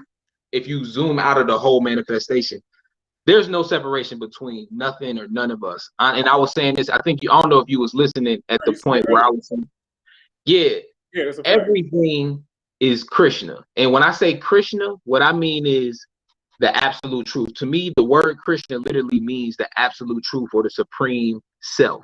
That's just my word for it. Let me step in. Krishna to me just sounds like Christ, and it sounds like, I know it sounds like that. But I'm saying that to say that Christ. Yeah. That's what I'm saying. I'm not trying to compare to Christians, but what I'm saying is Christians just sounds like, and that's exactly my point. Okay. Why I say they got everything they got comes the word Christ sounds like Krishna because they got Christ from Krishna. Krishna is the original word that was used to describe the absolute truth. But we can't get caught up in symbols. That's the only thing that divides nations, religions, and peoples is the language. It's just a language barrier. When I say Krishna, all I mean, like, to me, the definition of Krishna is the absolute supreme self. That's my definition. Right. So when I say everything and everybody is Krishna and everything comes from Krishna, I'm saying everything comes from the source. Krishna means the source to me. There we go, bro. You get what I'm saying? Yeah, there we go. Yeah, so the only disconnect is the language that I'm using. I'm using different terms that other people don't use. Hey, and I swear I was finna say that. Hey, I said you still be saying he and shit though. Hey, but you said when I talk about God, I be saying he. Yeah. It's part of the program. You gotta reprogram that part right there. Okay? Yeah. Well, I say he for a reason. I say he for a reason. So the absolute truth, right? Krishna is ultimately he and she. You know what I'm saying? Just to be authentic with this shit. If you want to go back to the absolute, we just say the masculine and the feminine are one. But when the masculine and feminine are one, this is when consciousness and matter are one. This is what y'all calling the void. But when the void separates itself, when it pushes the matter out, then it becomes masculine and feminine. So I say he because in this, damn, this shit is so I'm talking about after creation. Once creation comes into existence, God becomes a he, because the feminine aspect of him became the physical, and the spiritual aspect of him remained the masculine. I mean, the feminine became the physical, and the masculine became the spiritual. So that's why I say he, because Vishnu is a male god. But Vishnu only comes into existence when he separates himself to create the material universe. When he absorbs the material universe back into itself, there's no longer a he or she. It's just, I guess you could say, I. You know what I'm saying? Wait. So you said when he separates himself from the feminine aspect into the material, then that would mean that everything down here is feminine. Yes, the whole material world is a feminine world. This is my physical body, and I was gonna say that earlier. My physical body, all of our physical bodies is female, is feminine. So you have no masculinity? Our souls is masculine. So you're still connected as God to the feminine then.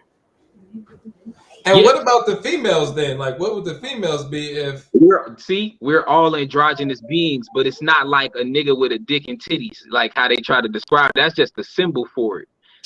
So how do we recognize our body is feminine, but our souls is masculine? That is the masculine and feminine energy balance. Right. So God never disconnected himself if we're both at one time.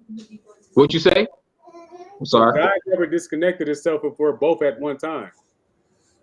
You said he never disconnected him. I'm trying to figure out, because you said he separated himself from the feminine to create this physical world, but the physical world still has masculine energy. So there's no disconnection. Exactly. Yeah, there is no. It's still connected directly to God. It's almost like. So I'm trying to say. So ultimately, I'm trying to say. So at what point in time why are you just saying that it's he? At what point in time does that happen? When it created the material world. So it's not really a he, but it is a he in this. This shit is so hard to explain. So I'm gonna say let me just make it easy. Existing where is he just a he? You say existing where? Yeah, where does he exist where he's just a he? Outside of the material universe. So he's not a she there. He has no feminine energy there. So he exists in two parts, meaning you got Vishnu and you got Lakshmi. When he creates the physical universe, he becomes two, but these two are really one. There's no separation between Vishnu and Lakshmi. Yeah, I'm saying on the aspect of just the he part, Where is he void of the feminine energy at? Where is he void of his? I guess you could say outside of the material universe. Like, so right now, right now, God, the ultimate Lord being, has no feminine energy.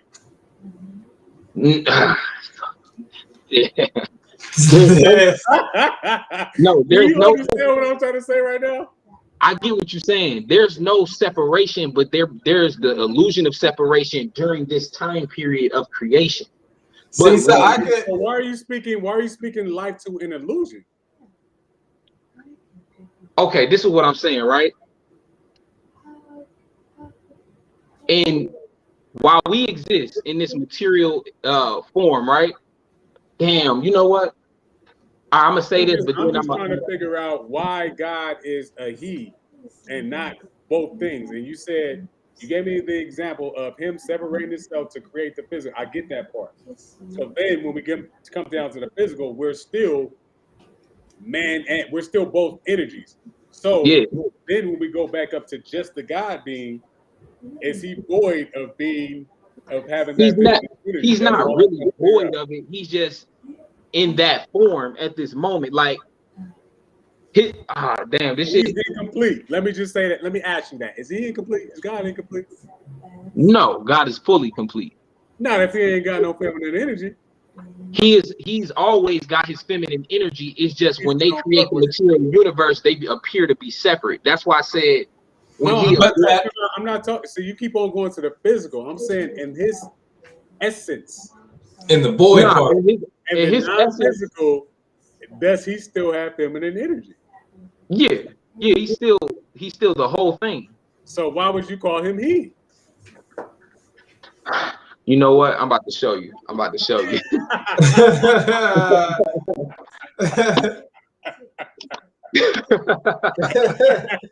Hey, look, hey, you know when like you know when you see like little kids and shit, they ask 1,000 questions. Yeah, right. That little kid, he never left.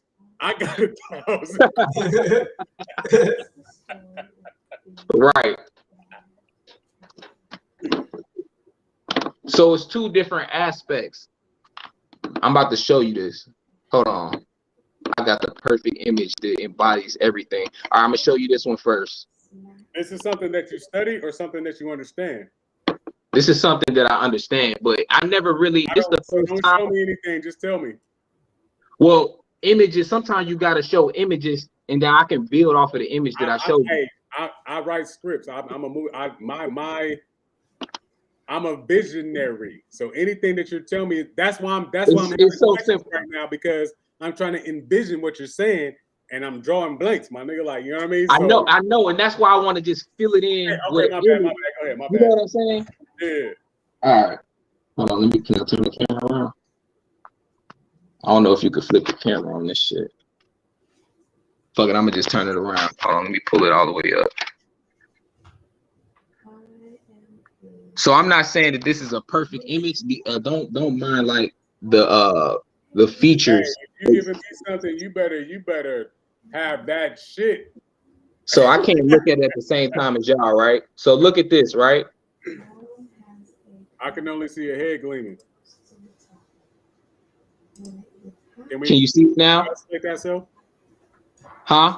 Oh, hold on. Let me do it. Hold on. Let me try to flip the camera around. I don't know if I can. All right, go ahead. Oh, hold on. I don't know if you can. I don't think you can do this shit on here. Oh, okay. Hold on. Let me try to put it like this. All right. Yeah, I see it right there. Yeah, just hold it right. Yeah. Let me get a little closer. All right, you see this image, right? Uh-huh. Both of these beings are one. I'm not saying so the male figure. Oh shit.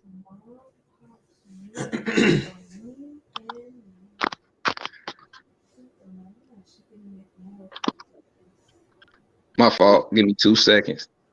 Oh, you good. All right, this is another one. So look, I'm glad that I found this image. So the blue, damn it. I'm trying to do this shit without my camera being turned around.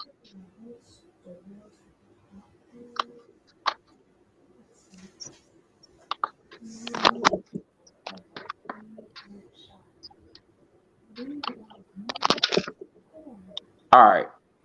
So both of these beings are one being, but the blue one, that is Vishnu, and the female one, that is the feminine energy.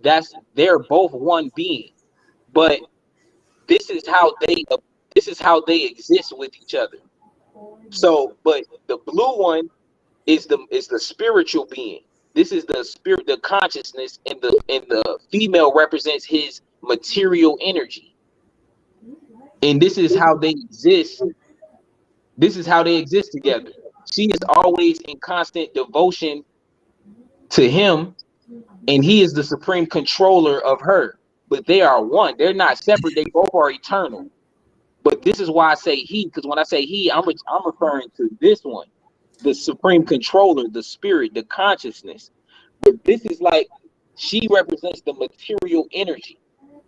Could he have any physical existence without her? No.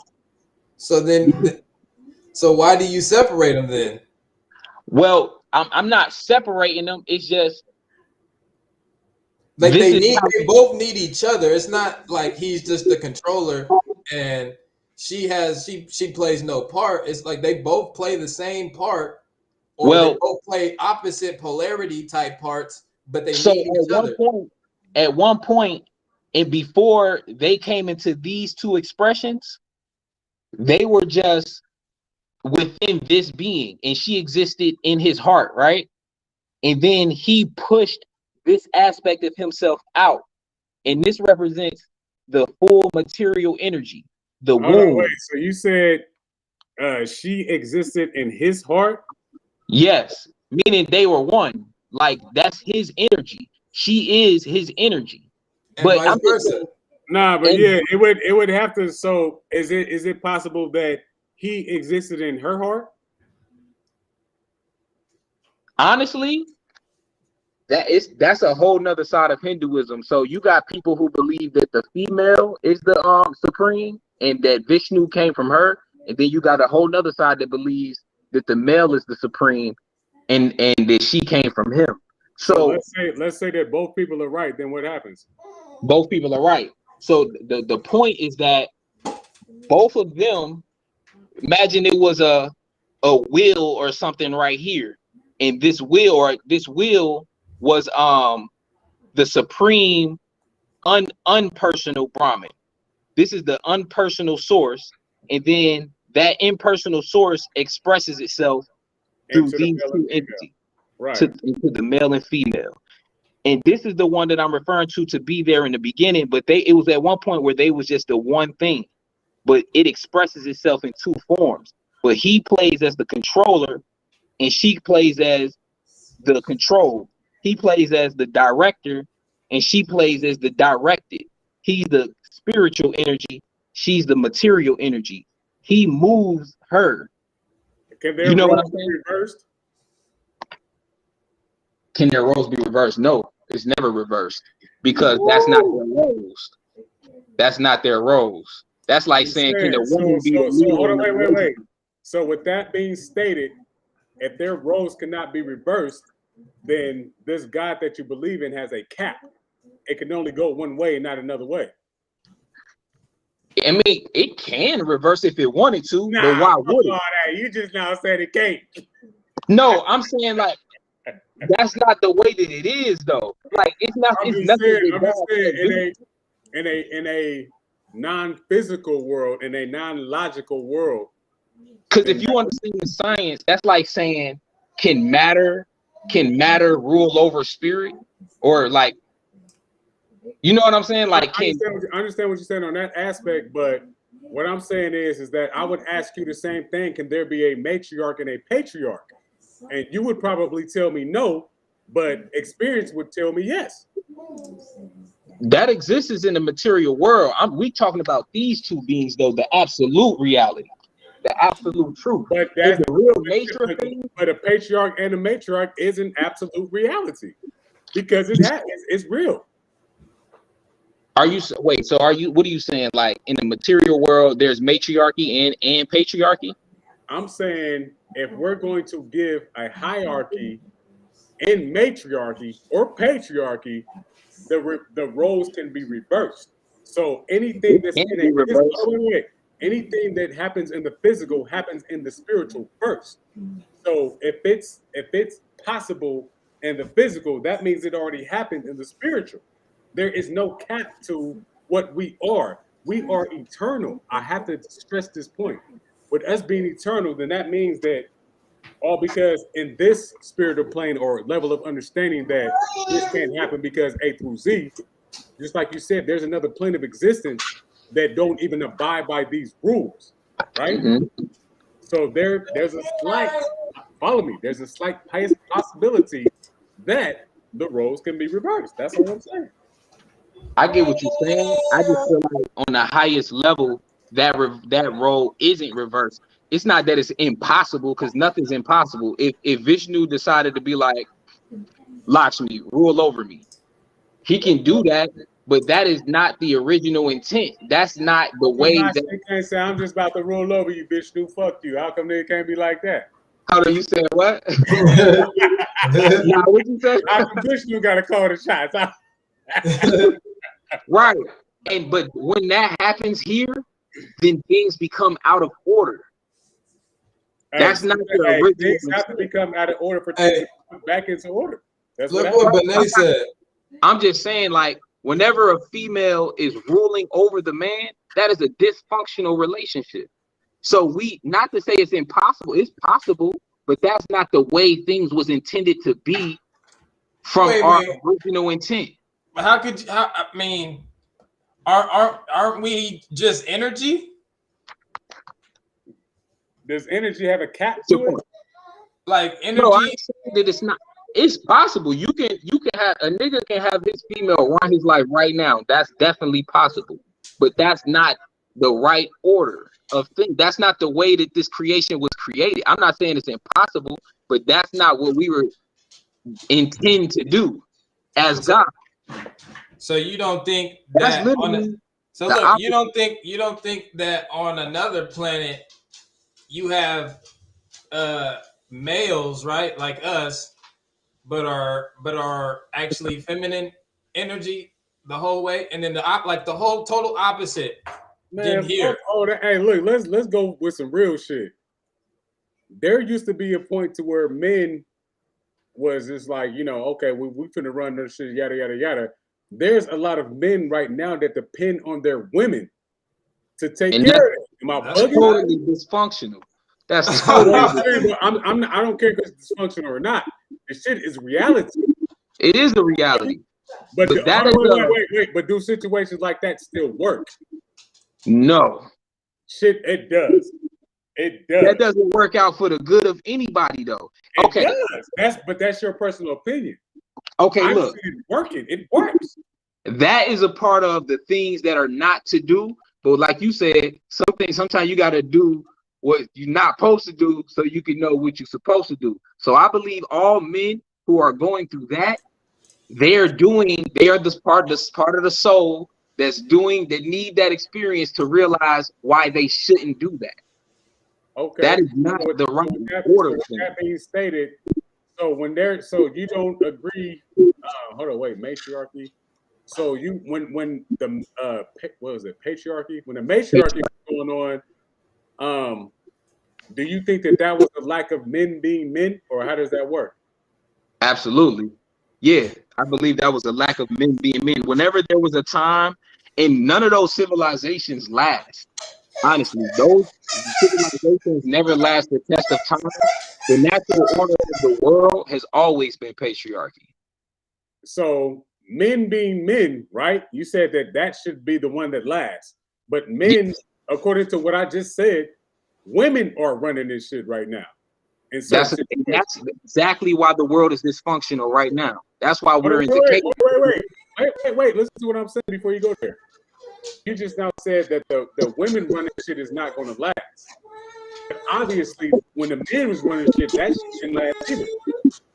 So tell me right now, how are women running shit? Because that's it goes back to what Jesus was saying earlier. Because you said that women cannot run or have control over a man's life.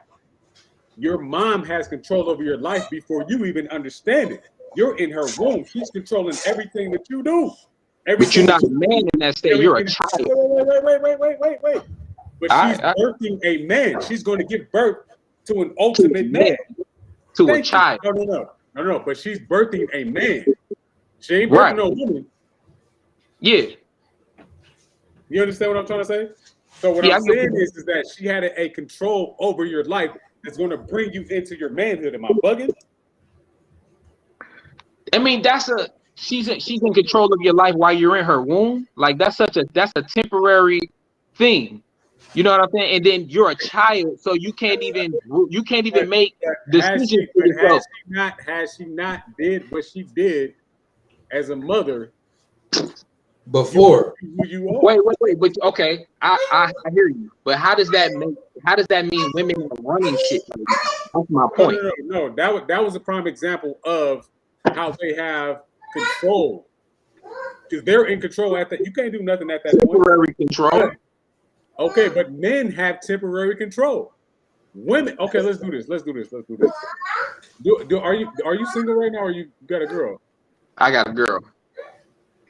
Do you have control over your girl? I wouldn't call it control. Be careful. I wouldn't call it control, but she willingly submits to my order. So she has the power to do that, right? Yeah. Thank you. That's all I'm saying.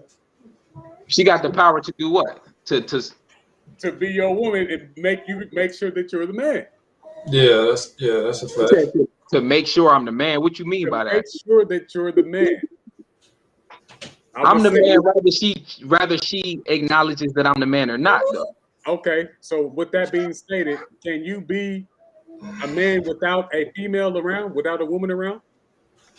Can you be a man without a female around, or can you be a man without females existing? Period. You know where I'm going with that. Either way you want to answer, go ahead. Because if you're saying without a female around, hell yeah, I'm still a man. But you saying I can't. According to who? According to me. So you say you're a man. Let me yeah, you have to do it on a macro scale when you do that.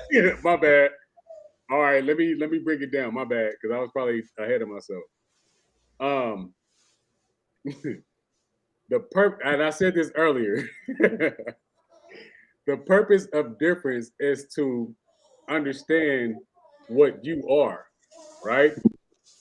So without a woman, you would never understand that you are a man. Just women, like wait. Women understand this. There's some women that are smarter than men. There are some women that in certain aspects can move without a man. But and I'm not saying that men can't do this either. But what I'm saying is that women give definition to what a man is. Without a woman, you couldn't say, I'm a man. If we're in a world full of men, what the fuck is a man? A woman gives definition to what a man is. So would you say that that's also vice versa? I just said it. Yeah. But what I'm saying is that without your counterpart, without the balance, you couldn't even define who you are. Couldn't do nothing. So she gives you that. I'm gonna let my man be a man. You know, women can do a lot of shit. Women don't necessarily need your dick, my nigga, to keep it a bed. Right. Women don't need a lot of shit, but they give it to the man. Do you understand what I'm saying? It's two sides to what you're saying, because it is. It's a we give each other power. We both give each other different aspects of power, because women wouldn't be able to survive without men. And vice versa. Yeah, vice versa. That's my point. Every time. Yeah. So when it comes down to our point was versus female leadership. This was the whole point. I'm not saying that I can exist without a female. Like we can't. I'm not saying that you said that. But we're talking about matriarchy versus patriarchy and which one is the right order of things. I'm saying the original intent. But again, when we're talking about because when let me be real clear. There's no right. Talking about matriarchy and patriarchy, we're talking about a level of power. Can we agree to that? My definition of patriarchy is male leadership and leadership power. Matriarchy means female leadership, not power. Cool. We all have power, but leadership. We'll go with leadership. Yeah. So a woman would have to lead herself into being a follower of the man. Not necessarily. Hold on, I'm gonna say that one more time. A woman would have to lead herself into being a follower of the man. And is it that their nature? Let me say this again. I'm hearing you. No, I hear you. A woman would have to lead herself. So if she feels like I'm not finna fuck with this nigga like that, she don't have to. So when I ask you, do you have control of your woman? Your answer would have to be no. Because as soon as you think you got that, guess what? She could take all that power. It's a wrap. Tell your woman that you control her. See what happens. That was a bar. But my point is that naturally a female is going to want to submit. If you ask any female right now, do you want to be the leader in your relationship, or do you want the man to be the leader of your relationship? 90% of them is going to say the man. They want the man to lead them. So yes, it may be their choice to do. So I'm not saying that they have to follow our leadership, because you have the choice to do whatever you want to do in this free will, free choice universe. But what I'm saying is, it's the natural way. It's literally the natural order for us to lead them. They even admit that. Watch this. That's natural. It's unnatural for us to follow the female. They say behind every powerful man is a what? What is her position at this point? That's what I was gonna... What do you mean? What is her position? If you're powerful, behind every powerful man is a powerful woman, right? Mm-hmm. Ultimately, if you ain't got no woman that's backing you, my nigga, your whole shit's going to crumble. Okay. So, but that's the same vice versa. Wait. So what I'm saying is, again, I'm gonna say this slow. I'm gonna say this slow. So the women lead themselves into being in a following position. That's the ultimate. Do you understand? Do you understand what I'm saying when I say that? I get what you're saying, but that's a natural tendency embedded in them to do that. Have you seen like little videos where women act like they can't open up like a pickle jar and shit? They be like, babe, I need you to open this shit real quick. If the man is not there, she's gonna find a way to open that goddamn pickle jar. It's not rocket science. She's gonna do it. She's gonna make the shit happen. Right. Okay. Ultimately, she brings herself into the point of submission. She brings herself into the point of submission. Not that the male is dominating her into that point of submission. She brings herself. Again, if you ask any woman, I'm not just going to be subservient to any man. It has to be a specific man that I'm going to allow myself to be submissive to. Think about that. Okay. So at that point in time, she's still in control of herself. She's still the leader of her own destiny. She's still the leader of her own shit. But now it's her choice. Now she's giving that power to the man who she feels deemed necessary or deemed that dude. You understand what I'm trying to say to you? Mm-hmm. So at that point in time, that's why in relationships, men respect when they got a solid ass woman, because she could be doing any and everything else. But he understands that, nigga, you are giving your power, or we're sharing the same power. You understand what I'm trying to say? You could have been in the world, but you're here right now. Bitch, I love you. And I know that you love me, so we rock it. So it's not, so get the strongest man and get the strongest woman. Let that strong woman lead that strong man. See what happens. And it's the same. It's the same. It's the same. It's the same, right? But what I'm saying is, I'm not debating. I'm not saying that we don't need each other at all. I believe men and women need each other. No. It's not a need. It's not a need. What I'm saying is that what you're saying is that there's a certain order in which has to be played. But women play that position, and you have to look at the underboss just as much as you look at the person who's at the top. The underboss is a nigga who's making all the moves. This nigga's busting the moves. Just like in the game, you got the OGs and you got the young niggas. Young niggas is out there keeping the hood alive. OGs can't be an OG without nobody up under them. Young niggas out busting their gun. OGs is really like, yeah, you know, they're giving the game just like you would say a man would get a game to the female. But the OGs is kicking back. The youngest is out there busting their gun, keeping the hood alive. You understand me? So it's a whole different thing. Just like if you got a pimp and you got a hoe, the pimp can't be shit without his hoe. Yeah. You understand? Even though he's giving her the game, but she's out there. She's the backbone of the whole shit. Because without her, his whole operation is garbage. Think about it. Like I said, you say that give you 1,000 scenarios. No. It's a lot. I'm not saying nothing against what you're saying, but what we were speaking on was matriarchy versus patriarchy. You wasn't talking about, you know, that type of relationship. I get what you're saying. The woman got to choose her man and all of this. I'm saying. But what I was saying is that the structure that I'm sorry to cut you off, but I want to make real clear what I'm saying. The power that we think women don't possess. I never said females don't have power, though. Okay, but let me say this. I said women are power. That's what Shakti is. Right. So what I'm saying is, you're saying that there's a certain order, right? And the men represent the consciousness or the thought of that, and then that the woman would represent just the material world of things, right? The energy. The energy, right? And I understand that. But that role can be reversed because women have a mind. Women have something that they call intuition. That's a thought without thinking. That's just natural. That's what they have. So when if a female is trying to play you or a nigga trying to play you, your female be like, hey, don't fuck with that nigga like that. Because she naturally knows that's consciousness. That's the thought that you're talking about that men possess. Women got that same shit. Yeah. Facts. Yeah, they got it too. So what I'm saying is there is no separation between that shit.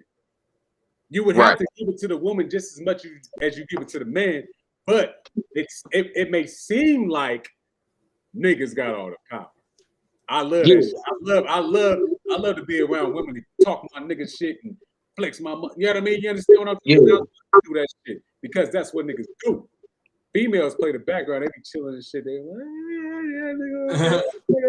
and they do their shit, but niggas gotta do that shit to impress the woman. Niggas act like that shit just to impress the woman. Who got more power in that situation? Niggas, okay, yeah, you right. Niggas that act like that to impress the woman. But I just want you to get what I'm saying. Like the shit is equal all across the board. I get exactly what you're saying. Our whole point was coming from Vishnu and Lakshmi, and you said, can their roles be reversed? Meaning, does Lakshmi does she control Vishnu? You know, that's almost saying, does matter control consciousness?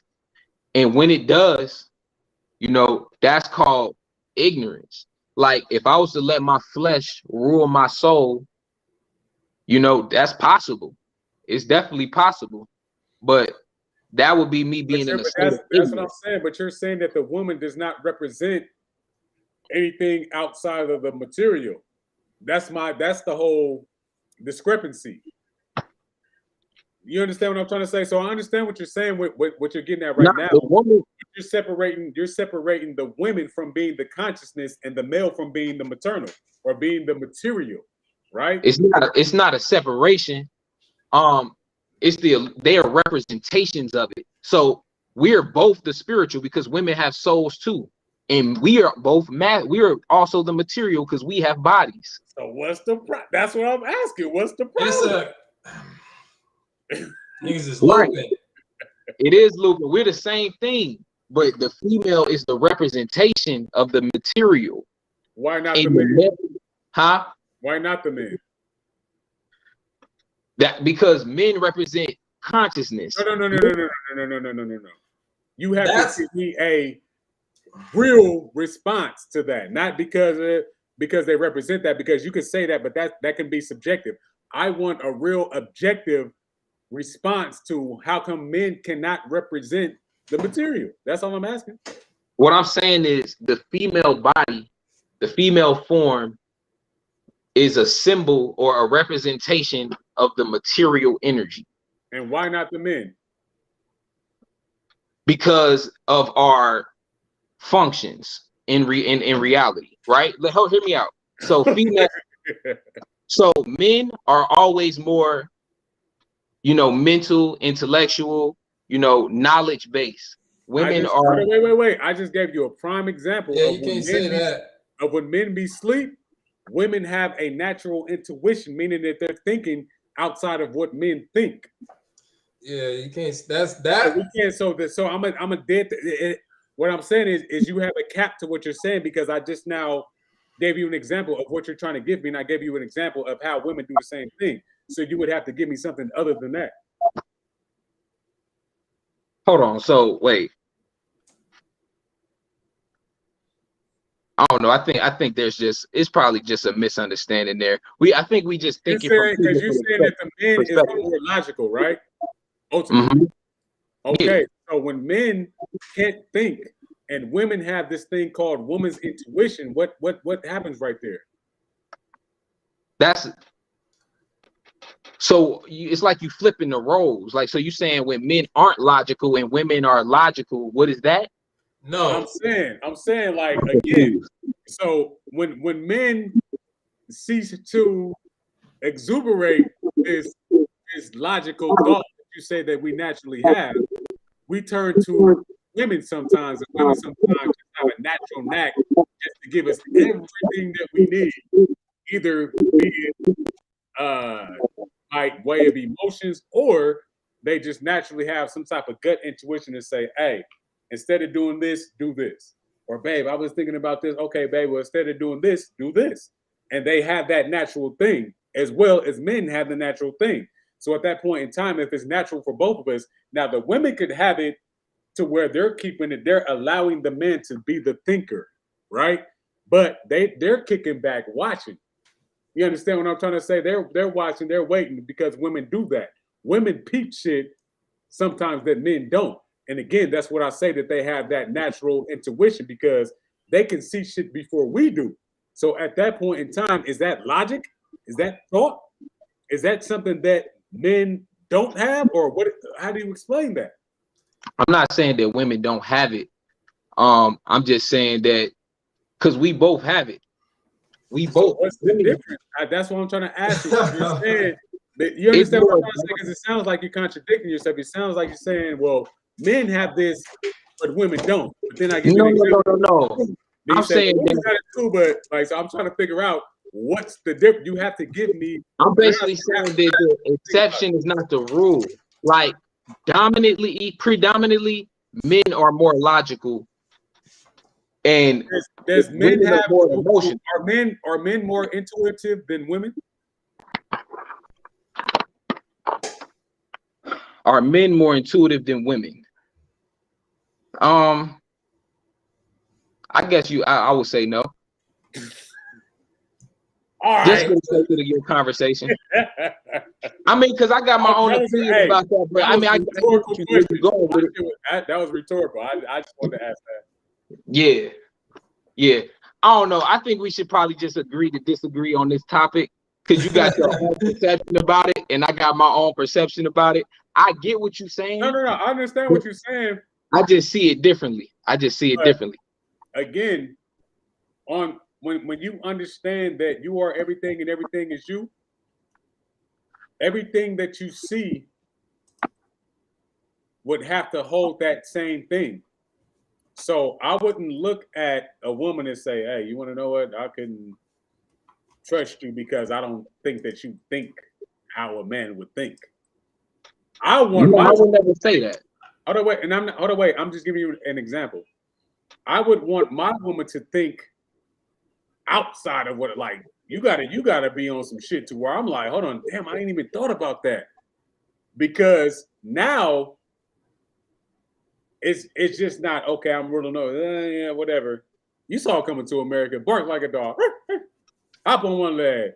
Yeah. All that extra shit. No. Yeah, I don't believe in that shit. You want somebody to give you difference of thought, difference of opinion, difference of being, difference of thinking. This is what women do, and this is what men do for women. So with the energy aspect, men also have that energy aspect, right? Just like you said, the women are the energy aspect. Men have that too. My energy is out of this world, like, you know what I mean? So again, I've met women that minds are out of this fucking world. So it would be foolish of me to say that women don't have the mental capacity, or they don't represent the consciousness in your context. And I'm not saying on a small level that they don't represent that same thing in which men do, because I know that they do, because I've seen it in real time. Yeah. Nah. So ultimately, we are both energies, though. Like you said, there's no separation. Christian is a huh? Nah, what you say? Christian is both. Then the he that you say, that's look. I said that from the very beginning. I said that they're both one. So it's just one. So I have a problem with the he. That's it. That's all it's almost like with the Bible, when they be saying father and he, and it's like, why you keep it just sounds like an indoctrinated type of thing, to where if we put that shit to test in real time, it's capped. It don't stand through it. It's not thorough.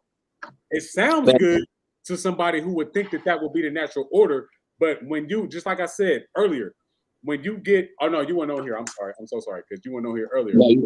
When you talk about white supremacy, right? White supremacists that say, oh, I'm more supreme. Nigga, you already lost. It's already a wrap for you, because you think that you're higher than everybody else. Nigga, don't you know I would come up under you and I would snipe you just because you already think that you who you are? Now I got the advantage, because you think I got the disadvantage. You understand what I'm trying to say? So now the element of surprise is there, because you're blind to the fact. You're slipping. So you're putting a cap on this guy that does not need a cap. This nigga's everything. He cannot be everything if he's void of being a he and a she. You understand what I'm trying to say? He's not void of anything. Like, so don't call him a he. That's the point. It's a constant. He's not a she. It's a language. It's the language barrier thing again. It's just a word. As you say he, it's not a she. So the reason I say he, right, is because it is literally just for. It's because of my system of thinking, right? So no, it's not. It's not to make it a man. It's because when I say he, I know the aspect of God that I'm talking about. So to me, the female aspect of God is the material world. I don't look at the material world as something that I worship. You know what I mean? But when I say he, I'm not necessarily saying I worship the masculine only. I'm talking about that aspect of God that is still within the spiritual. It's just the language that I'm using. But the feminine is still within the spiritual too. You can't say that. No, the feminine is within the spiritual too. So what are you saying? So instead of saying, and I get what you said, you just say I. So I don't want to say it, and I don't want to say she, but I don't want to say he. Hey, so the more that you free yourself of the language that you're talking about, that's a misunderstanding. What you're saying with the he is a misunderstanding because of the language. So I want you to be real sure and clear about the message that you're putting out there, possibly when you say he. When you bring this down to a he, we now say, well, this God has a cap. This God is limited. This God is not eternal. It's just a he. Yeah. Right? So then when we say the source, I'll fuck with that. That's all things. When we say even the void, I'll fuck with that. That's all things. When we say everything, I'll fuck with that. That's all things. So again, it's not that, and that's why I'm saying I fuck with you. I understand everything that you're saying. I get exactly what you're saying too. Yeah. I guess when you say source, it excludes the personal feature of the, because when you say source, it automatically becomes the impersonal spiritual void. But when I say I know, but see, and this is what Hinduism teaches, that a lot of people don't really, it may not be for everybody, honestly. I mean, I guess in this day and age, probably, and this is how I feel. But that's how Hinduism feel. Don't say that's how you feel. That's how Hinduism feel. This is how I feel because I resonate. I'll fuck with you. Go ahead. I resonate with it personally. Hold on, I hear myself echoing. Yeah, no, it's good. I got you. Okay. But I resonate with it personally because that impersonal void, right? That's one aspect of God. That's the absolute truth. And you got some yogis who desire to only acknowledge that aspect. But if that void actually has a personal feature that it materializes itself to, and that personal feature of itself exists, actually has a true existence, and that aspect of the impersonal Brahman is the ruler of everything and the controller of everything, then why would we skip over that being's existence? Let's do it impersonal features. And the personal thing is what you associate with the he, right? Well, the personal feature of it is the he and the she. But so I look, trust me, I understand everything that you're saying. So this is why we say I, because as soon as we say I, that means it's one thing. But when you say I, wait, takes away the personal feature. So then male and female can say I. It's not a he, it's not a she. We can just say I, and we can call that shit a day. I get what you're saying, but if you say I, then when people say I, they automatically think me in this person in this physical body. Okay, so who are we talking to at this point? Yeah, you got both within one body. You said you got both within one body. Right, both energies. If I say I, then I'll never be able to describe to you that personal feature of the Brahman. Because even though that is within me, because that image that I showed you, right, of Vishnu, right, the blue with the light behind his head, the four arms, that form isn't just a metaphor. That is the actual material. The actual spiritual form of the. That's what you believe to be that. What'd you say? That's what you believe to be that. Yo, can y'all hear me? Yeah, we got you. But that's what you believe to be that, right? So let me give you this. So you just now painted a picture of when you see that, that's what it is, right? I feel like that's the personal. So if I type into this chat, I am, when you read it, you're going to read back, I am. Mm-hmm. So that's saying that you are. Also, when you read it, you're going to say, I am. I'm not going to say Woon is. I'm not going to say Lawan is. I'm going to say I am. So then when you read it, it's not indifferent to what you are. It's not just me personally just saying me. You're going to say, well, damn, I am. That's a bar. Right. What's the point, though? I want you to understand what I'm saying, because I don't want to say this to where you may seem that you may think that I'm disregarding what you're saying. I understand what you're saying, but there's a certain level to that spiritual planetarium that you was talking about that you can't come in, baby. I totally disagree. You say some niggas ain't gonna be able to get there, and I'm there right now. You can't come in house right now. You try to come to my house, nigga, I'm like, nah. And that's why I got my gun on you right now, because I'm like, nah, bro. You got to tell me the password. You don't tell me that goddamn password, you ain't getting in. And you're telling me the password is he. It's not he. It's I. It's me. It's us. Right. Yo, so can I bring some feminine energy into the group? Definitely. Yeah. Okay. We got Benet in the building. Benet in the building. Peace. Yo, so you know me, right? Going through all these comments, I'm going from YouTube to Woon's page to your page self. I'm trying to, get in, right?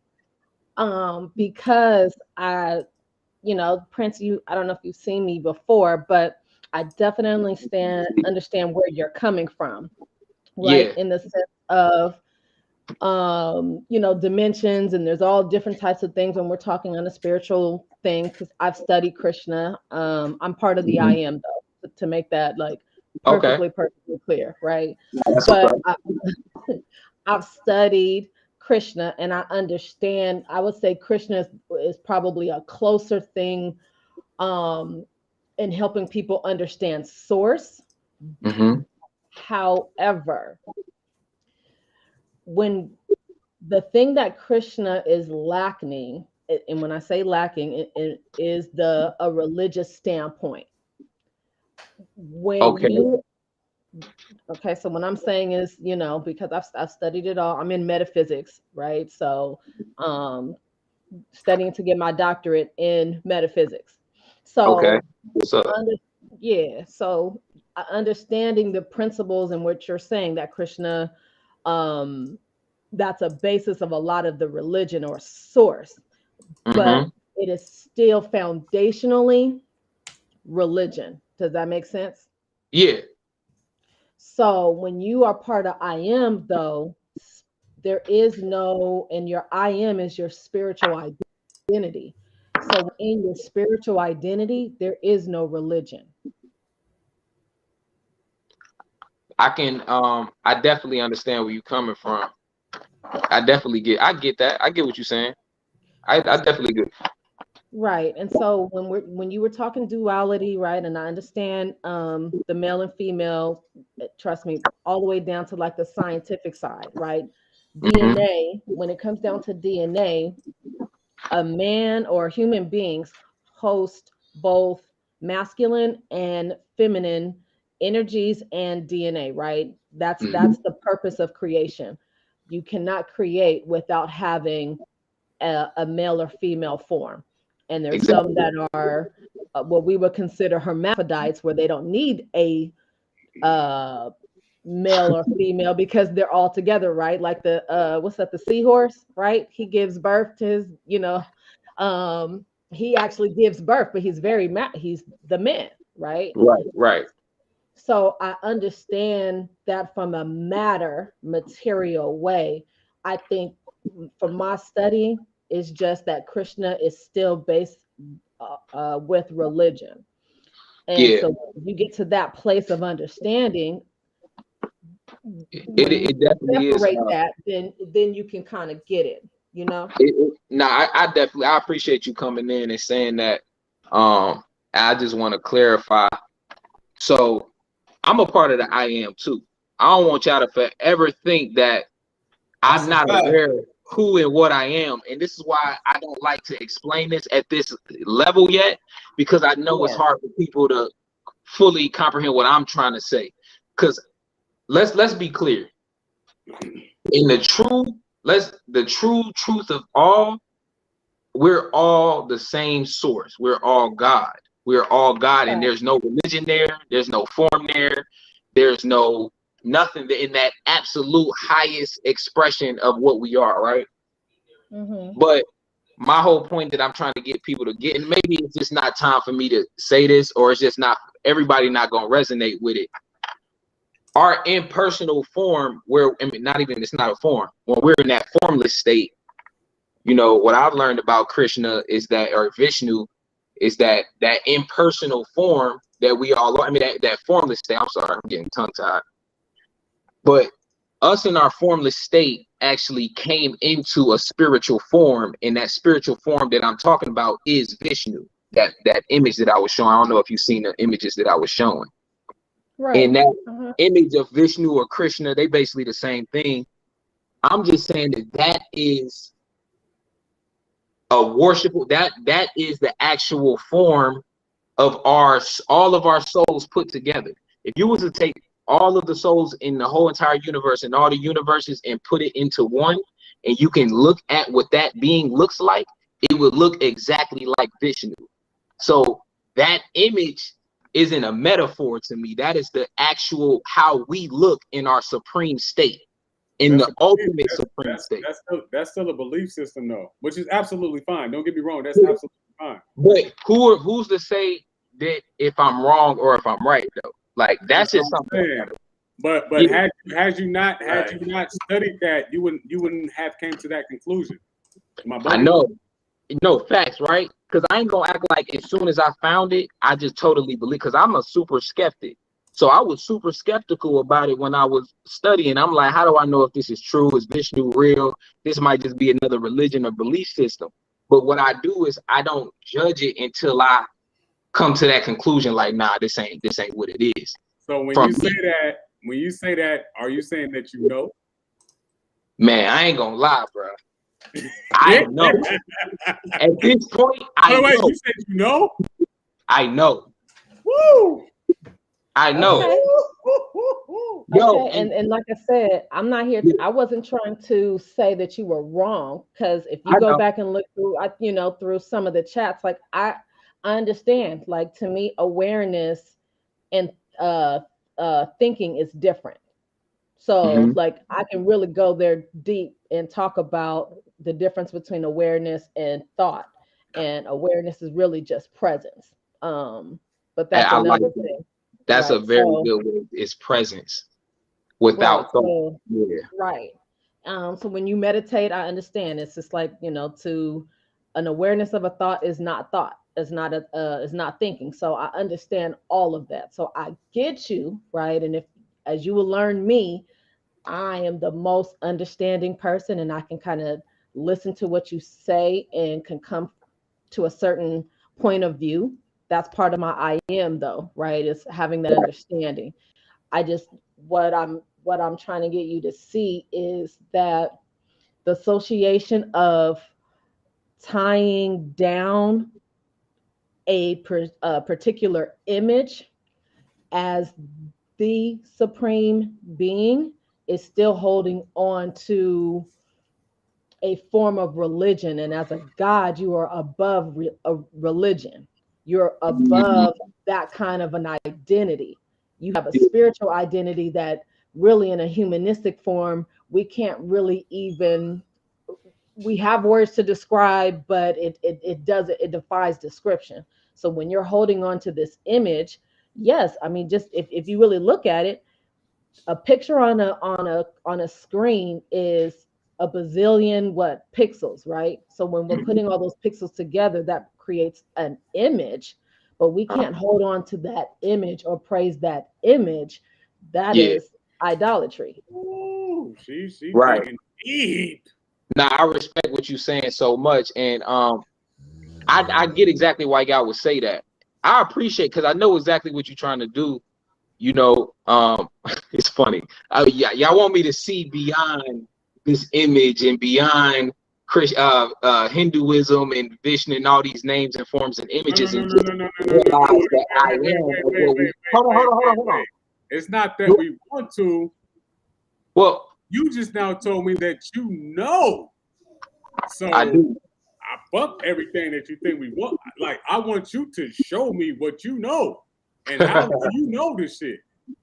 So I know it, and honestly, I ain't gonna act like I'm like 100% fully enlightened, self-realized. So I'm still on my journey myself.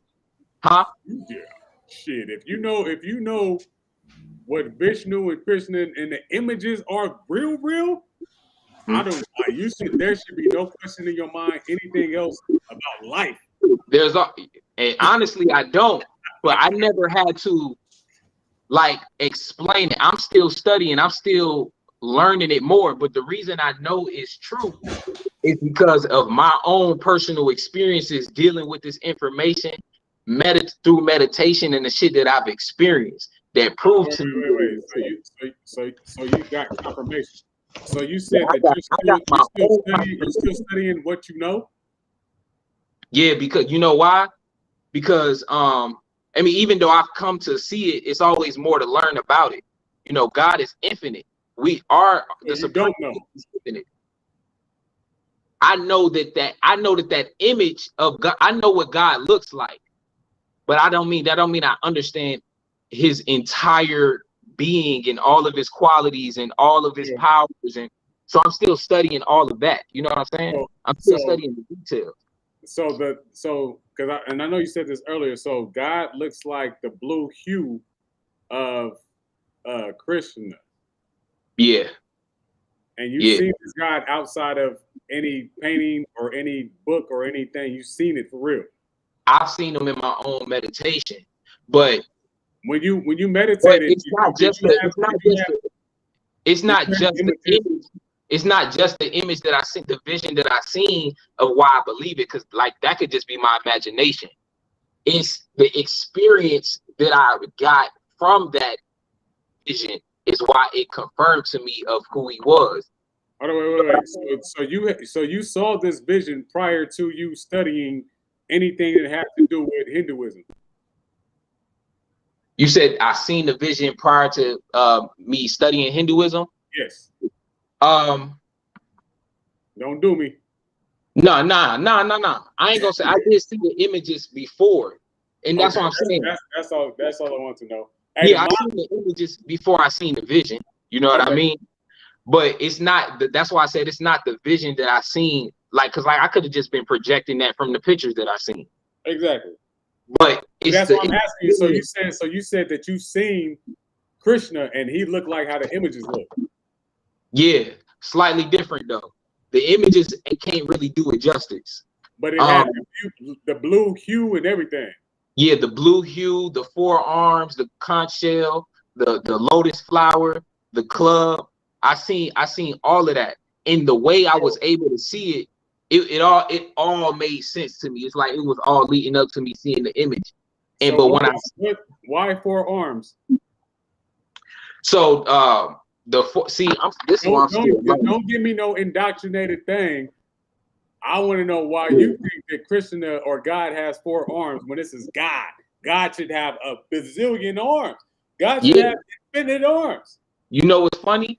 If you read the Bhagavad Gita, when Krishna revealed his true form to Arjun seen infinite heads of Krishna. He had infinite amount of arms.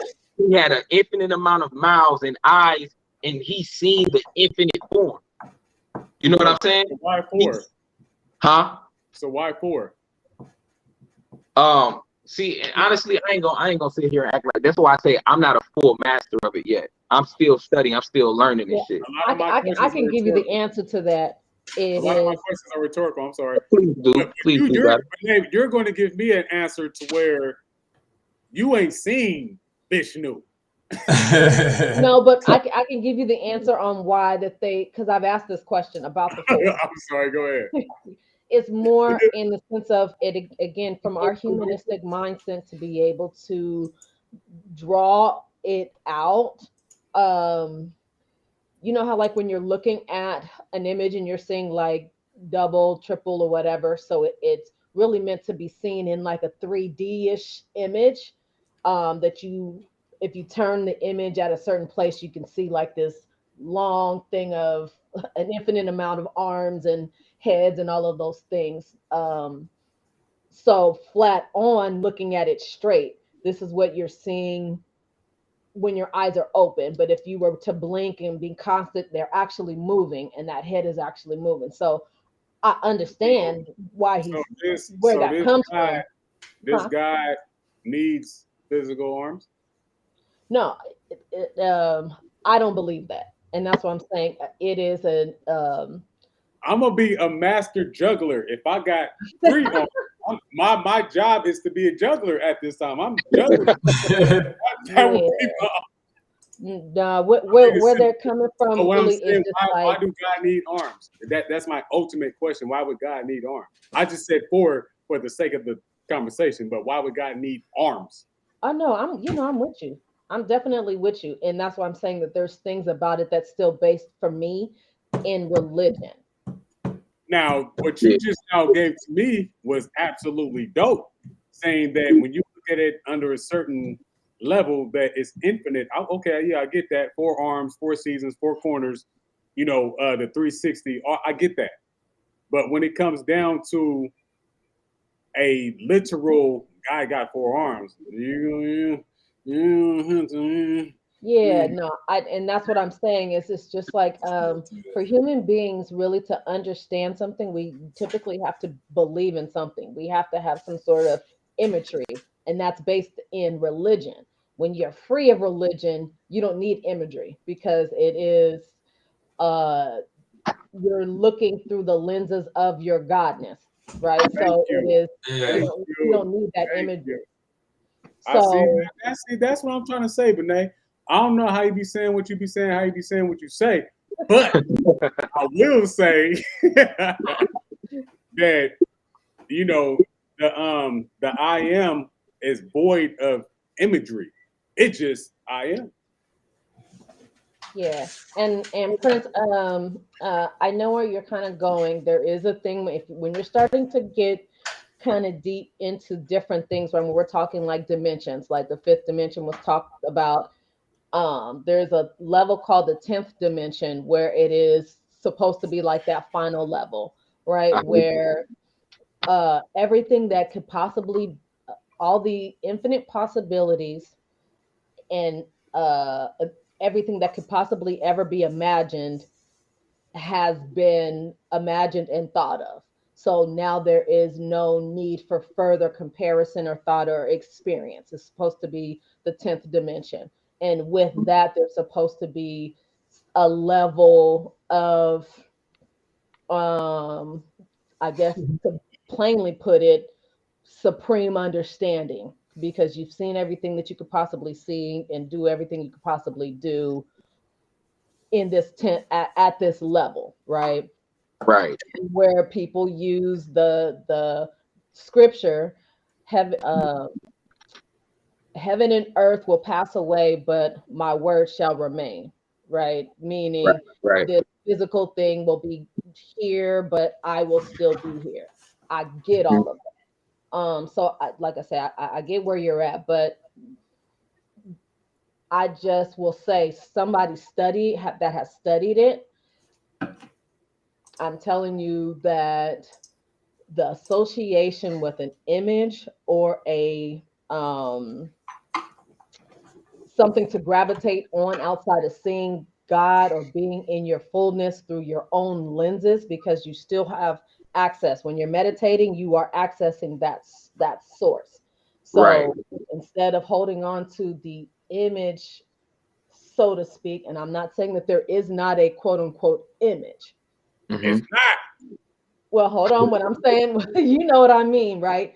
That we could not humanly understand per se, right? I know it's not just blackness, right? There is something there. Mm-hmm. But I don't think it is four arms, three eyes. I don't think it is an elephant or a tiger or a mouse or an ant or anything like that. It's beyond that. It is, Right. and the That. source is the beaconing that we have within ourselves. So as we're looking through our own eyes, as I'm looking at you on this screen, I'm looking at you in humanistic eyes and also in my spiritual eyes. Right. Right. And I only got two eyes Right. and two arms, right? So Yeah, no. So just I'm to, just just making to light of it. wrap It's things good. up, just to bring it full circle. Again, and I heard you say this to Benet, Prince Christian, and I believe that that you are a part of I am. So please don't take anything that I have said, um, personally or against anything that you believe, because like I said, like you have a certain presence about yourself that draws people in. And in order to have that, you would have to have some type of understanding of self, right? Right. That's a And I Right. fact. believe, I believe that you have a grand understanding of self, but I think that and please, and I hate using this word because it just represents limitation.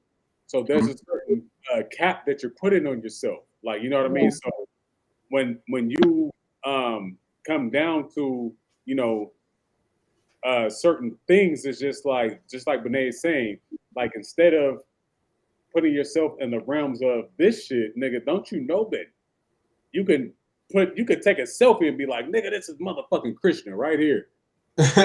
You know what I'm trying to say? Yeah. So it don't have to be the blue motherfucker with four, and that no disrespect, no I don't take it no disrespect at all. So you could be like, because you told me and Selfmade, you said, nigga, y'all are Christian. You told us that, right? Yeah. So if I was to take a snapshot of myself and send it to you, say, nigga, this is what Christian looks like, you would have to agree because you already said that we are Christian. Nah, that's true too. That's right? definitely true. So, Now, and that's why I said, like, I ain't putting no cap on myself at all. It's I know I'm infinite. I know we're all infinite, and I know what y'all mean when y'all say that I am. And that's why my only point, just to cap it off with that or end it with that, my only point is that you got the impersonal aspect, which I know that we are. The impersonal aspect is the part that y'all talking about, the one that's beyond all of that shit, beyond the image of Krishna, beyond the image of Vishnu, and all of that shit. But what I'm saying is that it had that I'm gonna say it in the most enlightened way I could say it. You know, I am the formless Brahman, right? I'm the formless infinite self, and so are you. When we were the formless infinite self, we first materialized in the form of Vishnu, or we first came into the form of Vishnu. I did.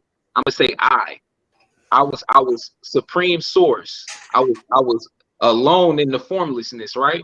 And then I became Vishnu. And then as Vishnu, I created the material world and all the gods within it and all the living entities within it. I still exist in my formless self, the infinite all, the I am. But I also have my form as Vishnu. And my form as Vishnu is an aspect of myself that is there to be worshipped by the other versions of myself who don't remember me. You get what I'm saying?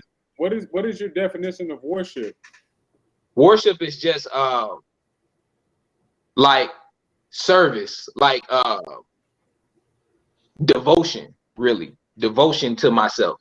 So the aspects of myself that I created in the material world, which is Woon, Troy, you know what I'm saying, Chris, you know, all of us here, you know, this is a form of ourself that we created in the material. But there's another form of ourselves that is outside of the material, and I view that form of ourselves as the Vishnu form. But Vishnu, ultimately, I'm asking what would be the purpose of worship. I'm always about the purpose. So when I ask certain questions, I want to know what the reason behind worship would be. So the reason to you saying, so what's the reason to worship that aspect of ourselves? Yeah, it's just like well, the real reason is many reasons, but I would say it's literally to experience the transcendental love and bliss of that service, that devotion to ourselves. Because when all the cells in your body basically work for you, they worship you because you are their source. So you will receive ultimate happiness and bliss and pleasure by worshiping that from which we came from, meaning giving your devotion to the all. I got you. So because the all gave birth to us, it would have some purpose for us that purpose would ultimately serve itself, right? Mm-hmm. So that means that ultimately, do you think that the what we worship worships us? Yes. Yo, I'm so glad you brought that up. And that's the beauty of it all. That's the full infinite circle of what we created here. I just wanted you to say it, because if you don't say it, then it makes it seem like it's just a one-way thing. No, I'm so glad you said that, because this is what another thing they talk about. Vishnu, even though Vishnu created us to you know, service, and when I say us, I created myself, my nigga. You know what I'm saying? The reason I created these different dream characters of myself to worship myself is because I return that same worship back to them. Vishnu sees you as Vishnu when you worship Vishnu. Does that make any sense to you? So when you say worship, you mean give praise, right? Yes. Yo, when you devote to Vishnu, which is our spiritual form outside of the material, our spiritual form, that's us. when you worship Vishnu, or when you devote yourself to the source, to that form of ourselves, you know, Vishnu also recognizes you as Vishnu, because that's exactly what he is doing. Can we not devote ourselves to which we came from? That's exactly what I'm saying. We came from that. I'm saying, can we not do that? Yeah, you can. That's what mad people are doing right now. Wait. You saying, can you not? I'm saying what I said again slowly. Can we not do what we were created to do? That's a trick question, but yeah, I'm gonna say it like this. No, wait, you don't do me. No, I got you. I'm gonna answer your question. I'm gonna answer your question. That's a trick question. A little bit, because you saying, can we not? No. We have free will. That's the only reason I say that. Huh? You was created for a certain purpose. We have free will. Please let me finish my point. Hold up. Let's do this real quick. Let me finish my point. I'm gonna reiterate my question. Can we not do what we were created to do?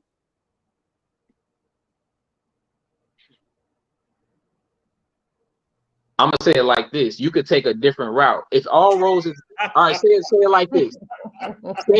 Say you going to say you got a GPS going to a certain location, right? Wait. Come on, but you can't keep cutting me off. Prince. You ain't even letting me finish the point though. You don't know where I'm gonna go with this. Hey, because I fuck with you. The only reason I'm not letting you finish is because I fuck with you. And because it sounds horrible by me saying that. But I'm gonna make it make sense if you just let me finish. Wait. You just now said that we were created with a purpose, right? Yeah.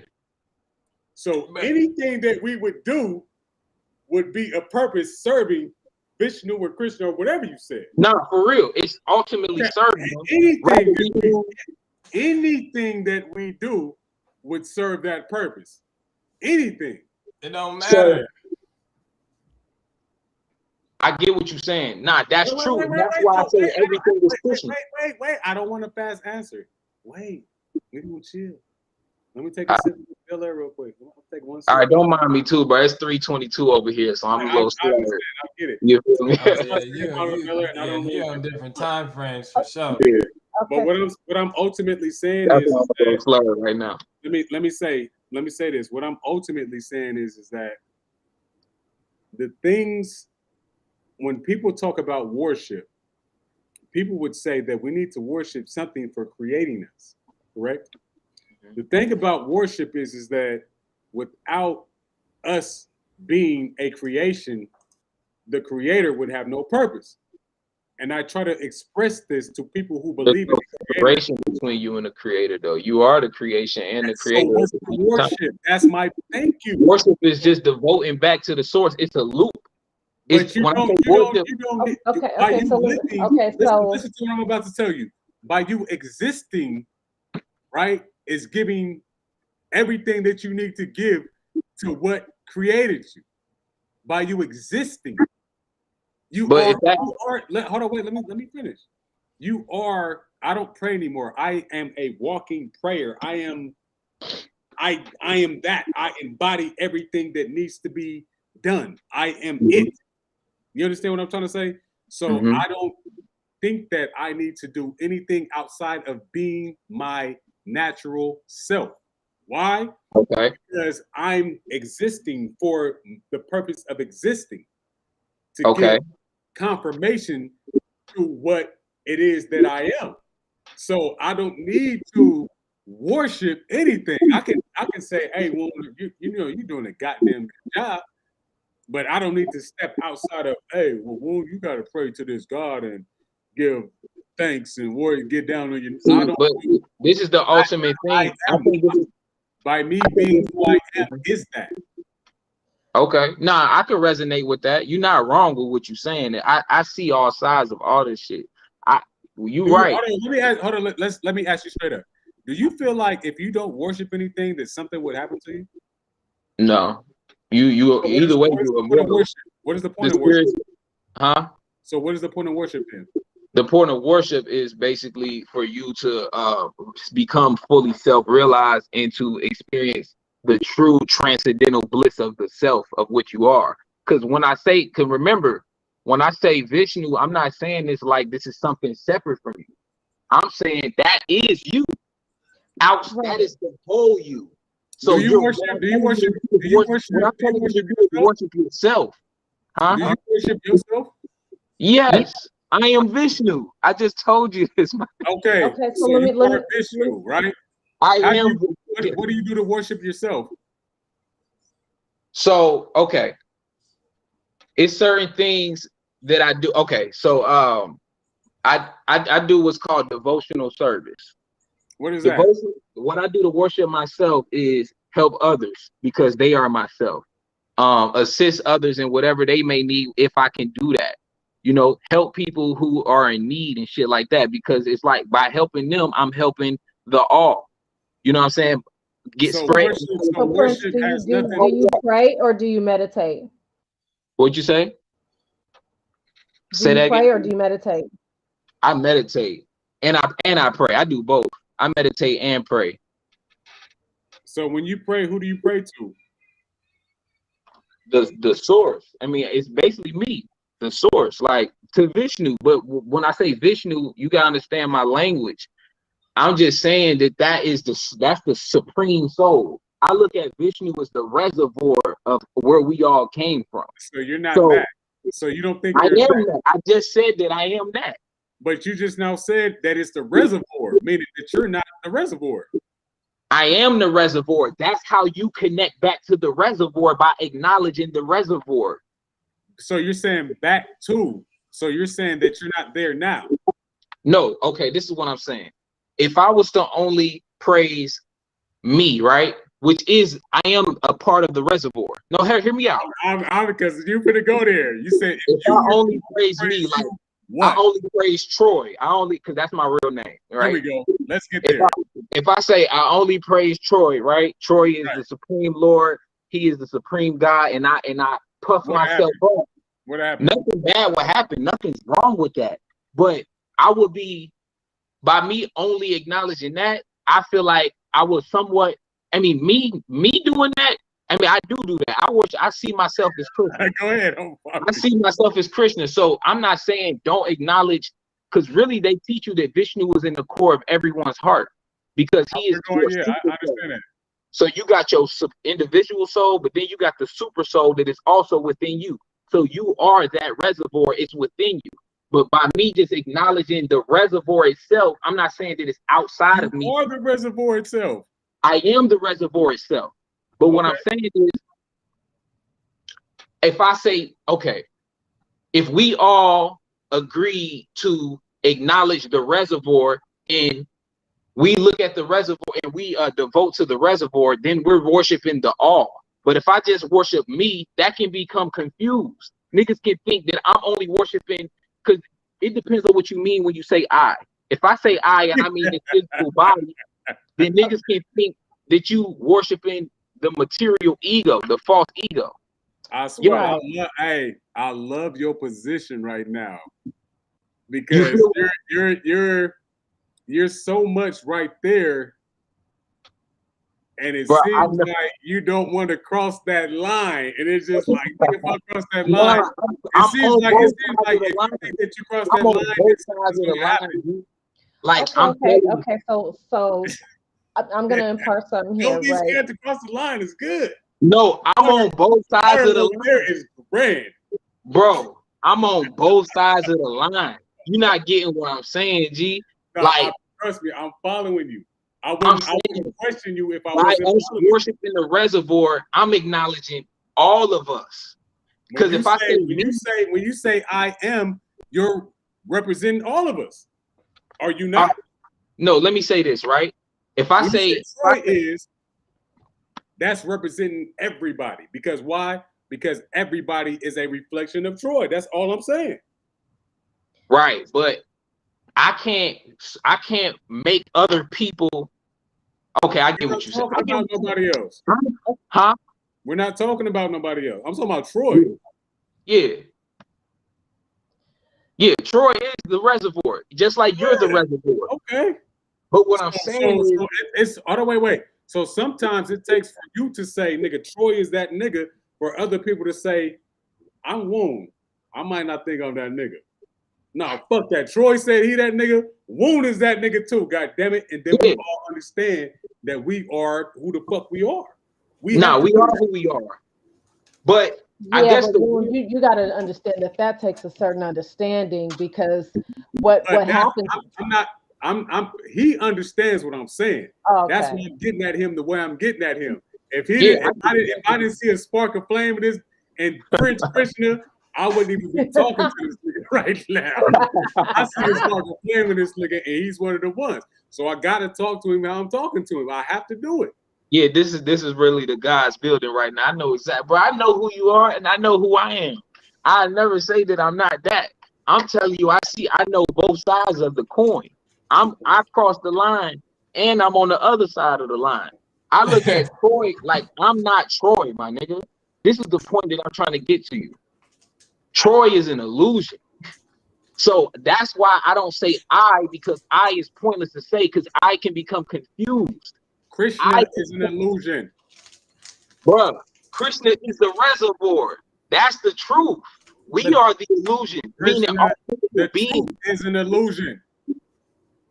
Bro, you wildin'. No, I'm not. So you just now told me earlier there's no right or wrong. So the truth is an illusion. No, the truth is that there is no right or wrong. Thank you. That's I never said that. I told Joshua earlier that even demons are God. Everybody is God. But so we're all illusion. Huh? So it's an illusion. Yeah. So what's the point of your meditation when you say you're tapping into the reservoir?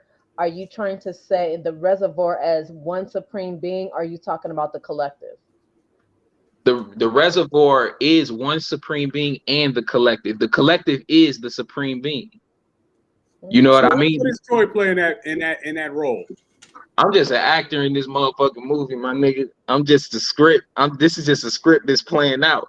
I'm Vishnu. Who wrote the script? I didn't want to have to go, but I am Vishnu, and you are too. Like my point is that we are Vishnu, but I acknowledge Vishnu as all of us, the super soul. Hold on, wait. Let's do this because I like the aspect you just now put it in. Is the actor just as important as the writer? Yeah, that's what I'm saying. Y'all be thinking I'm separate or making us less than or some shit. We are literally. You said it. You said, but you give praise to the most. Let me say this. We are completely. Are you the Supreme Lord? Yes. Then it's over. Conversation should be done. That's a wrap. It's a wrap. You said it. You're the Supreme Lord, right? It's done. What? Yeah, that's what I said. Y'all didn't hit about 64 laps around this damn track. I'm trying to get this look. Because every time I get him to say the shit, then he like, but no. But wait, there's more. There's no more. And it was just we got into a loop. You missed a whole part of the movie when you goddamn don't acknowledge that form of ourselves. Cause like look. Let me tell you what your body language is telling me. You keep on looking up. You keep on saying when you don't realize, Troy, if you was to say, if you realize and you looked down at your chest area, you look down at yourself, you held up a mirror, like, look at this. Yeah. Your body language tells me that you still subconsciously subscribe to something that would be higher than yourself. And there's nothing wrong with that. No. Baby. I know. I fuck exactly with what you're saying. It's what I'm visualizing. I know I am. I know what I am. What this body is so-called looking up to. But you're right. I should do this. But I'm not only right here. If I was to look in, I'm also but right here. You never look down when you talk about no Vishnu. How come you didn't look down? Bruh, I'm looking out of my own eyes. I am Vishnu.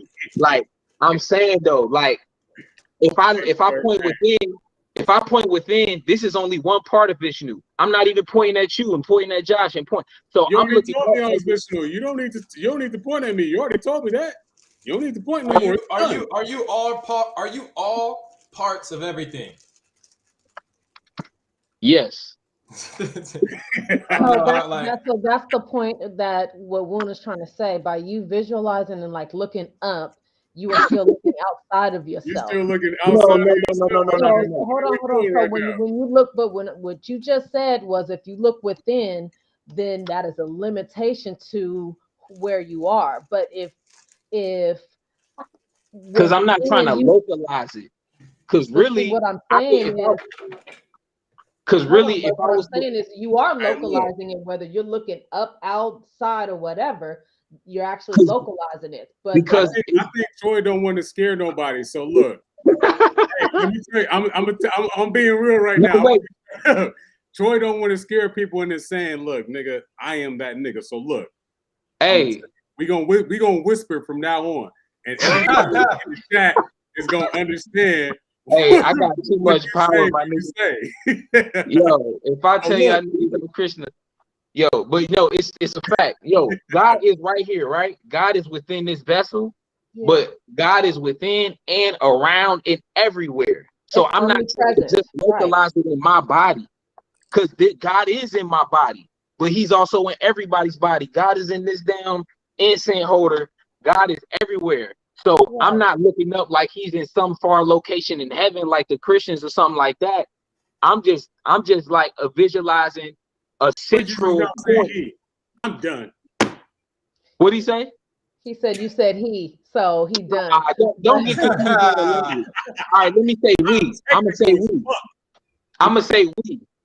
So I'm visualizing. Why? How come you can't say I? Because it's not just me; it's y'all too. I mean, okay. But hold on. But if I say I and we'll say it's I and you say I is one. It literally, by definition, what it looks like is singular, meaning one. Am I holding up an I or am I holding up a one? Tell me. You said an I or a one? That's what I'm saying. It visually is one. So okay, I mean, I resonate with what you're saying. You're saying we're all I. We're all one being. But I can, if I say we, I'm saying the same thing as I. I is we, and we is I. That's a fact. That's a fact. Yeah, it is. But so it is. When I say us, I'm just being all inclusive of all of us. Because if I say I, that can become confused. Then you can appear to be a nature boy ass nigga, where you basically saying I am your higher self. You know what I'm saying? Because we do say that we are the up game, or we are. But hey, look, I told you. Look, don't be scared. Look, people in the chat. Look, we gonna whisper, but then sometimes we gotta be loud. People in the chat, they gonna understand what you say when you say what you say. Yeah, don't be scared. It's Gucci. I think when we say we, that is more confusing because that speaks to our individuality. Like we got to say I is a representation of one. And so when you look at that, it's oneness. That's the ultimate goal, is to understand we are one mind, one body, one entity, right? So when we say we, here comes all of the separation and division. If we're collective, there's not necessarily, there's times, I guess, if we're expressing to someone, I like to use Star Trek, right? When they talk about the board, it says we are the Borg, but they understand, like for someone else to understand it, I get it. But when we're on something like this, you have to be very specific on your spiritual identity. And I know. I'm sorry, I didn't mean to cut you off, but I know that I am the Supreme Lord. And I know what I mean when I say I. Okay. But other people can get confused when you say I, because they can think when I say I'm talking about me, this physical body. When I say me, I'm not talking about this physical body named Troy. I'm talking about the Supreme Lord. We all understand that because we understand the I am. But when you say we are God, then they can more so understand I'm talking about our souls. I'm talking about spiritually. I'm talking about a collective consciousness. Right. You know what I'm saying? So when you say he, yeah, I think don't pay attention to that. we got to come up with we got to use pronouns, right? We got to come say up they, with an right? androgynous term. Right. Like, what is the androgynous word for like he or she? Like, what? We've been saying that the whole time. It is but I guess, like I said, it would have to be the pronouns of I get what you're saying. They and them or whatever, right? So I guess that's the pronoun. So I get it, but and that's why I asked you about the proper order, back to our like original question, my original question about then what's necessary to restore that quote unquote order or organization. And I was more or less speaking from a spiritual sense, but right.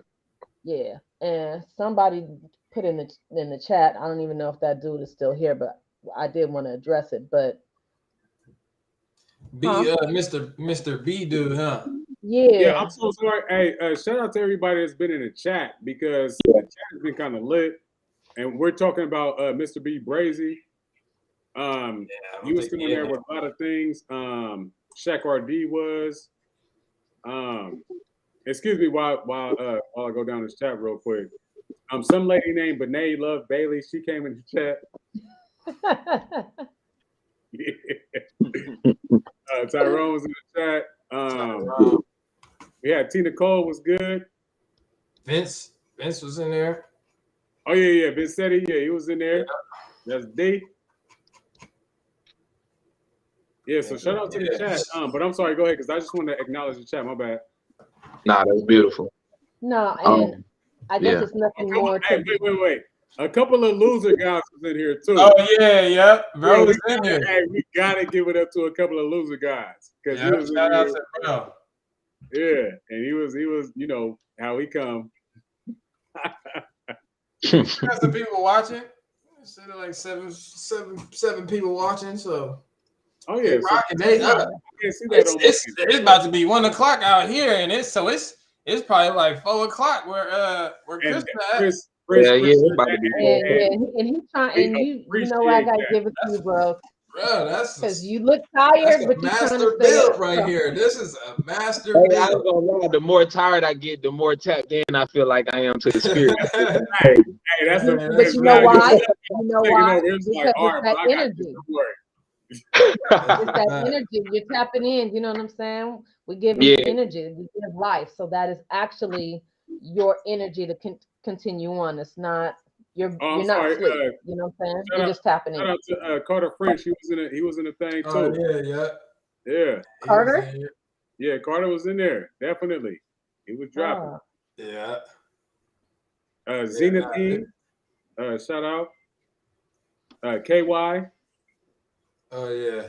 You scrolling way back up there. Yeah, because we passed up all these people when they was, you know what I mean? Because we were so deep into the conversation. So I definitely want to acknowledge them for sure. Mm-hmm. We need a moderator to go through these so that we don't miss these chats. So definitely. Yeah. Av boy Osama Lama Henderson. What's up with bro? Hey, that's 5 times.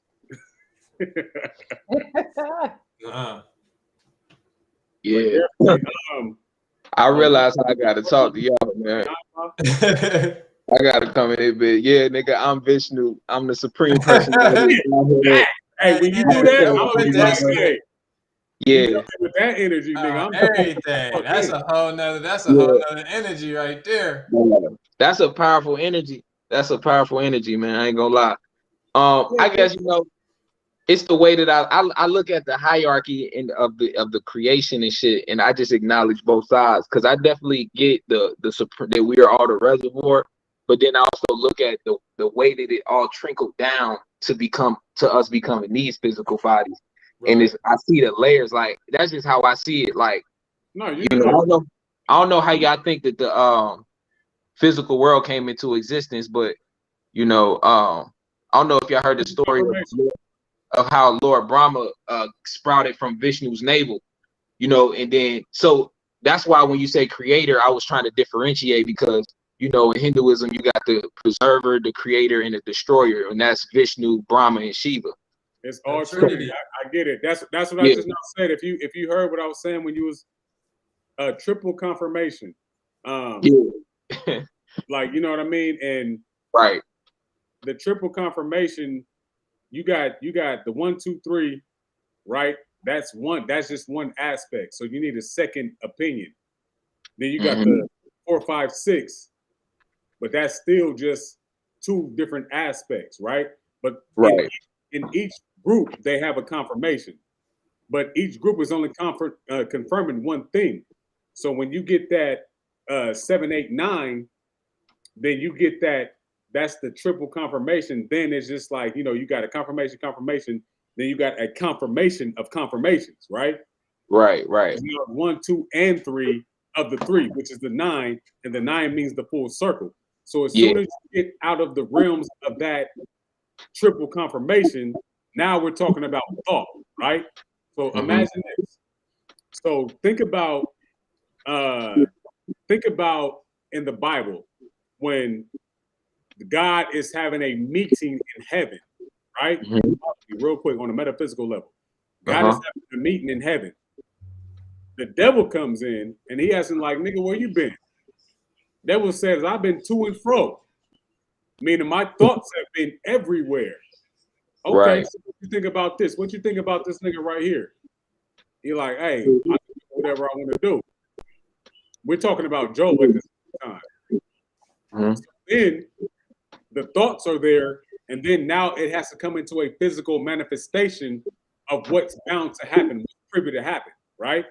So in order to prove that, now there is no confirmation. There's only confirmation of what one person knows or the other person knows. We have no proof.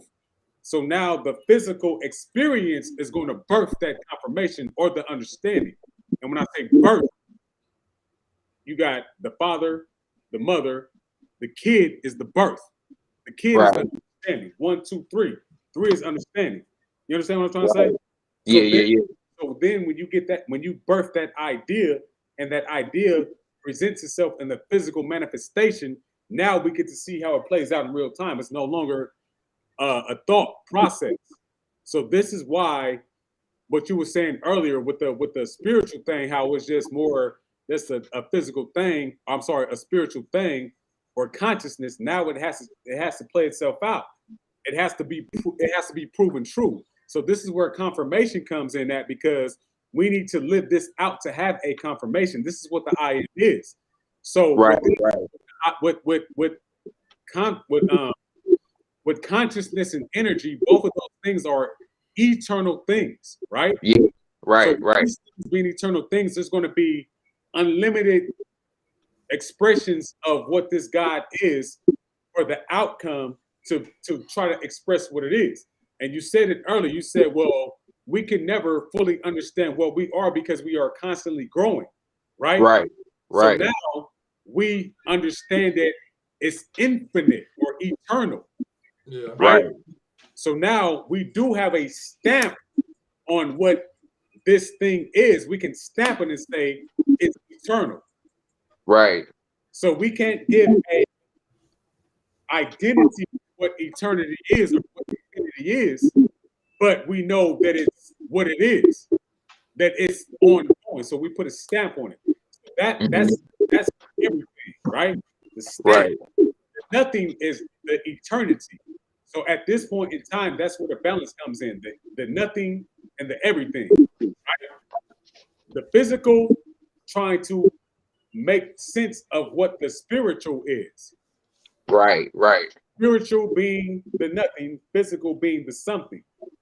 So it's the constant battle, constant fight, constant struggle. So the balance is so important in that aspect. The Trinity or the understanding comes and knowing that, hey, everything is something and everything is nothing. And when you stand back and when you look at that shit, that's when you get that understanding. That's nothing and the something gives birth to what we are. And that birth is the understanding. It's the triple. It's the sit back and observe what's going on. This is what the I am is. Right. This is what creation is. This is why creation is, right? Up until we make creation, everything is just a thought. Mm-hmm. In the beginning, the word was with God, God is the word became flesh. So we had to have this thought of, one, who am I? The void. When we talk about the void is a zero. The zero had to separate itself and put itself into something that it was not. So then we create the number one. So when we talk about binary zeros and ones, the matrix, all this shit is a zero and a one. Neo. Right. When you talk about Neo is the one. But Neo was nothing before he found out that he was the one. Trinity came along and told Neo that he was the one. So the three is always the observer, letting you know who the fuck we are. Mm-hmm. Mm-hmm. I get what you saying. No, I get exactly. So all of this shit, the creation process is just for confirmation. When we get that confirmation, which again, the eternal part of us is constantly striving for that thing. So we will be birthed and birthed and birthed and birthed, and the cycle goes on, and we love it. Why? Because we are constantly defining and redefining who we are. Self.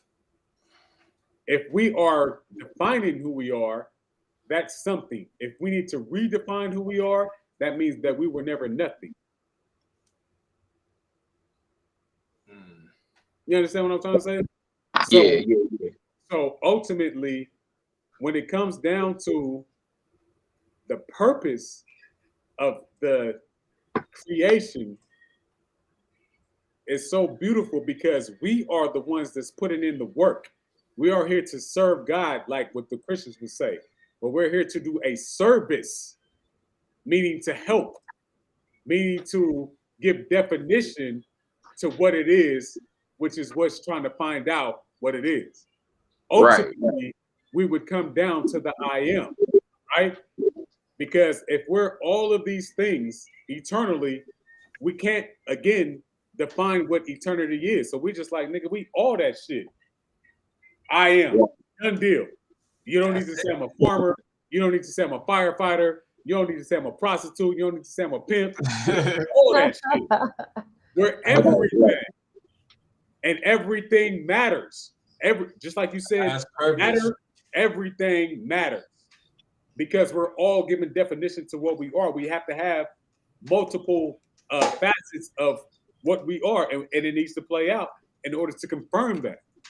So when we say the I am, nothing and everything, we get that we're nothing because we come from the void, but we're everything because we're everything trying to figure out what this nothing is. That was a bar. The shit is so beautiful that if you tell the average person this, just like you said, hey man, I'm kind of scared to say this shit because I don't know if niggas gonna be able to receive this shit, my nigga. Like, you know what I mean? But we can talk on this level, and I feel comfortable telling you this because I know that you will receive it. It's about to be 4 o'clock where you at. You're probably in that subconscious state right now to where it's just like, nigga, as soon as I go to bed, you understand? So when it comes down to, just this whole experience, I don't mind if you have this mental vision of what Krishna is. Again, to me, Krishna just sounds like Christ, right? Which just sounds like the emotion, which just sounds like the all, which sounds like which state of where we all come from, right? So again, ultimately, this is not a conversion channel. We're not trying to convert anybody, but I want you to be as open as possible, right? Because when you free your mind, that's when you're being open. The name of this channel is called, the podcast is called Free Your Mind. You're open to all things because you are all things. So you're receptive to all things. So I accept the Christian part of you, right? So that part of the relationship, it seems like it's 50-50 until you say, well, nigga, fuck the Christian shit.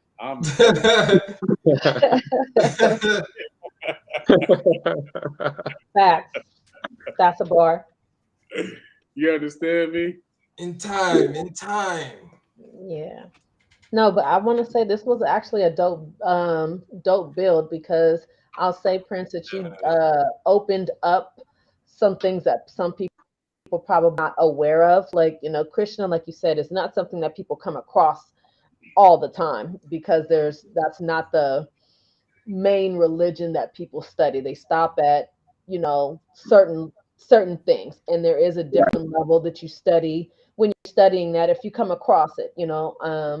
But again, without having any knowledge of Krishna or Christ or Buddha or whoever, people still can tap into I am without any of that. And so when I No, hear that, I always want to make sure that it's clear to people that are watching, because some of these people, were saying, well, how could she talk about idolatry when she's calling herself a god? That just tells me right then and there they have no idea um, what we're talking about, because that is, when we're talking idolatry in a different way. Well, I'm not even going to get there, but because it doesn't matter, because he's not going to understand it. But it's just, the point of it is, we have to be able to speak and stand on our square when we're talking about this, because if not, that turns into the confusion, right? This is Free Your Mind podcast, right? So the ultimate goal, at least my presence when I come, is to help people see themselves as they are,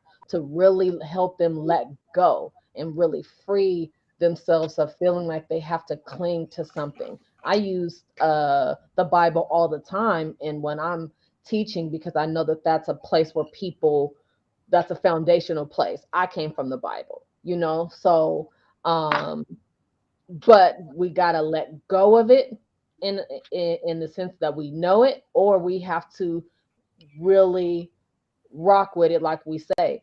If God says it in the Bible, you are, I am, right? He says it a bazillion and one times. He says that you will do greater things in the world than I did on earth. Okay, so if we're gonna believe the Bible, let's believe it. Let's rock with it. You know what I mean? I could stand on my square and say that. So, but you did open up some things that's, for some people, I would definitely recommend them to go study, because it'll ultimately will get them to that place of I am, so I did appreciate, like, some of the knowledge that you were kicking. It was dope. It's just that one little thing you just gotta go ahead and just. Yeah, and to conclude it, I gotta get out of here real quick. So just to conclude it, world record this one. Yeah, definitely. But Krishna, super dope energy. So, and I have to say this, and I'm not saying this for the sake. Can I go back real quick? Is that okay? Yeah, no, we good. Yeah, you wouldn't be Woon without it.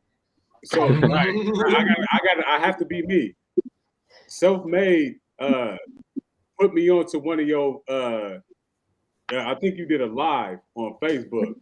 Mm-hmm. Man, I don't even think you was calling yourself Christian at the time. Oh, you going back? I know what you're talking about. I'm not going to go back. I just said it. I gave my disclaimer. Yeah. I know what you're talking about. Hey, okay. I forgot what you was going by, your moniker that you was going by at the time, and it was like, hey, you got to check this guy out, like yada yada yada, and I'm like, and at this point in time, I'm still digging, I'm still tapping in. Right. I didn't catch your live as you were live, but I caught your live after you were live. And I'm like, oh, nigga, this nigga is spilling. And I'm like, oh, shit. And so, naturally, because real niggas, we see it. Like, you know what I mean? Right. I tapped in and shit. I'm like, hey, this, and I'm like, oh. So anytime that you was going live, I'm trying to catch it. I'm trying to see it. I'm trying to tap in just to the shit. I'm like, oh yeah, this nigga, you know what I mean? Mm-hmm. So and that was my introduction to you. Like, you know what I mean? So after that, it was like, yeah, so from the gate, and I just want to say this, so from the gate, I've seen that spark in you, right? Mm-hmm. It was always on that type of time. I didn't meet you on no, let me see what this nigga's on. You know what I mean? It was always on the upper, like, you know what I mean? It was always on, okay, yeah, this nigga's, he tapped in, so let me see what he talking about for real. So and again, the reason why we have this dialogue, and the reason why I put so much energy into this is because you have that spark. Like, you know what I mean? And I don't want you to mistake that for anything that I said tonight. I don't want you to mistake that for any questions that I asked you. I want you to understand the state of where I'm coming from and why I'm putting this type of energy towards what you got going on. Like, you know what I mean? So again, dope energy, dope dude. Like, you have a certain charisma about yourself that reels people into your world, and you have the opportunity to free your mind. Like, you know what I mean? So you're on this platform, and just like I said, people was fucking with you in the chat. You can look at the chat, like that nigga was spilling. Like, you know what I mean? So again, it's just not me. Yeah, I ain't seen none of that. I don't know what they talk about. They was in there going. Yeah, so it's just like you know what I mean. So it was a situation to where it's like, okay, so they see what I see when I first got my first glimpse of you. Like, you know what I mean? So I do want to give that to you. And I just want to say, I want to build with you more. And I'm pretty sure that Selfmade said the same thing. And we just, it's what we do on a regular, you know what I'm saying? And it's always work at the end of the day, you know what I'm saying? Like that's really, all it is. Like, we still working, we still learning, we still growing, you know what I'm saying? So yeah. Yo, honestly, I appreciate y'all having me on, bro. I appreciate everything you just said too. The acknowledgement. I see the same spark in y'all, man. Like, I know who y'all are. And this is one of the most powerful builds that I had with somebody, like, on this type of level. I mean, I have builds with my homies and shit like that. But like, yeah, this was a dope one. I feel like this shit was hard. I appreciate all your questions. I ain't take offense to nothing that you said. Like, we just building. We trying to understand each other's perspective. That's all cool. You know what I'm saying? So I don't take offense. I'm like hella patient and shit. None of that shit bothered me because, at the end of the day, we just trying to build each other. Yeah, that's it. Yeah, we're trying to awaken each other. So it's all good, man. This is what we supposed to be doing. So I really appreciate. I love this shit. So if y'all have another one next week, I might tap in. You know what I mean? I feel like we should keep doing this because it's more shit that I want to build on. Yeah, nah, definitely. That's what it's about, man. Hell yeah. Yeah. And like I said earlier, I don't think Woon was on the I don't think you was on the camera at this time, but look into them super chats next time. Yeah. That's a fact. I heard you when you said that, for sure. Yeah. So people got questions and shit like that, send a little donation. It'll help the podcast. It'll help y'all grow what y'all doing and shit. And we giving free game and shit. And ain't nothing wrong with that, but I think it's good to have some type of energy exchange. You know what I'm saying? We pouring our energy out. We giving people the knowledge that we've been studying our whole lives and shit, which is good. That's what we're supposed to do. But ain't nothing wrong with the people contributing. That's all I'm saying. Yeah, I have to be honest enough to say that I've came to the conclusion in my mind that I probably wouldn't even accept donations for this, like, you know what I mean? Because ain't nothing wrong with that either. And I understand what you're saying though, but it's just like naturally people already have this within them, right? True. And I would imagine somebody trying to charge me for, when I was trying to, like, when I was doing my YouTube shit and when I was doing my shit to try to charge, I'd be like, no, fuck them niggas. Like, you know what I mean? So me personally, I understand it. I understand the time, but this is something that if we say that we're gods, why are we accepting donations? Yeah, like, it's bigger than that. It's bigger than us. Nah, I respect that. Honestly, I don't feel like the donations is anything that, like, if I was to have a podcast and I had super chats, it ain't that I need the money or that I want it. It's really to create a prosperity mindset in the people and for them to not feel like that, it's anything wrong with giving for what you're receiving. Even though the knowledge is within you already, within them already, you know what I'm saying? It's still an energy exchange. It ain't necessary, but it ain't bad either. I'm gonna tell you what my energy exchange is. This right here. Watching. You said what? Watching. Right. Tapping in. As soon as you do that, it's done. Like, it's already right here. This all currency. You know what I'm saying? Right. How many people are still watching? the highest form of currency 6 is energy. It's energy. I get what you're saying. Yeah. That's just a suggestion. When you think about TV, how do certain networks stay in rotation? People watching. That's it. That was nobody. I mean, cable like that, depending on what you fucking with. But before all that shit came into play, when you're watching TV, that is the currency. That is it. That's how they get paid for people watching and tapping in. So it's a relationship just based on that alone. And I would like to keep that same type of integrity because again, this is not our information. This is our information. And I'm gonna say that one more time. This is not our information. This is our information. That's a fact. Yeah. And that's all the currency we need. This is the investment. Going 6 hours and 35 minutes is an investment within each other. And so that always pays, so that's and if we didn't have nobody to listen to this fly shit, like we would just have some fly shit to say without nobody. Anyways, just normally. Right. Yeah. This is normally, that's the bill when we be on the phone for hours. This is that exchange. You know what I'm saying? So it's always that. So the monetary thing is we're so above that and beyond that. It is really awakening and awareness is the currency. Yeah, but that's I'm sorry, I hate to say this because it feels so bad saying this, but can we close this thing out? Because it's 1 o'clock, bro. It is New Year's Eve. Hey, y'all, for Shirley, you got to come back. I'm gonna hit you. I'll be in the your DMs and see this week and just see what we got going on as far as topics. If we coming on next Thursday or not. You're officially Free Your Mind alumni. Yeah, he in there. He in the building. He in the building. Appreciate that, man. Appreciate you for flying through, man. Happy New Year, guys. Happy New Year. Enjoy y'all night. I wish much peace, prosperity, enlightenment, all of that into y'all boys. Hell yeah, man. Yeah, likewise. You too, bro. You, lady. You know what I'm saying? So, all right, we'll get back to it, y'all. I'm tired as hell. I'm about to crash out. All right, man. All right, peace. All right, peace. Yeah, oh, shit. Man, another one in the books is 110. We went way over the last one. Oh, my goodness. What you trying to do, Woon? You trying to pull an 8 hour or something? What you got going on? I'm trying to close it out, right? Hey, I popped one bottle. I thought one bottle was going to be like, yeah, okay, it's good. Let me show you. How many did you drink? 3? Yeah. I bought 4. 2 down. You better get you some more.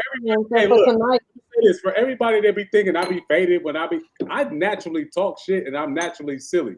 So I don't be just saying no faded shit, but I'm chilling and shit. But no, but I definitely do want to close it out though. But hey, what 6:38? What we do self last time? 6:20? 6:20? Yeah. Golly. And then went 20 minutes over. That last one. Yeah, my bad. And I know that's partially me coming in on the last end. Champ. I'm sorry, guys. I know it was probably me taking y'all over. I just had to come in though. So we definitely appreciate that. You slid in right on time. Perfect time, yeah. Right on time. Came in there with that energy. Get in with it real quick. You know what I'm saying? Get in, get out. Right. All right. So what y'all getting into for New Year's? What y'all doing? Nothing. Is another day. At least for me, it is. Just chilling and shit. Okay. I think I might have to work like New Year's Day and shit. Damn, really? It's dangerous out here. Get that chicken. Gotta get back to the bag. That's how I pay my bills. I don't ask for donations. I'll go get it though. Facts. Well, I'm off until after my birthday, so I got plenty of time. God damn, let me hold a job. Yeah, shut up. Yeah, man. That's that. When you work hard like that, you know what I'm saying, all year long, you can use 3 weeks of vacation. So I'm using it. Shit, I heard Hey, I that. feel that for Man, real. she So said, Shout up out to to the chat your again for to your everybody body. that's still in here. We got what, a couple people still watching. what you Shout say, out to Woon? y'all. I think Tina Cole been in this, and it's like every week. Oh yeah, she be rocking. Yeah, she Shout out right. to T for sure. Yeah, shout out to T. We got Tyrone in here. Tyrone, I think he been tapped in every week, and that's before and after we broadcast or after we stream. So yeah. Mm-hmm. Everybody Yeah. Oh yeah, so yeah, he's still in here. Hey, hey, look, Tyrone, look. Shout out to you, bro. Hey, you gotta come, man. Look, cause hey, he tapped in too. Yeah. So, Tyrone, You got to pull up, man. You got to pull up real quick. One time and come build with the guys one time, man. Yeah. For real. But nah, yeah, we ain't trying to hold you up, man. I know, you know what I'm saying. You trying to get it in, man. This one nigga's early over there. Right, yeah, definitely. Out. Yeah, it's 1:11. Mm-hmm. Them ones. Mm-hmm. Talking about the Trinity, but you know, hey. Right. All right. Well, Yeah. I'm gonna tap out with y'all, but I will holler at y'all later. Have a good one. All right, yes, peace and love. Peace. Have a good night. All right, you too. Man, great episode. Bro, that shit was so powerful, bro. My goodness. It was like that one for sure. One for the books right there. That's gonna be one of them ones, bro. And I'm not even clipping nothing or nothing. We gonna have to just run this one back and all the way through. Yeah, we gonna have to put in that work. Hey, if they really looking, they gonna find it. You know what I mean? All right. Yes. Yeah, Happy New Year's to everybody. Happy New Year, definitely. Yeah. I hope y'all have a good holiday. And let me say this real quick, because Tyrone, he surprised me. He was actually, I think, the first or second episode, he ran through the whole 6 hours, and I was just like, bro. Yeah, that's a real one for that. We got to have like kind of like fan appreciation days where we just I was thinking, bro, that's crazy you say that. Like, that's crazy you say that. I was thinking the same thing last night. I'm like, oh yeah, when we're gonna have to do something. Yeah. 50 subscribers, the 50th subscriber or some shit. You know what I mean? Yeah, but yeah, nah, definitely appreciate everybody. This shit was so crazy. I ain't even gonna hold you. Compared, like, this damn near was the I Am episode right here. Like, nigga, this shit damn near took over. We'll have to rename this one, man. Yeah, I was thinking that too, because it's just like what did we have it labeled as? Just like the Q&A, and then we just freestyle and shit like that. Yeah. But that's how it happens. It turns into something, and then because we're already in that element, so it manifests. I gotta retitle it. I'm gonna have to retitle it something cold. Yeah. I gotta retitle it something cold. Like that Q&A just that cycle, bro, the connection. Like everything's connected and shit. Yeah, we went from one side to the other, back around to, you know what I'm saying, connect the circle. So yeah, so shout out to because I know we did Serious C. We built on some of her questions. Yeah. We had bro, we had Rush, we had some of his questions in there. We had I said I'm gonna call her Netta. So Netta was in there with some of her questions. So yeah, so just for the people that was tapping in, and that's through Insta, Facebook, like everything. So we appreciate all y'all, man. This is like super good. But can we put into manifestation? I definitely want to tap in with the chakras. Oh yeah. So we might have to do that. When you got shit popping, we could do that for sure. That's cold right there too. That's gonna tie into the to the I Am. The I Am. Yeah, we could run that. That's a good one. Definitely. I'll set it up.